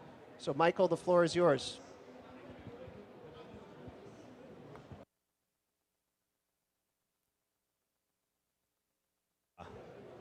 This is working now. So first, let me thank you, Mike, and to UN University for organizing this panel. It's a very important topic. It's not the easiest one to talk about in the midst of the system we have, because what we're really talking about is, you know, how to, the Paris Agreement will always, I think, sit at the center of international climate governance, but one of the discussions, as you say, that we need moving forward is thinking about all of the rest. So one of our friends calls this the Greater Metropolitan Paris Agreement, that the Paris Agreement sits at the center, but you know, there's all of these rings around it that actually pull the whole thing together. So I'm actually, it's fortuitous, but also intimidating to sit next to Minister Nassim while we're talking about this subject, because of course she's led a lot of the innovation in this process. So I'll make reference to that in a second. So one of the really interesting developments that kind of went a little below the radar, but over the last couple of years in COP, has been concrete call-outs from this process to other processes in the world. We saw this really explicitly in the negotiation around loss and damage, and then also last year in the negotiation around the new collective quantified goal for finance. So for those of you who are not long-time, COP insiders, there's been lots of resistance inside this process to make connections to even other processes in the UN system, let alone beyond the UN system, in part because, this process has a lot of unique characteristics. For one thing, it has a kind of science policy link, but also it is perceived to be more democratic than lots of other processes that are in the world. There really is the principle of one country, well, we don't have votes, but one country, one voice here. But when loss and damage was being negotiated, it was really clear that even if the most ambitious possible fund for addressing loss and damage was adopted, so ambitious both in its scope and structure, and also ambitious in terms of the contributions that would be made to it, even if that happened beyond our wildest dreams, an extra zero beyond our wildest dreams, it would still be a pretty small fraction of what was needed to actually do what the Paris Agreement says in Article 8, which is avert, minimize, and address loss and damage, and in particular the addressing part, and that would require lots of systems working together, so it would require money beyond what you could ever imagine a loss and damage fund being able to bring into it, but also involve lots of actors. It would involve actors who are in the development space, actors who are in the disaster response space. It would probably involve the policy banks like the World Bank and the IMF. It would involve national governments. It would involve regional coalitions. ... So the idea was the parties to the Paris Agreement can't compel anyone on the outside to do anything, but there are ways to create linkages between the outside and the inside. The inside in this case meaning inside the negotiation of the Paris Agreement, the outside being all of these other structures. So when Minister Nassim and her team were thinking about how to take loss and damage forward, they said, we need to actually figure out how to get all of these systems working together. For one thing, it will create political confidence on the part of donors that this is actually whatever they're donating is complementing existing systems, but also because, again, that no fund alone could do this. Just as the Paris Agreement alone can't do all of climate action, a fund alone couldn't do all of loss and damage. So the original idea, which I still think is the best idea, was to create what was then called the Loss and Damage Council. And the idea of the Loss and Damage Council is not that it would be empowered to take decisions, but rather it would be the international equivalent of a national interagency process. So in most countries, there is a process by which policy that gets set from the prime minister or the president trickles down into the agencies, or things that come up from the agencies are coordinated with other agencies. And the idea was that you'd actually create such a process so that there would be coordination, coherence, and a sense of direction. And it was really, maybe 2 years ago, 3 years ago, is too far in the past to realize it. But, at this point, it's not as if the World Bank ever spoke about loss and damage. And it's not as if, OCHA ever spoke about loss and damage, even though they, of course, were addressing it in their day job. And it wasn't, many national governments weren't speaking about it either. So the idea was, if you created an actual, something that looks a bit like an interagency process, although without binding authority, that would actually bring together not just representatives from the climate negotiations and from whatever fund that got set up, but all of these other important groups that are actually working on the ground to address loss and damage, you could actually create coordination and coherence. Now, that wasn't the final outcome. There was instead a decision about a high-level dialogue, which had some of the functions, but maybe less organization. But I'll tell you that another thing that came out of the decision was to have a ministerial at the UN General Assembly High-Level Week. This was in the year after the loss and damage decision had been taken, but during the year that there was the transition committee and the negotiation on the details of the loss and damage fund. And I was there sitting, I think, behind you at that ministerial, and every single development bank sent a representative who was well briefed, and that was, even technical people would not have been well briefed a year earlier, and now you have the heads of these groups doing it, and so on and so on and so forth. So I think there was real, maybe it sounds weak, but there's a real need to actually create a proper channel that there can be signals sent back and forth between what's happening here and what's happening on the outside. So, one thought moving forward, and then I'll hand the microphone to Giovanna, although happy to elaborate, is given that, the Paris Agreement has finished its rulebook, and while there are, continue to be mandated items and there's the, Paris ambition cycle and things like that, one of the things to kind of keep this process fresh would be to create mechanisms that actually allow for that coordination with the outside. So just to take two examples that the Brazilian presidency, kind of brings to mind. One is they've aligned the action agenda with the outcomes of the first global stocktake. That's quite innovative, actually. And you could imagine taking a next step in that direction, which is actually creating a more political forum inside the UNFCCC to allow that kind of action agenda, which then has tentacles further out into what's happening in the outside world, aligned with whatever the future NDCs look like. So you could imagine something developing like that Loss and Damage Council, but for climate more broadly, that would be linked to so I've been saying NDC when I meant GST. Too many acronyms here. The first global stocktake had a bunch of thematic areas. The Brazilian presidency has aligned its action agenda along those global stocktake items. And then the second piece I think you can imagine is just, again, sort of thinking about what Brazil is doing. Some national actors have increased their presence at COP each year. And one of our friends who used to be on the climate team for New York City used to always say, well, it's like being at a family event and sitting at the kiddie table. So we feel like we're sitting at the kiddie table when we come to COP. So now, of course, subnational actors will never be the parties to the negotiation, but again, you could imagine the creation of a body, just as there's a creation of a body for indigenous peoples and local communities that actually gave a chance to hear back, reporting in from what subnational actors are doing and kind of political signals going outwards. So I think this is, inspired by these ideas of what the Loss and Damage Council are like. These are some ways that we can imagine this regime evolving to begin to think more about implementation. Okay, over to you, Giovanna. Thank you. Do you wanna? Okay. So I'm Giovanna. I work for Igarapé. We are a think and do tank working on nature, climate, and security and multilateralism. And I'm based in New York, leading our UN and international agendas. So we worked a lot, I would say, this year with the COP presidency and with UN University and also Mike Haja on how we could respond and advance President Lula call for a UN Climate Council. So we had 2 workshops in New York to brainstorm and discuss these ideas. And I worked particularly with Mike on the politics of that. We have a short piece that is already published that explores the pathways and how more than one idea on how that could evolve.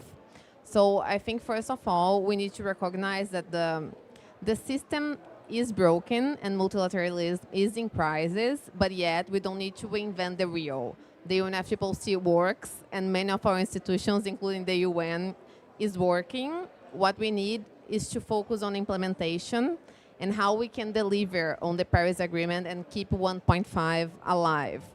So the contest that I think we need to have in mind for this and next year is UN 80 in general. This is an initiative on UN reform and to think the future of the organization. And it has 3 pillars. One is budget, the other is mandate, and the last one is structure. And there is space to think and review the climate governance in general, because as most of you know, today we have more than 500 multilateral environmental agreements, and they are not necessarily connected or in synergy. And we need to improve on that as well. And as some of you also know, in the negotiations, we also have an item called international cooperation. And under this item, we have the chance this year to advance on the synergies between the 3 Rio conventions.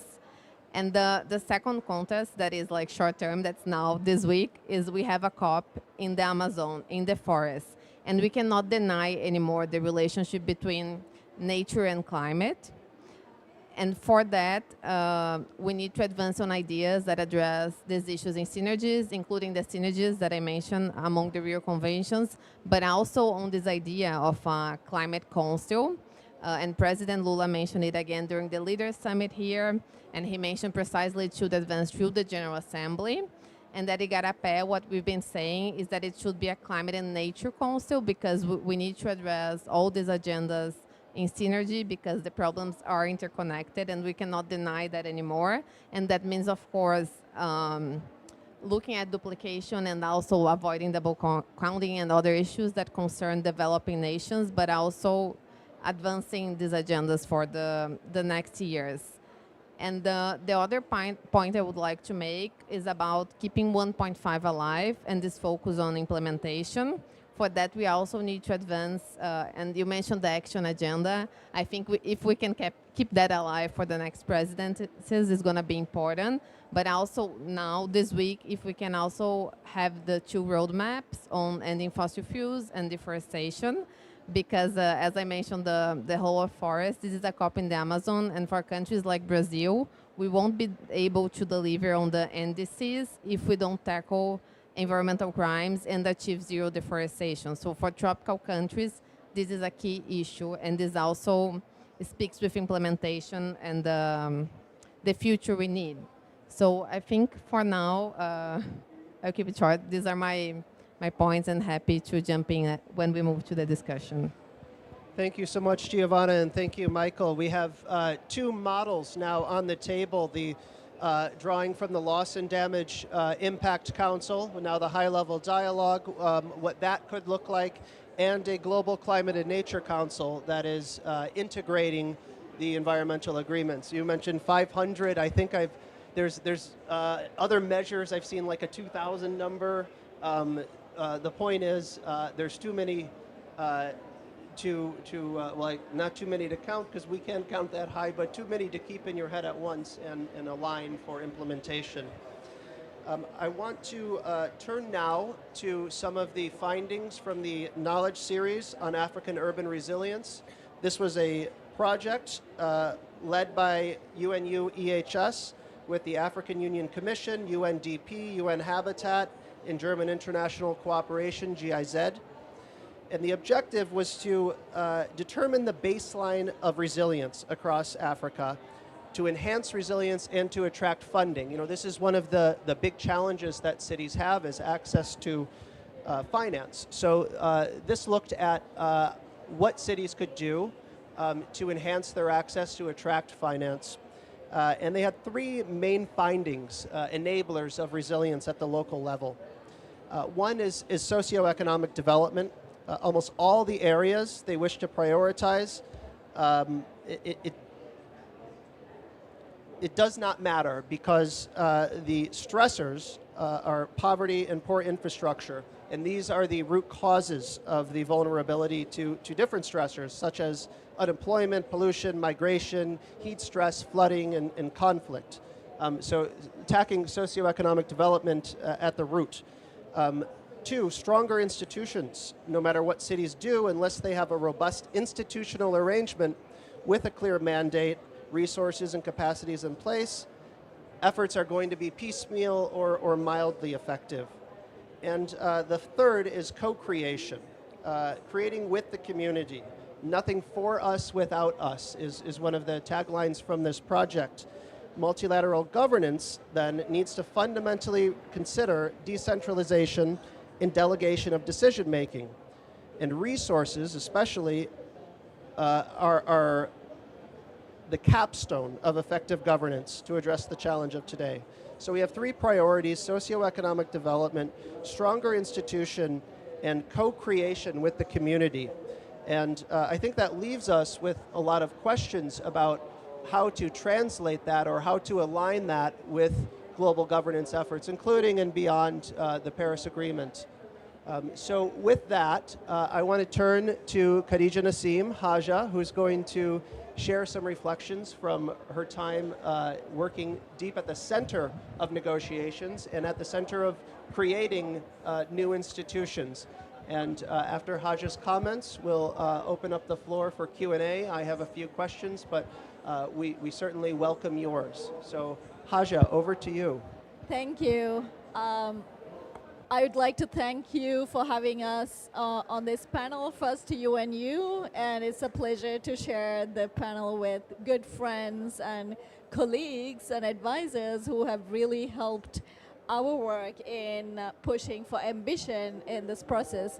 I would like to start that we're in a time of global uncertainties and a lot of geopolitics that's affecting the trust in the multilateral system and what we can achieve as a collective. And therefore, it is important to highlight how important this process is, especially for the small island states, the least developed countries, and the vulnerable countries, because this is the only international forum where we have a voice and each country can represent itself. So we are talking about whether Paris is working, whether this process is actually delivering action on the ground, whether it makes a difference, all of us coming to COPs year after year and having negotiations. And I would like to say that we believe it is working, but it is not enough. It is not reaching the ambitions at the levels we want it to reach. However, it is important to preserve this process. And why? Because this process has the ability to send the right policy signals to the outside world. And without the UNFCCC and the negotiations here, working with the rest of the world outside, there is no way we can scale finance at the levels it's required to deal with a 1.5 world and beyond. It is going to be challenging to take action at national, subnational, regional levels without having global frameworks and goals to which we are working towards.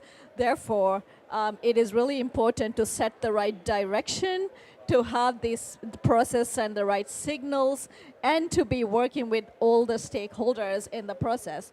So based on my experience as a state minister and lead negotiator for AOCs and the Maldives, we have really seen how we can come together to change things. And Michael here explained about the idea of the high-level dialogue, which was met with a lot of hesitance and criticism from not just from a lot of the developing countries, in fact, because the level of trust in the institutions, especially the financial institutions, are low, and a lot of our countries are deeply, deeply in debt.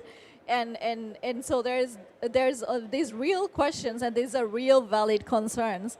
But our idea was that without working together to change the policies, the priorities, and the processes of all these institutions to be aligned with the 1.5 world and to imagine the future that we are heading in, it is going to be impossible to tackle this without it.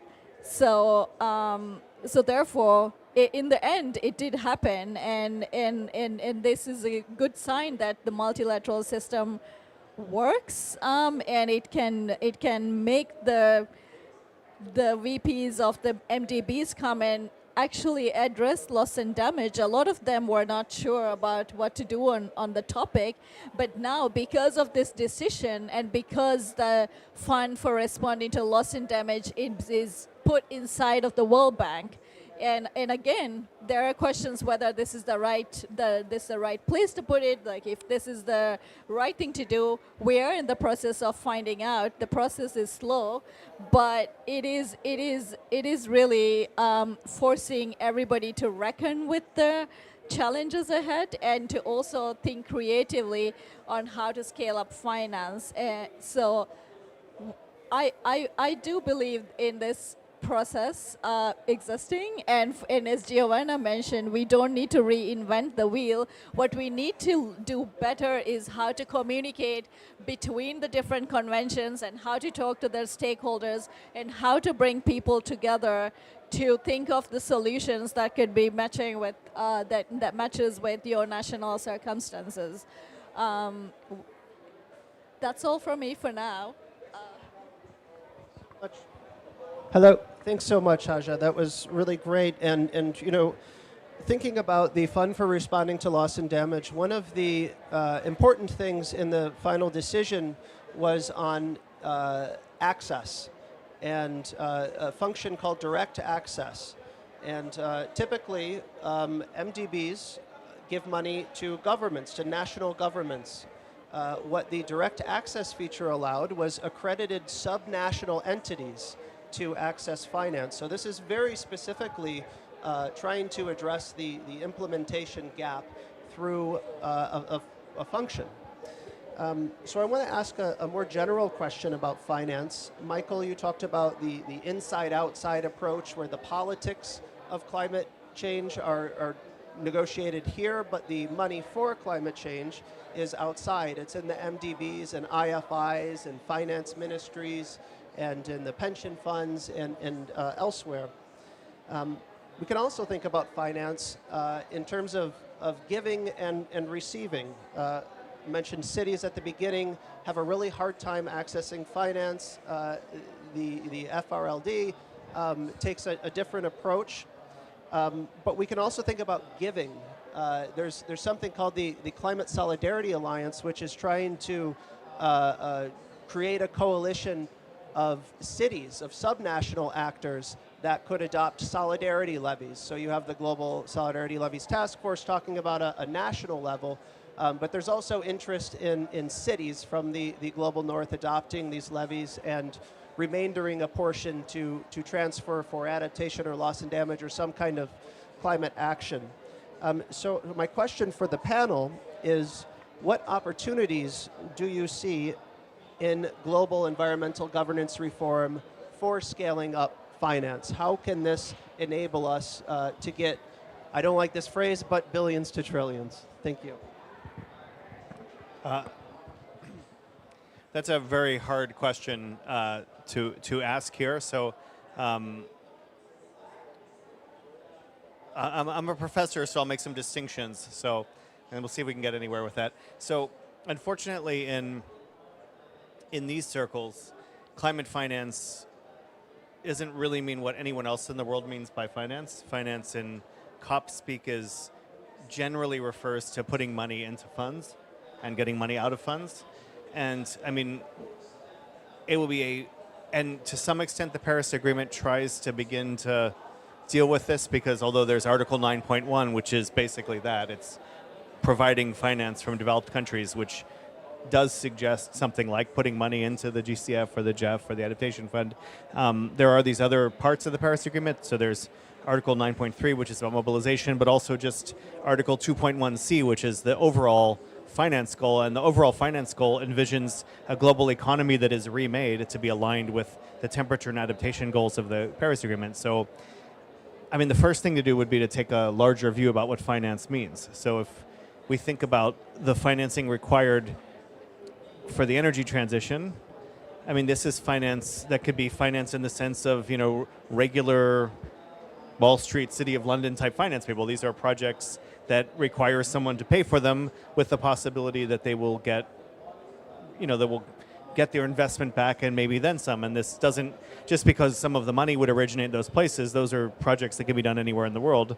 And given that the cost of these projects is coming down, and given that there's now a track record in funding them, I mean, that is probably the bright light in climate finance, is that there's probably there is actually quite a lot of capital available for these projects.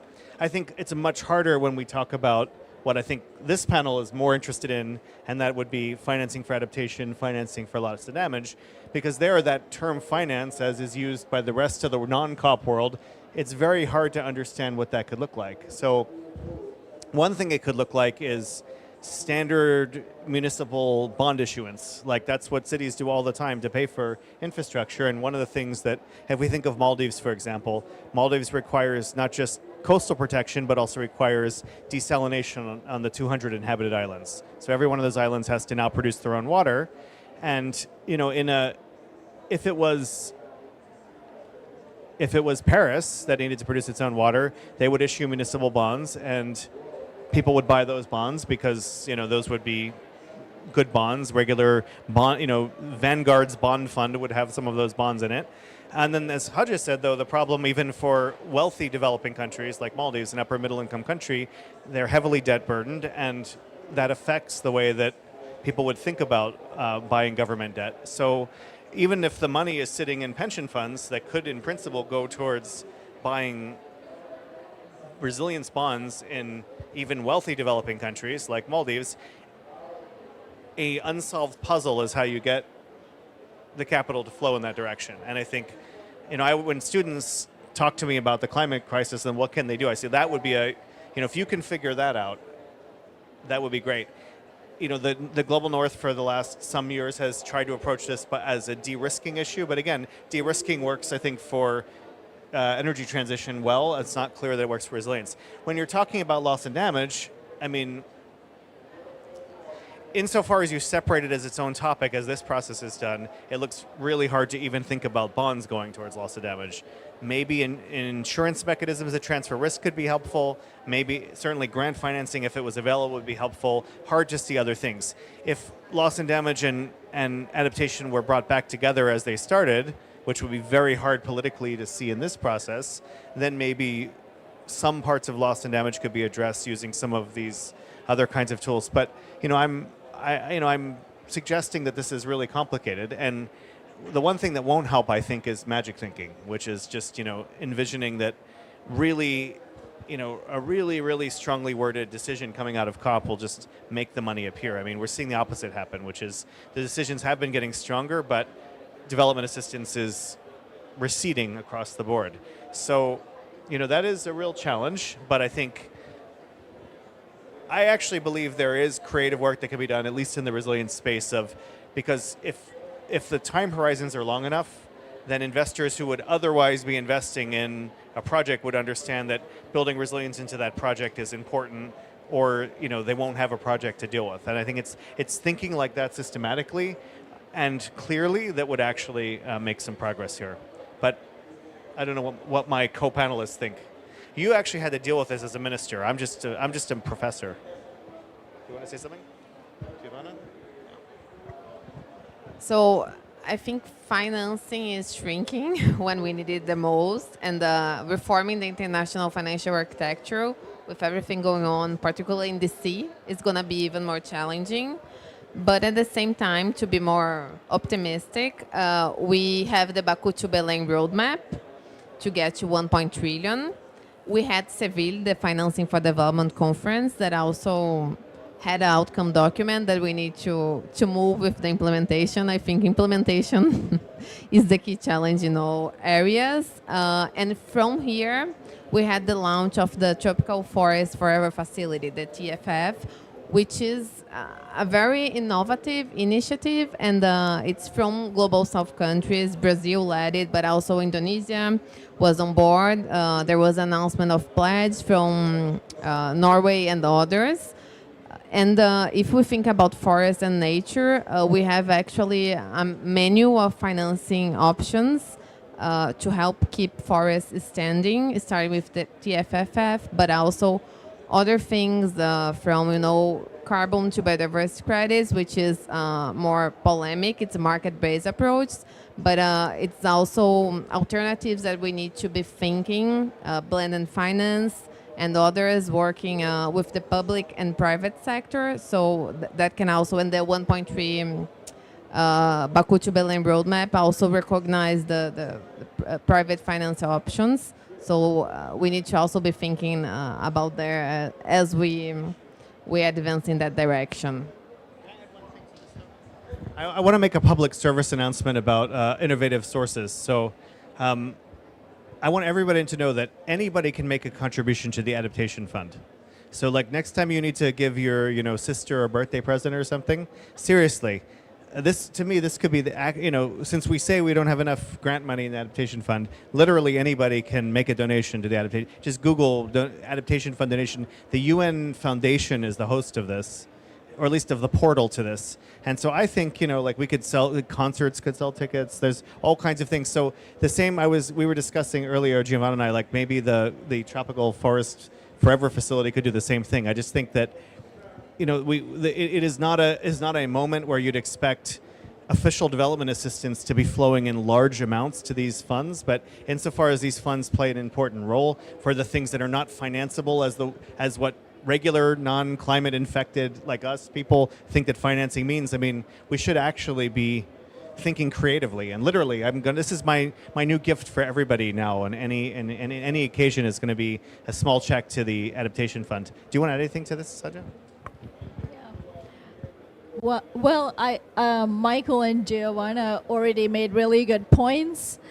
I just wanted to say that as long as, for developing countries and even the middle income countries like the Maldives for the LDCs, we really have a very limited fiscal space. So as long as we are unable to take care of the debt burden and reduce our debt to GDP ratio, it's going to be challenging no matter how much the finance that is out there in the world. So there needs to be a systematic way to deal with the debt crisis. It's a real crisis. And so that is also something that needs to be looked at in a multilateral way at this point, and with key lenders, for instance, and see how we could take care of this. Because without the fiscal space, it's going to be super challenging. And for us, for instance, when I was at the ministry and we had to think of how to deal with waste management, how to deal with water, and how to deal with sanitation, and how to deal with our marine protected areas. This Maldives is 200 inhabited islands and also 200 resorts, and so there's no economies of scale. We're already unable to access any grant money because we're a middle income country.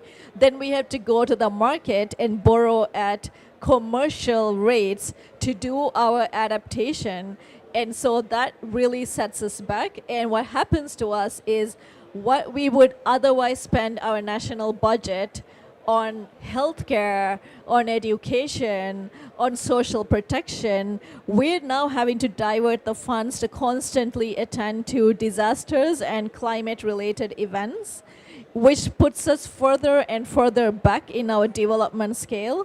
So it's like a cycle that we can't get out of. And unless there is a global systematic way to address debt as a first step, and then think creatively on what are the best financial instruments, public and private, that matches with your country's needs, it's going to be very tough without that. And then along with it, you also need really good governance and good accountability and transparency in your countries. And I just want to say, I'm from a relatively young democracy, and so we don't have the best institutions and the best checks and balances, and there's political volatility, corruption, all kinds of other issues that are going to affect your credit rating. They're going to affect your credibility in being able to borrow. And so it is also a lot of the other systematic issues that needs to be addressed along with addressing the finance issues. Yeah. For that excellent answer, Haja. And I think this is an important point about fiscal and monetary policy and innovative finance as it's known more broadly, which is that it's not all created equal, nor is it equally accessible or impactful. So in theory, all countries have the ability to issue bonds or spend countercyclically during a downturn or after an adverse climate impact. But in practice, that's not the case. You can issue green and blue bonds till you're blue in the face, but somebody has to want to buy them. So if you don't have those enabling conditions, that access to capital, that ability to spend your way out of a downturn, to manage large sums of money coming in, then you're going to keep struggling and keep getting knocked down and on a lower development trajectory. But what I think unites all of these answers is that it's moving us from talking about how much to how. And we just had a process toward a new collective quantified goal.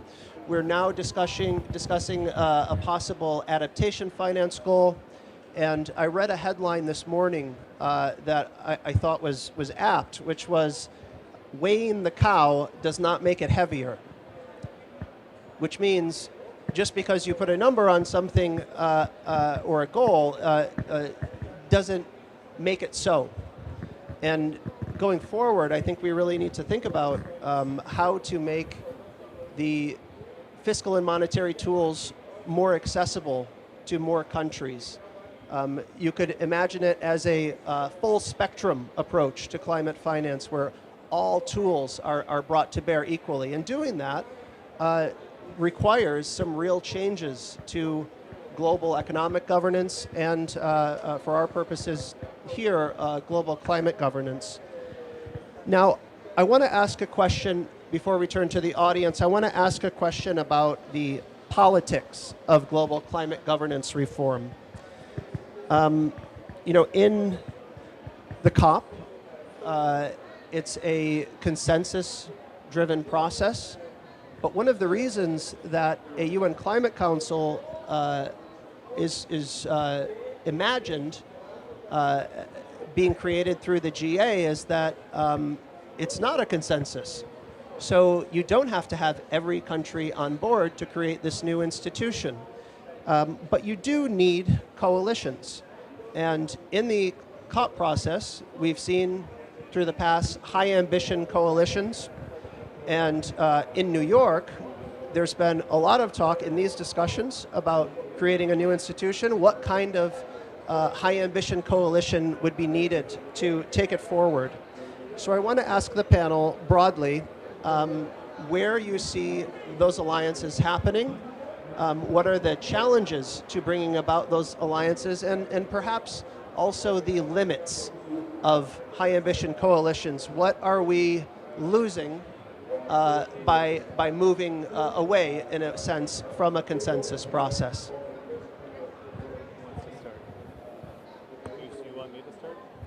Okay, so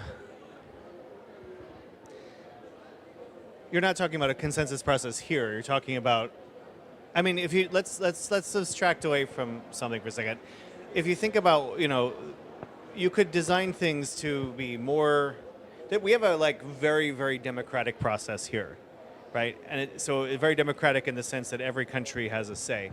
And the problem with a very democratic process is that it's hard to move quickly and it's hard to move with highest ambition. So one of the things that you often see happening as side deals here will be, so we have almost 200 countries, right? Sometimes you'll see 180 plus countries get together for a side deal. Like there was the methane pledge, was a big successful one a few years ago. And so one of the sort of just like political movements that one might need, you know, there isn't it's not like any one person is in control of this, although President Lula called for it. It's taken on a life of its own. So one kind of collective decision is like, do you want to go for maximum democratic legitimacy, which would be like, you know, one country, one voice, or do you want to go for, you know, a little bit less of that so as to allow for more ambition? You might think in the case of climate action, I mean, it doesn't matter if every single country has, you know, a say, because the goal is to increase ambition. So those that want to increase ambition can increase ambition. In some ways, the Paris Agreement was tried to build that in by letting the NDCs be nationally determined, but of course, you know, the process has the features that it has. You know, you also might want to like process that's super responsive to science, and less, you know, and that would be like, I mean, science is sort of not democratic. It's science is, everybody can make a contribution, but you know, it's peer review suggests only the best ideas come to the top. So if you wanted something that was really driven by science, you would want it like very much not a kind of democratic process. So I think this is, I don't know that President Lula himself has given any signals along these lines, but I mean, that would be something to think about. Mike, you mentioned high ambition coalitions. Those are usually the ones that get the kind of side deals done here, but sometimes they're also the ones that have like pushed everyone to stretch just a little further here. So I think, you know, you could imagine though, if something new is being created, you wouldn't want the dynamic to be push everyone to stretch a little further, but rather like, let's put the best idea on the table and really, you know, say, join in if you'd like to join in. There's no reason that, and we have this process that's already highly democratic. We don't need to replicate this process somewhere else. We can instead have a process that basically just is high ambition coalition. So that would be a first thought. Thank you.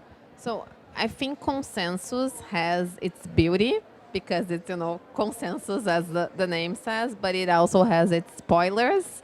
And we've been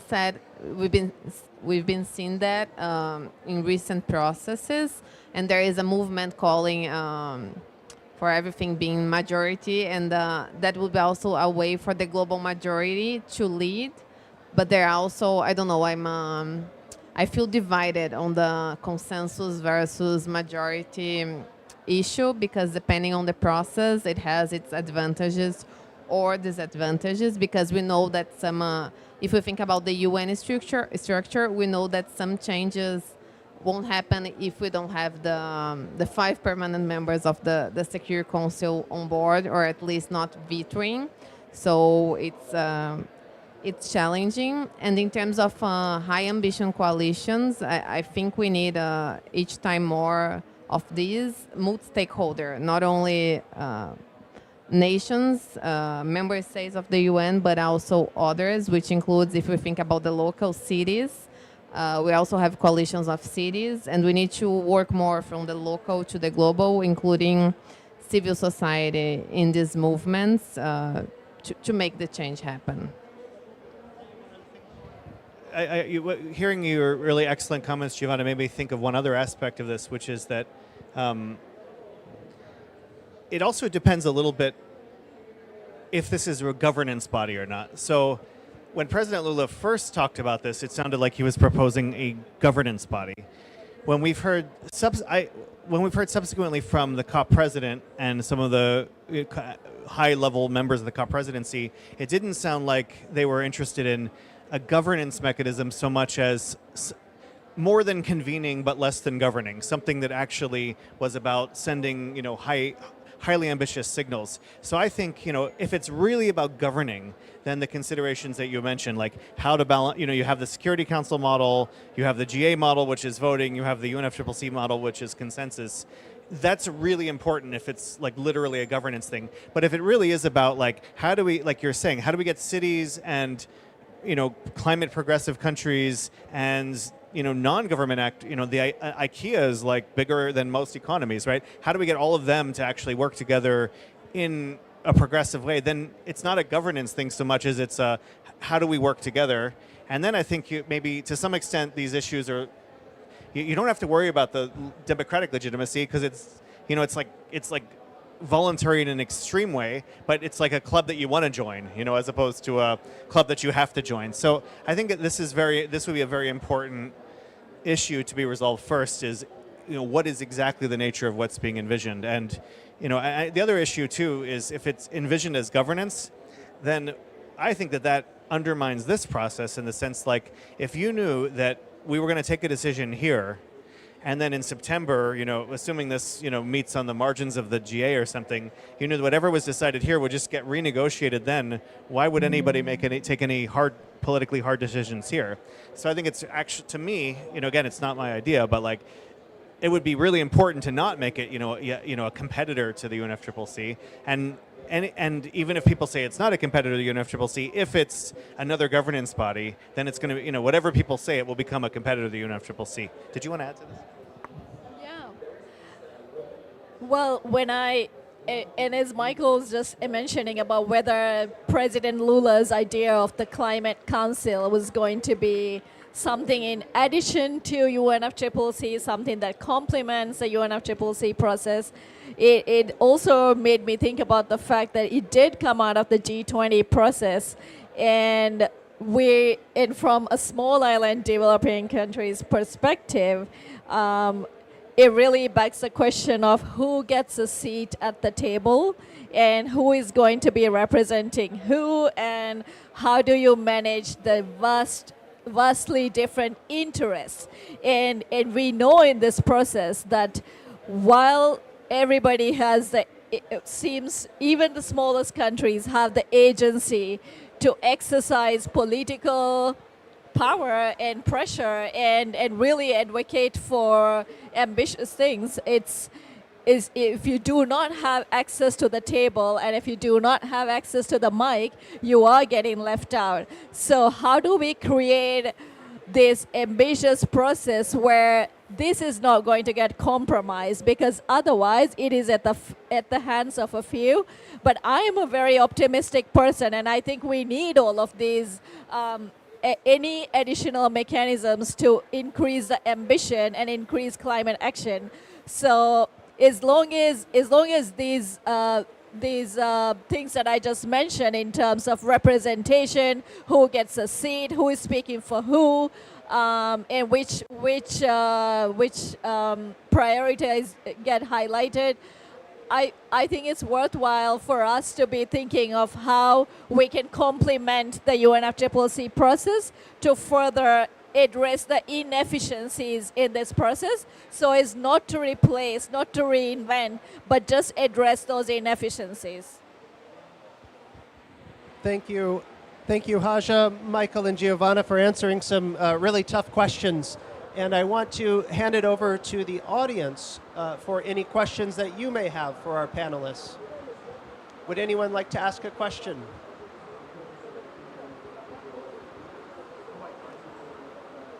Well, I'm happy to ask one more to close out our panel, and that's about the law.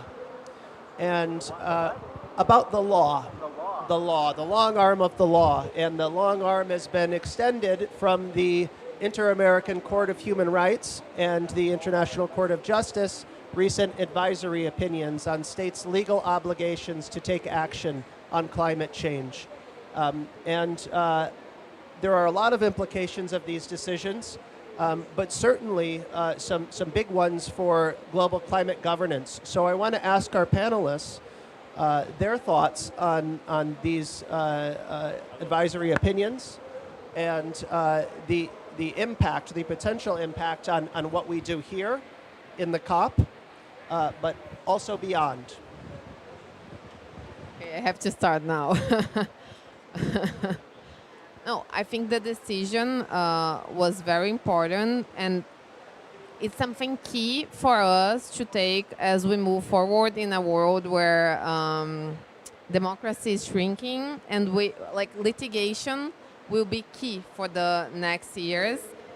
But I will keep it short because I have other people in this panel who are more specialists than I am on this topic. Well, I was just trying to hear what you were saying. And you weren't going to say what you think? No. Well, I think I heard what you said. So I will say I think that, I mean, it's of course an enormous achievement of small islands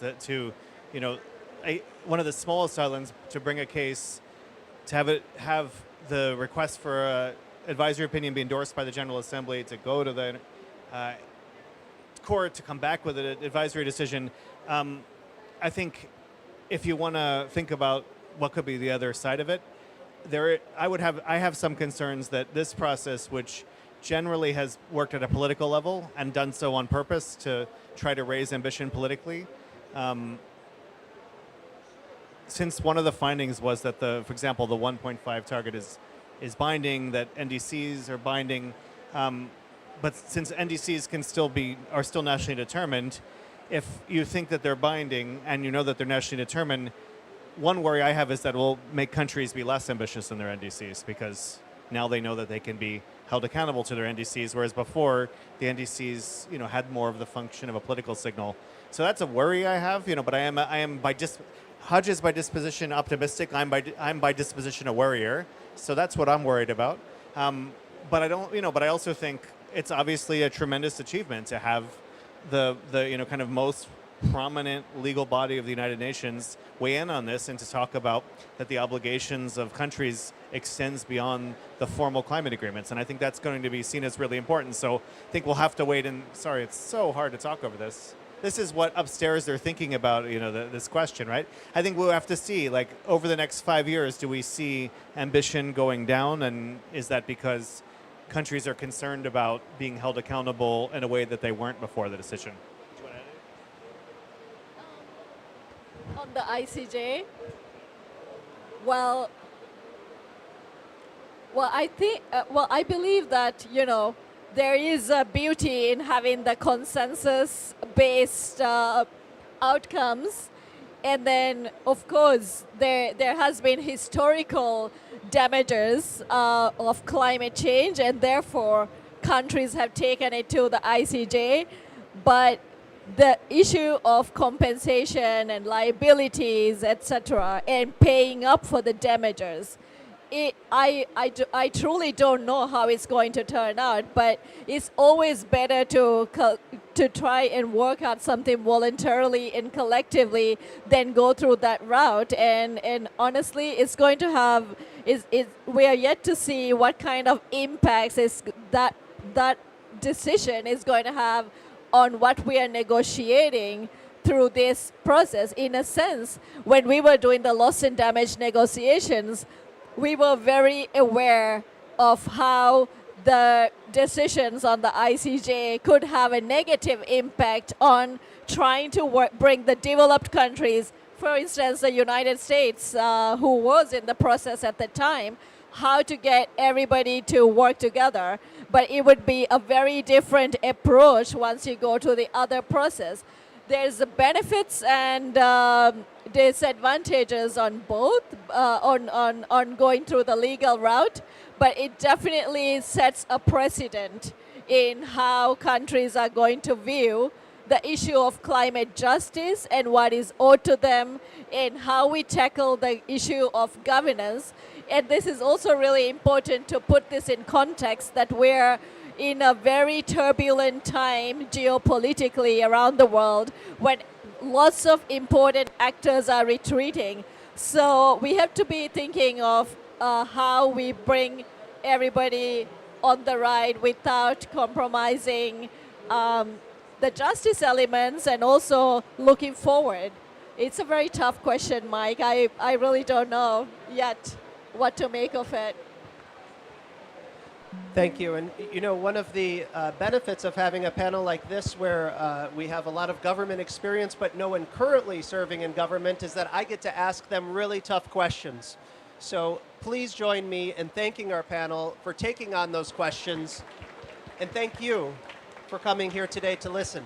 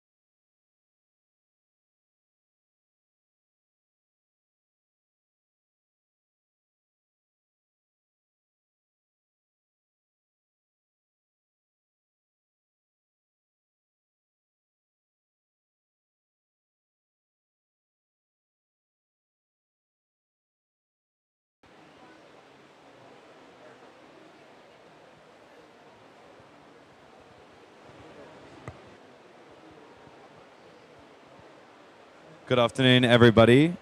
We're going to start the session now. Can everyone hear me okay? Welcome, everybody, to a very exciting session today, the SDG Pavilion, Grassroots Mobilization for a Just Energy Transition. Before we begin, I would like to introduce the panelists I have today. But before that, I'll introduce myself quickly. So, for those who don't know me, my name is James Ladbrook. I'm a renewable energy consultant at KPMG Australia. I'm also a board director of UN Youth Australia, the treasurer of the World Economic Forum Global Shapers Sydney Hub, and co-founder of Pacific Mateship Cities, which is an organization that did an event at the Australia Pavilion last week with members of local and state and federal government, helping with the Pacific Australia Partnership, which we will hopefully hear from very, very soon, potentially in the next hour, about the outcome of COP31. So this is a very exciting event for many reasons. On my right, we have Fahad Haider. Fahad is a renewable energy engineer similar to me for Ekistika in the Northern Territory in Australia. He's also the founder of Emanate, which is a organization developing clean energy for communities, and is a IRENA ambassador. To his right, we have Kevin Chalub, who's the founder and CEO of EV Lab. We will go back to Kevin, but to his right, we have Angelos Pastras. Angelos is part of the Commonwealth Sustainable Energy Transition for Youth, which is an organization that tries to set up capacity building for just energy transition in different Commonwealth states, and is also a senior consultant at DNV. Now back to Kevin. Kevin, today you made a very exciting announcement with our panelists who unfortunately couldn't be here today, Juan Carlos. So Kevin, would you like to begin by telling us what you announced today and why you think it is relevant to our event today? Thank you. Sure. I mean, can you hear me? Does the mic work? Yeah, awesome. We just announced that we're going to be donating 220 households in Panama, where we have some operations there. We're going to be donating solar panels to indigenous communities and women over there who are basically have no access to electricity. So we're delighted to be able to do that, and just gonna say a small word about that really. But yeah, we're gonna be doing that, and also started EV Lab, the multi-brand electric store. It's based in Dubai. Happy to talk about that a bit more too. Yes, please. Tell us. Sure. We started an electric car multi-brand store. We lease electric cars from any brand, reducing emissions from electric cars in Dubai, and we're hoping to internationalize our concept soon. Well, if that isn't literally grassroots mobilization, then Right. I don't know what is. Fahad, you also were telling me earlier about helping communities with solar. I know Panama is on the other side of the world to the Northern Territory in Australia. Maybe for the audience that don't know much about the very north of Australia, you could maybe start by explaining it and then what the work that you've been doing. Thanks so much. Thanks so much. So I work full-time as a renewable energy engineer, as was mentioned. I'm based in Alice Springs, which is pretty much literally the middle of Australia. So the middle of Australia is very remote. It's like, we call it the desert, right? And then it's mostly off-grid systems, and there are numerous, we have the grid there too, but there are many remote communities that are off-grid. So a lot of our work is putting up, working with the government, working with the grid, working on off-grid systems to try to install these systems in indigenous communities and remote communities of remote Australia pretty much. And I also run my own organization called Emanate.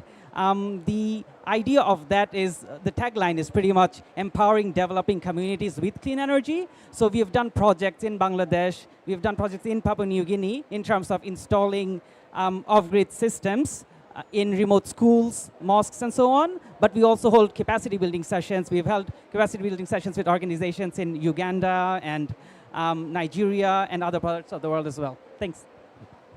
Thanks, Ahad.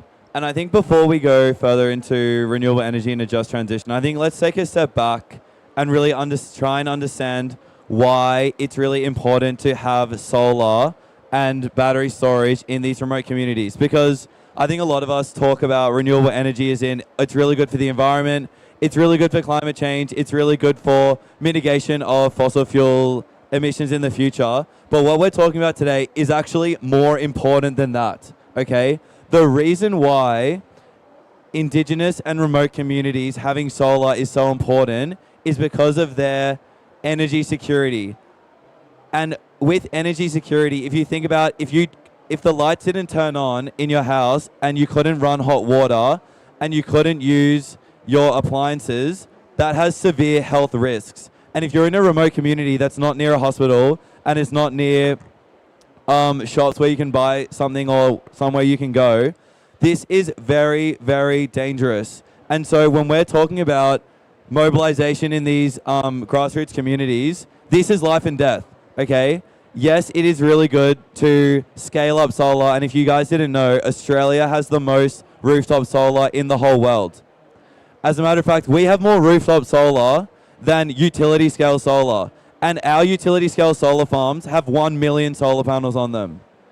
Sorry, 1,000 solar panels on them. And we still have way more rooftop solar in Australia. So we're talking about a really, really important issue here about energy security and safety. And so when we talk about the Northern Territory of Australia, they have 3 disconnected microgrids. What does that mean? It means that in their communities, they run electricity systems that are not connected to each other like it is in the whole eastern coast of Australia. And I really want to hear more about the Panama context because I'm sure it's very similar. But what that means is if there's a blackout, and there's a lot of blackouts in the Northern Territory, there are those hours and days at a time with no electricity. And so if you can have that solar in your home or in your community or a community battery, that 24 hours extra or maybe 24 hours over a few days that you can have extra can literally save lives. So having a grant, is really, really important. Would you want to expand on that, Pod? I'll just add something to that. So the project that I'm focusing more on, they are like completely off grid. So these are communities with a few hundred people that are not connected to the microgrids you mentioned as well. So there's perhaps a 100 kilowatt system, 200 kilowatt system that's separate, and then these connect. So currently there are a few communities in the Northern Territory that run on diesel. So again, we know the volatility that's happened with diesel and the price increase and so on. And what we are doing, we are working on a few projects where we are replacing the diesel gensets, generators, with PV. So what that means is we are doing the feasibility study, for example, of how much solar, like PV will go on site, how many kilowatts, and then how much battery based on the days of autonomy or how much extra days it can last without solar. And then we also have a backup gen. So again, these are very interesting, very I mean, the fact that you see the impact instantly, and then relating to mitigation as well. They're running on diesel, they're loud, they smell bad, and obviously it's a lot of emissions, and it's expensive. And we are genuinely seeing that with battery systems, it's a bit more, but we are genuinely seeing that the communities, the PV system makes up the money within 7 years, 8 years. And after that, it's a lot cheaper compared to diesel. So it's not just mitigation now, it's also financial stability as well as energy security in this situation. It's like 3 wins in a row. So it's very interesting, and I'm very proud to be part of this project. Thanks. Do you want to speak to the Panama context in this example? Sure. I mean, we're all doing a little bit the same thing. So I think it's really relevant to talk about solar in how decentralized mechanisms for solar can actually work. I mean, we don't have to think of the grid system the same way anymore with solar. Of course, it's revolutionary because we actually have access to electricity anywhere. So we can give access to communities that don't have access to electricities, indigenous communities, people living in poverty, in very easy ways now with solar plus battery. So I think that's really the root of what we're both doing in Australia, Panama, and a bit everywhere in the world, especially in underdeveloped countries and communities, and that's a little bit more what we all need to be pushing for. Solar gives us the ability to give access to electricity anywhere, anytime, and we don't have to think about the grids the same way. We can just think about giving access to electricity to people that don't have it. Yeah, and I think kind of to summarize that, we're talking about energy independence. And independence is something really important if you think about, as a consumer of energy, you don't want to have your electricity prices and your blackouts happening whenever and wherever, right? You want to have control of that. And so, Angelos, you work for DMV. At your company, you actually help with the risks and the mitigation and the logistics of these implementation of solar farms. Would you like to first of all touch on that? And then I'll ask you again another question about the consumer and its capacity building for independence. Yeah, sure. Hi, everybody. Name is Angelo. I'm a senior consultant with DNV, and I also lead the Commonwealth Sustainable Energy Transition Youth. On DNV, it's a risk advisory firm, so we help investors, funders, private and public sector to get basically projects from inception all the way down to completion. So we get involved all across the value chain generally. One thing, if I may, before I go into the specifics of the work, just to tidy up what was said before me, we cannot be talking about an energy transition if we're not talking about the energy trilemma. You've all touched on the 3 bits, but just to summarize, we're talking about affordability, sustainability, and security, hard and dependent on context. We are at the SDG Pavilion, so maybe I can refer to SDG 7, which is affordable and clean energy for all, which also includes things like energy access. There's about 600 million people, especially in sub-Saharan Africa, still without access to electricity. Your projects are a testament to that.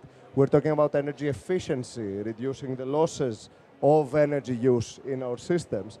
We're also talking about clean cooking, which is perhaps something that is not discussed as often, especially when we're talking about corporate events, but it's a very big part of that energy trilemma, Well, do you want to talk about it? I'm guessing you're meaning it in the African context, right? Generally, but clean cooking is a big challenge, especially for rural communities, because it has the obvious healthcare risks. There are families and communities that are still burning firewood inside their homes, and this is generally done by women with young children. So the impact of the implications on the health of these humans is significant. There are technologies that can overcome this. Electric stoves, sun-powered appliances as well. You talked about appliances earlier, James, too. So all of these components are part of SDG 7 when we talk about an affordable and clean energy for all.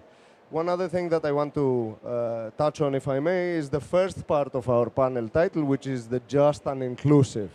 At the moment, last year actually, let me go down that path, China deployed more solar than the rest of the world collectively in history. There is a similar conversation when it comes to the global north, but we don't see equivalent numbers happening in the global south. Another stat that I can share is that all of Africa has less solar capacity than the state of Florida in the States.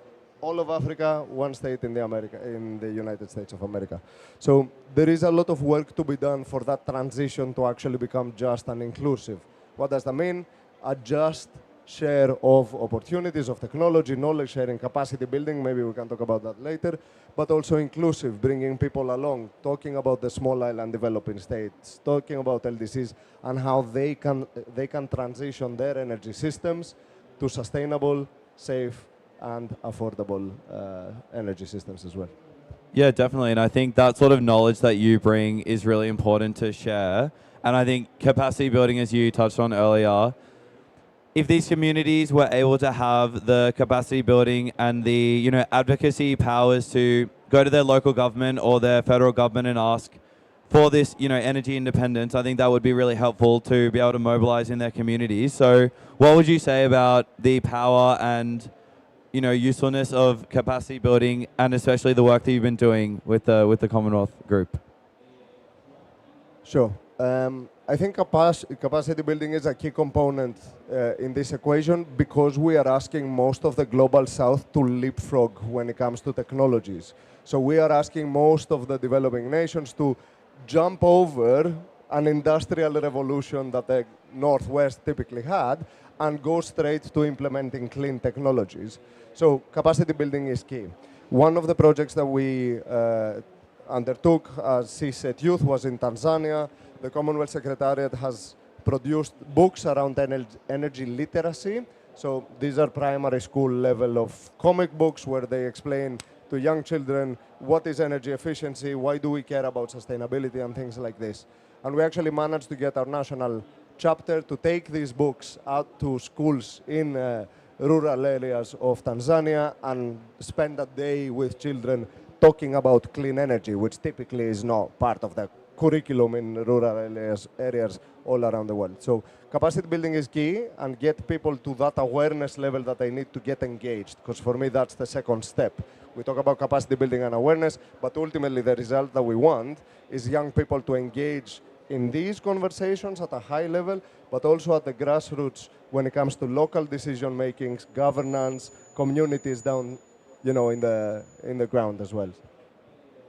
Yeah, definitely. And I would like to actually ask our panelists what they think about the leapfrogging of some of these developing nations. I know it's a very controversial topic, but especially from all of us actually not only being at a grassroots level of helping communities, but also all of us do have a top-down view with the companies that we work for and run that are doing large scale as well. So I would like to hear if any of you would like to share about your thoughts on that. Yeah, I mean, leapfrogging is so important. I mean, we have access to new technologies that can actually deliver electricity to anyone, anywhere. It's just about implementing them. And again, we're asking these underdeveloped countries, underdeveloped communities to get access to electricity in different ways than we have in the past. So developed nations need to do their part, and in my view, it needs to be supported with a carbon tax. Here at the UN, we are at the SDG Pavilion. It goes hand in hand. We need a carbon tax to create accountability for the biggest emitters, and also in order for those emitters to finance the development of underdeveloped nations who are asking to not get access to electricity through fossil fuels. We can't be talking to communities that don't have access to electricity and asking them to do it in a certain way without, one, practicing what we preach in developed nations, and two, actually setting up a framework that supports that and incentivizes that for these local communities. Okay, so Kevin, but just quickly, in that scenario, if there was a carbon tax on large companies and countries in Africa, what would happen then? If there was a carbon tax on large companies in Africa, that's not how I think we should implement it. I think it should be a United Nations carbon tax, because if you implement it by country, the biggest challenge is that another country is just not going to implement it and become more attractive for fossil fuel players. So it needs to be, and it needs to be imposed. Today, we can't wait for the US to just choose to, change directions. And we don't really know. They're the second biggest emitters, of course, and we don't really know which countries might change their mind one day or another, and we're not really in control of that. But what the United Nations can control is a framework in which countries are held accountable for their carbon emissions, and support the development of nations that don't have access to electricity. And that's how I would suggest implementing it, not through taxing specifically African nations. On the opposite, they're the least developed nations on our planet. They need the support. They need to have subsidies from those carbon tax, financed from these carbon markets, and tax to subsidies and donations to develop electricity to communities that don't have access to them. Yeah, well, let's hope. I went to an Article 6 session today in the Mediterranean Pavilion, discussing which countries in Europe were, pushing forward with that. So let's hope our Article 6 brothers and sisters are doing well. But yeah, Fahad, what are your thoughts on it? I wanted to touch on the capacity building point that you had. Look, we've done projects in remote Australia, but also in the Pacific, in Bangladesh, Africa, and so on. Time and time again, what we see is, let's say, a PV system has been set, hybrid with batteries, generators, and so on. Would you like to explain what you mean by a PV system to the audience? PV is pretty much photovoltaic, so that's solar, the solar modules, right? So solar, battery, generator, whatever, like it's hybrid. So what we see again and again is, let's say, some companies, development partners, and so on, they have set up the system, they have their reports, they have the photos done, and then within 2 to 3 years, the system stops working. So, but in our financial calculations, in our modeling and so on, we expect at least 10 to 20 years, right? Why we see this is because there is lack of basic maintenance in those systems. So what happens is, let's say there is soiling, so there is dust on the panels, right? And then from there, the solar does not produce as much, and then because of that, the battery over discharges, and from there, you know, so the PV stops working, the battery stops working, and then the whole system just fails. So what we try to do is we try to empower the communities with this capacity building. So there is obviously a high technical capacity building. We do it with installers, engineers, and so on. But something that I highly advocate for is capacity building in those communities as well, in developing countries. But again, we see this in Australia too. So we have to empower the locals in terms of, we start with basic things. Just clean your solar panels once every 2-3 months, depends on the rain on that area. And then, so it's just these little things, but these are so avoidable. But again, be it Africa, Pacific, Australia, we keep seeing the same issues again and again, and it's just something we need to address with this capacity building that we're trying. It's a long process, but yeah, it's just something we're trying. If I may comment on this, there's 3 points here at different levels of hierarchy when it comes to capacity building. The first one is the capacity building at the grassroots level. So making sure that the community, you know, is engaged with the development of the project, the commissioning of it, and then trained to actually operate and maintain it. I think is key. It goes without saying. It's one of the biggest added benefits of renewables compared to fossil fuels, for example, that you can actually engage the local community in that. The second is the capacity building that is lacking and causes problems like that. That means capacity building around contractual setups and arrangements. How do you actually treat manufacturers that are not domestic in your country? And what do you expect from the systems that you order? Warranties, guarantees, liquidated damages, all the contractual mechanisms you can have in place to make sure that a solar farm with a lifespan of 20 years doesn't break down in 3. That has to happen in the private sector space, but also the public money is a big contributor to these projects, especially when we're talking about nationally critical infrastructure. And this is the third level of capacity building that we need. Most small markets, emerging markets, call them whatever you want, could easily be fully net zero or running on renewables, provided the capital was there. However, if you were to bring in to a small island hundreds of millions of foreign money, without the appropriate, contractual and commercial fail-safes, let's say, you are basically selling out national critical infrastructure. What does that mean? A small island builds batteries, solar, substations, grid, and so on. A private company from abroad runs it as long as the profit makes sense. When the profits run dry, you turn off the tap or, just move out. And that is a massive risk for governments and a major blocker for the deployment of capital in these markets. So how do we overcome this? I've run into 2 possible solutions. The first one is capacity building and strong government presence in those markets. We want the capital to be deployed. Yes, we need the infrastructure 100%, but there needs to be a stake from the government in those projects, both in terms of how they run, both who runs it, and potentially an equity stake as well. The same setup could also happen in the community where the project is taking place. We see things like energy communities, peer-to-peer trading, pay-as-you-go tariffs setup, which remove the capex constraint for most of these projects as well. So what happens? A private business comes in, they take up the burden of the initial investment, but they don't necessarily charge this directly, at that same time back to the community. They provide the service, they provide the electricity, and the community pay as they use essentially that system. All of these mechanisms and these three levels of capacity building are crucial if we are to actually get to the scale and the pace of implementation that we're shouting for at this COP.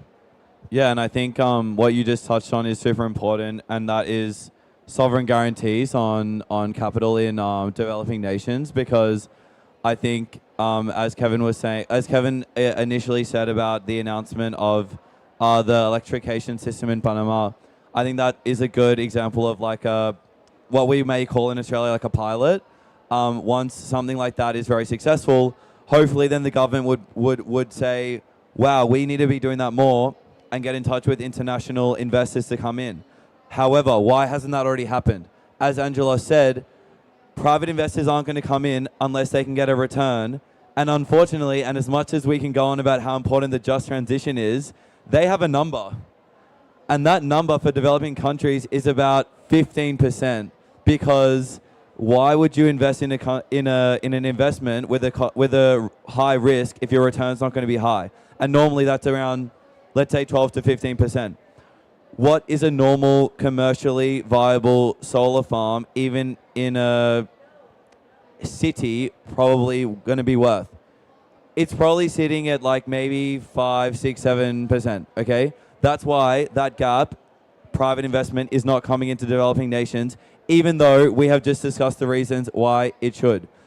The only way to fix that, as Angela said, is with sovereign guarantees, working with the government to say, we can pay you a less amount, but we can guarantee it because we are the government. And hopefully, that trust and that confidence can be there to then get the money to the communities. As the panel have said, it's not just about getting the money to the communities. There needs to be the construction contracts in place so that we actually have locally led developers and critical infrastructure developers from these countries that are going to have the capacity to keep it going, as the panelists have said. So I think, we've now just gone like very top down what we need to do, but maybe we can get back to the grassroots level. Kevin, I'd love to hear more about your plan. Now that you have announced and invested in the community in Panama, what do you hope now for the future once this electrification system is in place? Sure. I mean, we hope to do more of that. I mean, you pointed out a very good point. There's impact investing and there's philanthropy, and I think both of those have to happen, right? It's not one or the other. It's impact and philanthropy, and especially when you're going to underdeveloped communities, you can't just be talking about returns. You're talking to people that don't have access to electricity. That's the reality of it. You just want to be giving them electricity at the grassroots level, and then also building on that, seeing the solar capacity and seeing as some of those nations are getting richer and richer, those underdeveloped nations, you can also build trust and start to build more impact investment projects. So hopefully it's just one step out of many, and that's how I'd advise anyone to think about investment in underdeveloped countries. I'd start to think about donating first, and then also doing some impact work. I do want to touch a point that Angelo brought up also. It's about the difference about how we're doing actually the transition in different countries around the world. And I can talk a little bit also about the UAE, Dubai, where I live and set up our electric car startup. There's 3 types of solar projects, right? Residential, utility scale, which are the bigger ones, and commercial in between, right? So I just want to say, it's not going to be the same in every country. In less developed countries, where people don't have access to electricity, they're leapfrogging technologies, right? There is access directly to solar panels that give access to communities. In more developed countries, they're really rethinking the grid, right? How are we going to give access to electricity with these, transmission and distribution line, does it really make sense for us to do it like in Australia, where there's a lot of, and actually, 10% of the electricity in Dubai is from renewable energy, but it's not solar rooftop, right? It's the biggest solar plant in the world, and they have the cheapest access to electricity. So there is, of course, a lot of bad press from some of those nations in the Middle East because they're coming from fossil fuel economies, but they're definitely investing a lot in renewable energy. They're the lead investors worldwide in renewable energy. That's a simple fact. And with 50 gigawatts deployed from the UAE and worldwide, not just in the UAE, and they do have the biggest solar plants in the world, but they're doing it in a different way, which is utility scale. And they just announced, of course, a massive 1 gigawatt continuous projects in the UAE, solar plus storage. That means at least 800,000 households. I'm not sure exactly how much, but the scale at which you can do things on utility scale projects is also different. I talk a little bit about those because it's grassroots in a different way, I would say. Grassroots in the UAE way, yeah. What I really like is that you not only are very passionate about, siding at a grassroots level in these communities that just need solar and you want to donate, but also you are thinking and you're doing the large scale as well. And I think that's hopefully all of you in the audience can take away is that if you're very passionate about helping a local community with solar, that is 100% like what you should be doing. But also it's good to educate yourself on what's going on in the grid scale in your country or maybe in other countries, because it is a connection, right? From retail to distribution to transmission and commercial projects. It is really important to know. As you said, Dubai has the biggest solar farm. Did you know Australia has the biggest battery? We already have a 1 gigawatt battery, the Waratah super battery. And so, yeah, that's awesome. I hope we all keep on beating those records, and I do hope you guys get COP next year. I mean, has anyone checked WhatsApp? Like seriously, I think it's about to be announced. But anyway, we will continue. I think one thing we haven't touched on for a while is the inclusiveness side of this. So, yes, we do need large-scale solar and regional solar, but let's go back to the community aspect of this. Fahad, what have you seen? You are working in one of the remotest cities in the world. Yeah. What have you seen when you work with these, especially indigenous communities, and you consult them about solar in their off-grid systems? What are they saying and what do they need?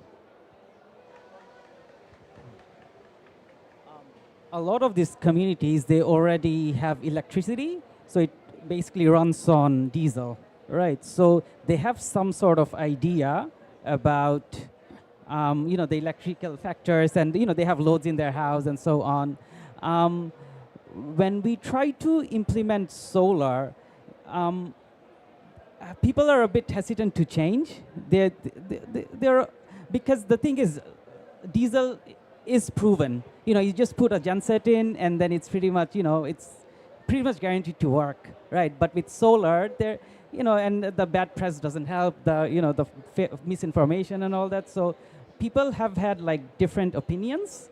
But yeah, overall, in terms of we try to give guarantees. We try to do community grassroots level training and so on, so that they know what is being installed, they can take care of it, and there is ownership, right? There is some sort of ownership in the new system that was just installed. And it's not just it's solar, it's battery, and of course we add a backup genset as well, because sometimes we have to say send in technicians for maintenance.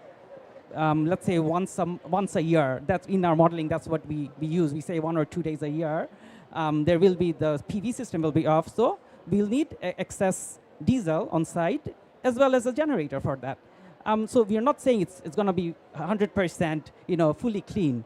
We have to be pragmatic as well. The thing is, what we see is if you go 95% renewable energy fraction to 99 or 100%, the total cost, capital cost of your system is going to increase 2, 3, 4, or even more fold, right? So this is why we're not saying we're going to go 100% clean. We have to be practical as well. We have to keep the, the capital cost in mind too, right? And so yeah, in that context, keeping in mind like the installed system and so on. And the other point I wanted to focus on, a lot of a lot of projects they have like the inclusivity factor as well. They will ask you and urge you to in the training teams, for example, and so on, have like diversity and inclusion, gender, youth, Aboriginal communities, and so on. So yeah, I mean that's what we try to implement and plan for the project as well. Not just the installation aspect, but the lifetime of it. Can you delve deeper into that? What do you mean in the training tips? What else is in there? I'll just give an example of a grant program called the Renew Pacific Grant Program that we've applied for. This is in Vanuatu. It's still in talks, so I can't like disclose much. But it's something that we've given the first application, and then we got back some feedback that we will need more input on JETC. So gender and people with disabilities, and we've included youth as well. So in our plan itself, we had to say that okay, we are going to do capacity building sessions for women, for youth, for people with disabilities. And it's not just mentioning, we have to like, we know people on site, so we had to consult them, we had to ask them for feasible numbers in terms of the women that's feasible to train, or people with disabilities that are over there. And the project is for actually schools, so it was easy to have like a good number of like youth. So this is just one example where the grant itself is telling us to have DEI, to include all these. And that it's great in the sense that it makes us think about them further as well, to plan ahead. And because I'm an engineer, I'm not a JETC expert, right? So, but it makes us think, and and then we look into the other thing we did was we also looked for JETC experts as well, those who have worked on it before, and they helped us plan this more, right? So it's a process, and and my main point is it's great that these are part of the. In terms of the points you get for your application, it's great that these are included, and it makes us think and implement them in our planning. And hopefully, when the project actually gets implemented, we'll have to include them as well. Thanks, Hod. I'd love to hear from the other two panelists about how they have found, from a philanthropy level or also just like a private investment level, about those points of the just transition and an equitable implementation of these solar farms. So maybe you, Angelo, first.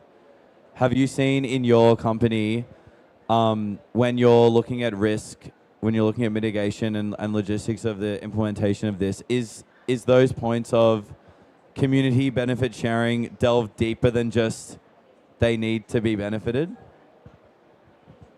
I operate in the UK market, so we can argue that there's enough generation, distribution and transmission in the UK energy system already to have gone past, that point. Because, for example, energy access in the UK is pretty much 100%. So the benefit comes more on the affordability side of the equation. So one of the big push of the UK government now is to try and reduce electricity bills and how much taxpayers pay. I think fundamentally renewables bring that to the equation, right? The main reason why the UK bills are still so high is the price of fossil fuels. It's not the opposite. You talked about misinformation and disinformation, right? That's just how it is. Now, in other places, I think inclusivity is still a bit challenging when it comes to new developments of projects, especially when it comes to rural communities. We have to be talking about the basic infrastructure as well. So we are looking at mini grids combined with solar, some storage to try and give that community access. And then you can start working up from there. I guess on the big picture vision, for me, ultimately, in any place in the future, that's going to be the setup. So a neighborhood could operate as an island, so they would theoretically be able to operate self-sustainably, but it would all be interconnected and form the national grid as well. So you would start from mini grids all over the place, all of them interconnected, then connected to the national system, everybody's connected. And that enables a lot trading, balancing electricity, both technically and commercially, so the prices and so on. So I think my vision is that we want to go somewhere like that. The second piece of this equation is security. We talked about this before. Some of you might be aware, but the Iberian Peninsula, so Portugal and Spain, had a massive blackout a few months ago. And there was a lot of press that came out. It's like, this is what happens when you put so much renewable in your system. You need to continue burning fossil fuels because you have the safety and security and so on and so forth. In reality, both the network operated quite well during that blackout, so they were able to delay the inevitable. I'm not going to go into the technical discussion now. For long, the interconnectors with other countries came in to support massively, but what was missing was storage. That's what I specialize on. We didn't have enough, not just batteries, because when we talk storage, typically we talk about lithium-ion batteries, but pumped hydro, a diversity of technologies to kind of resolve that situation. So that's a big part of inclusivity, really, because we are talking about affordability in the case of the UK, we are talking about security in the case of rural communities, but even in European countries like Spain and Portugal, where you have these well-developed energy systems, we are still struggling to get the security component right. One last thing to say, for places like small islands, there is still an argument that fossil fuels are more secure than new energy renewables. But in reality, if the ship carrying the gas or the diesel or the kerosene doesn't show up, you don't have energy. That's not a thing with solar. I've seen more times ship being late and the island running out of power than the sun not coming up in the morning. So, yeah. I'll just say what I think just an inclusive transition, energy transition means to me at least. It means that every country in the world has a framework and is supported in their energy transition. Just and inclusive really means about, and we're at the United Nations, supporting those underdeveloped countries get out of poverty, have access to energy, and that's the context of just an inclusive energy transition. And so I really do think, I can't say it enough, I hope this COP is going to have an outcome with a carbon tax, and I hope it gets imposed. I would like to hear something like, we're the United Nations and we are setting a new rules. Climate action is undeniable and it's happening, and we do need every country to pay their fair share of damages that they're doing, and we're going to use this to subsidize countries that are going out of that are getting out of poverty and that don't have access to electricity, and we are telling to not use fossil fuels, which we can't be telling them how to get out of poverty. So this is what I think would make just an inclusive energy transition, a framework. And again, the US is not here. They're the second biggest emitter of carbon emissions. They need to be taxed. Instead of talking a little bit about their import taxes, a little bit of, I don't really know. They're the ones that really need to be taxed in the setting and the context of climate action. We can't rely on the decision making. This needs to be imposed to them. This needs to be used to subsidize countries that are not in that are not developed, and yeah, that's how I see just an inclusive energy transition, and that can be true for a lot of countries. We've had this in Brazil in the past. Bolsonaro wanted to destroy the Amazon rainforest. We can't rely. The United Nations can't rely on the whim of one country, of a new leader that's trying to say something that's opposite. It needs to step up and have some new rules that support climate action. Yeah, I couldn't agree more. And I'd just like to ask the audience, Did any of you know that Australia had a carbon tax over 10 years ago? In 2012, the Australian government, which was a progressive government at the time, imposed a carbon tax. What happened? Within 1 year, there was an extreme amount of benefits and money coming into the government that they were able to use to subsidize our now blossoming solar industry. That sounds great, right? It wasn't. That progressive government was voted out so swiftly because Australia is a petrostate funded by fossil fuel companies, and that government did not get in for another 10 years. So there was some extreme, and you touched on government, I totally agree. I mean, we're going off topic now, but national governments, especially the ebb and flows of the left versus the right, unfortunately, it does impact environmental policy. I'm just going to say something. Portugal did the same, and then they backed out. The reason it won't work at a national level, fossil fuel companies will go somewhere else where there is no tax, because they're not being they don't have to do it in the place where there is a tax. It needs to be done at a United Nations level. This is a global catastrophe, right? It's not a local catastrophe, and it needs global action. And in order to do that, there needs to be a new system in order to actually incentivize the right actions. Because if we're not incentivized to do the right thing, it doesn't matter how much each of us want it, there's always going to be some naysayer or someone else that's going to try to do it with a different way that saves them more money, or that, if we're not incentivized to do the right way. And we need to be incentivized. And I'm hoping this is going to be an outcome here. And I'm hoping maybe also we're going to get the COP in Australia and continue these discussions there. Yeah, and I would like to go back to what Angelos was talking about, because you actually touched on two extremely important points for this discussion, and going back to a more community level with this. So you talked about an energy island, Angelo. I don't know if you made that up or if that's a term in the UK, but whereby, imagine if you had solar farms on your roofs, your whole street had a community battery, and you had electric cars that could then power your house and your electric appliances. That actually exists in Australia, and we call it the virtual power plant, the VPP.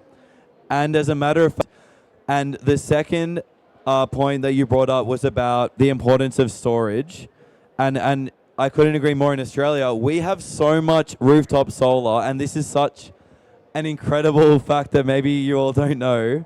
We have free energy in Australia. For between 12 p.m. and 3 p.m. every day, our energy prices are zero. They're for free. You can turn your light on in your house and you don't need to pay anything. And that is actually bad. Why is it bad? Because everyone in Australia has installed solar panels on their house, and now they don't get any money from it because the operators are saying it's now, we're not getting anything from it, so we're not going to give you any money for it. What would happen if all of us with solar had a battery? We could charge the battery when those prices were for free and actually use it in the peak times. That would allow the price curve to absolutely drop on average, instead of what it currently is in Australia, which is a duck curve, which the price is high in the peak hour. It goes to literally $0, sometimes actually negative, because as you all know, coal plants can't just turn on and off like solar. Coal plants have to stay on, and it takes them maybe 8 hours at a time to stop. So the coal plants have to keep going. So when prices are zero, the coal just keeps going, and so they actually charge at a negative price in Australia. It's an absolutely incredible phenomenon that's going on. And yes, I hope next year we can have this global spotlight on us and teach you all more about it. But yeah, thank you for bringing up those points. Can I just say a couple of things there? A couple of days ago, South Korea joined the Powering Past Coal Coalition. South Korea is the fourth biggest importer of coal globally, but because of market pressures, they decided to join the international coalition that we are phasing out coal completely. This is a massive win globally. Australia is somewhere on that list too. You are burning quite a bit of coal. What you described is correct, 100% on the energy system. If you had enough storage on your electricity network, you could shift the right amount of load from midday where your solar is peak to later in the day, and in theory, not need coal plants at all on your system. It's not in theory. This is in practice. It This is happens. happening right now. Yeah. Correct. Just one other benefit of storage, and this is what I was going to say. The reason why we get blackouts is because frequency tends to get out of control and things, need to go offline. Imagine if you were to turn on all of the devices in your house. At some point, your central board would be like, I can't keep up with this, and it would drop the relay. It's similar with the general electricity system and the electricity system. With enough storage, you can try and help and regulate voltage and frequency in a way where you wouldn't get blackouts. So I think storage for me is the big piece. It's not a silver bullet, but it's a big piece in the puzzle when it comes to the energy transition. Awesome. Thank you for that. And we only have 4 minutes left of this panel discussion today. So I'm going to give each of you 1 minute to describe what you think a call to action would be to help with grassroots mobilization for a just and inclusive energy transition. Firstly, with you, Fahad. I will reiterate the point about capacity building. We are seeing projects, we are seeing funding from the World Bank and so on in communities, in developing communities, developing countries and so on. But again, as mentioned, I keep seeing all over the world similar issues of, the PV plant, the solar plant, it just stops working, and that gives solar a bad name. And the people in the community are like, oh, before we had diesel, it was fine. Now your solar is not working, right? So again, and then this is where, the other folks, the misinformation crew, they jump in, and there's a lot of effects. So for me, a very good way of fixing this would be, again, we're repeating ourselves, but the capacity building and just making sure the systems in place are working. And the other thing is also like online monitoring. So again, 10, 15 years ago, monitoring was not as prevalent, especially in remote communities. Nowadays, we have Starlink as well. So making sure we have the monitoring, and then also we have specific people, perhaps in those local communities, and we train making sure we are just and inclusive. So they can take care of their own systems in a way. They can be like, oh, the sun is really bright today, but my system, instead of doing 10 kilowatt, it's doing 5 kilowatt. So something must be not right. So then they can have a look. They can have a technician, a certified technician in those areas, and then they can immediately just have a look and fix it. But that's another topic in terms of, that's another thing. I feel like we need more technical people in our field, but that's just another. We do need more technical. We need more technical people here. Yeah, at COP. all over the world. Yeah, for sure. Carbon tax and renewable energy subsidy. Carbon tax for developed countries that are emitting the most, renewable energy subsidy. It's so important that we reset the rules and incentivize the right behaviors. I'll add to that, it really warms my heart. I met the indigenous community of Pamanama. Really, they don't have access. These are women that don't have access to electricity, that are safeguarding our nature. Again, this is the COP in Brazil. It's happening, and it's really the COP of the indigenous people of Latin America, more specifically. So, our company operates in Panama, so we decided to donate there because we can get employees engaged as well, and it's so important. So I do encourage each of you, if you do work in companies that do have a philanthropic arm, to push for, and it sometimes gets overlooked, but just donating solar panels. We don't have to wait for our governments either. We can each push our companies to do more, to give access to electricity to communities that don't, especially those that are so connected to nature, and helping safeguard our ecosystems. Nice one. I agree. I don't know if we can do Q&A as well. Maybe they're not going to throw us out, but just putting it out there. I know we're on time, I'm just saying. One quick thought from me, James. I know you've heard me say this before, but obviously the conversation, in my perspective, has changed a little bit the last time, right? We've gone from arguing the science behind climate change to argue science at this point on a global level. So I think we need to remember two things. One, we need to stop bringing stats and facts to a feelings fight, because generally now it seems like we're having a feelings fight globally in the political conversation. And two is that the real work happens outside the 2 weeks of COP. You know, all of us here are quite privileged to be here. What matters is what happens next week and the week after and the other 50 weeks in the year that we're not having the high-level conversations. I will close just by saying a little bit, this is me taking my technical hats off. I don't speak on behalf of any of the organization, I'm just speaking as me now. There's a fundamental difference between renewables and the fossil fuel industry, and that's the shift that we're trying to make. We're trying to move away from an extractive system to an inclusive system. Fossil fuels take out, refine, resell, while renewables create and distribute domestically. That same shift in energy system is the same shift that we're trying to have in the way we organize society. So in those 50 weeks outside of COP, we need to get more people engaged to actually come along in this transition. Because I think that's what we've, in the last 2 or 3 years kind of forgotten a little bit. And that's why sometimes it might feel like we might be losing. But in reality, we're not. You know, we have the same amount of investment in clean energy as we have in fossil fuels now. That was not the case. We're building, I think, a gigawatt of solar every 15 minutes at this point. So we are winning, but we need to remind people why this is happening and that it's for us, you know. Awesome. Yeah, I agree. Can I just say, I couldn't agree more. Again, it's facts and figures. 99% of the community, scientific community, Korean climate action is necessary, basically.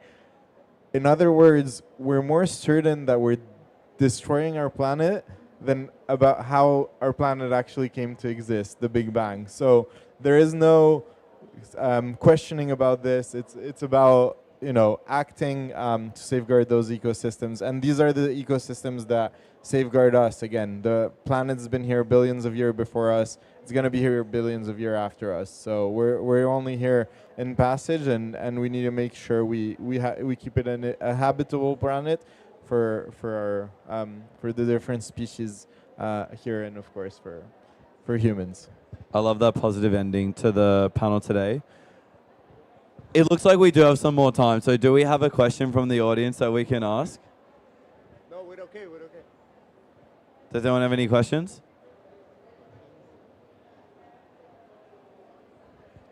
Yes? I really enjoyed the extractive, moving into a more inclusive system point that was made. A little bit closer, is that better? I really enjoyed I forget the specific wording, but moving from an extractive system to an inclusive system, wording that you used before. And I know we're focusing on the energy transition, but I'd be curious to hear what other areas of the just transition you think that can be kind of transplanted into. I know you're all energy specialists, but obviously there's a lot of overlap with agriculture just over there, with the pavilions, other areas that you might have interest in. Quite open-ended, but there you go. Sure. I started an electric car company, so electric cars, mobility is so important. I think there's both action and prevention and restoration. I think those are a little bit the two main themes. But there's so much we need to be doing. Coral reefs, hopefully we get the COP in Australia, but 84% of our coral reefs are bleached. That's crazy. There's so much we need to be doing. We need to be planting more coral reefs, and there's no way we're going to make up for 84% of our planet's coral reefs. It's already too late, unfortunately. There are other things. Of course, glacier melts we can't be preventing, but there is a lot more we can be doing in terms of fighting wildfires. We need to train more firefighters. We need, people instead of joining the army. I would suggest, instead of fighting each other, we should be fighting our fires. We're going to need a lot more of those. Reforestation, it's a big topic at this COP, of course. the Amazon rainforest needs to be protected, but there has been so much destruction and devastation across forests. I think something like 10 hectares of forests are destroyed every year, both by man-made activities, but also by wildfires. So there's so many interests and so much we could be doing. So yeah.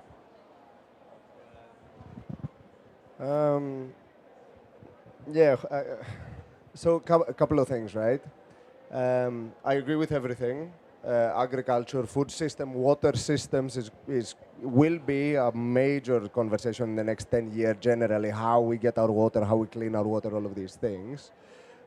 Energy will continue being a big part of the conversation for two reasons. One, because it's 75% of our emissions generally. So we need to sort out energy. When I say energy, it's not just electricity, heavy industry, aviation, maritime, all of that stuff, mobility you talked about.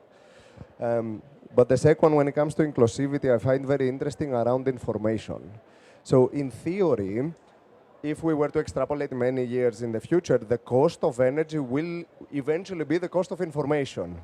So if we were to electrify everything, blah, blah, blah, however much it would cost to transmit energy, it would cost to transmit information, which would be very low.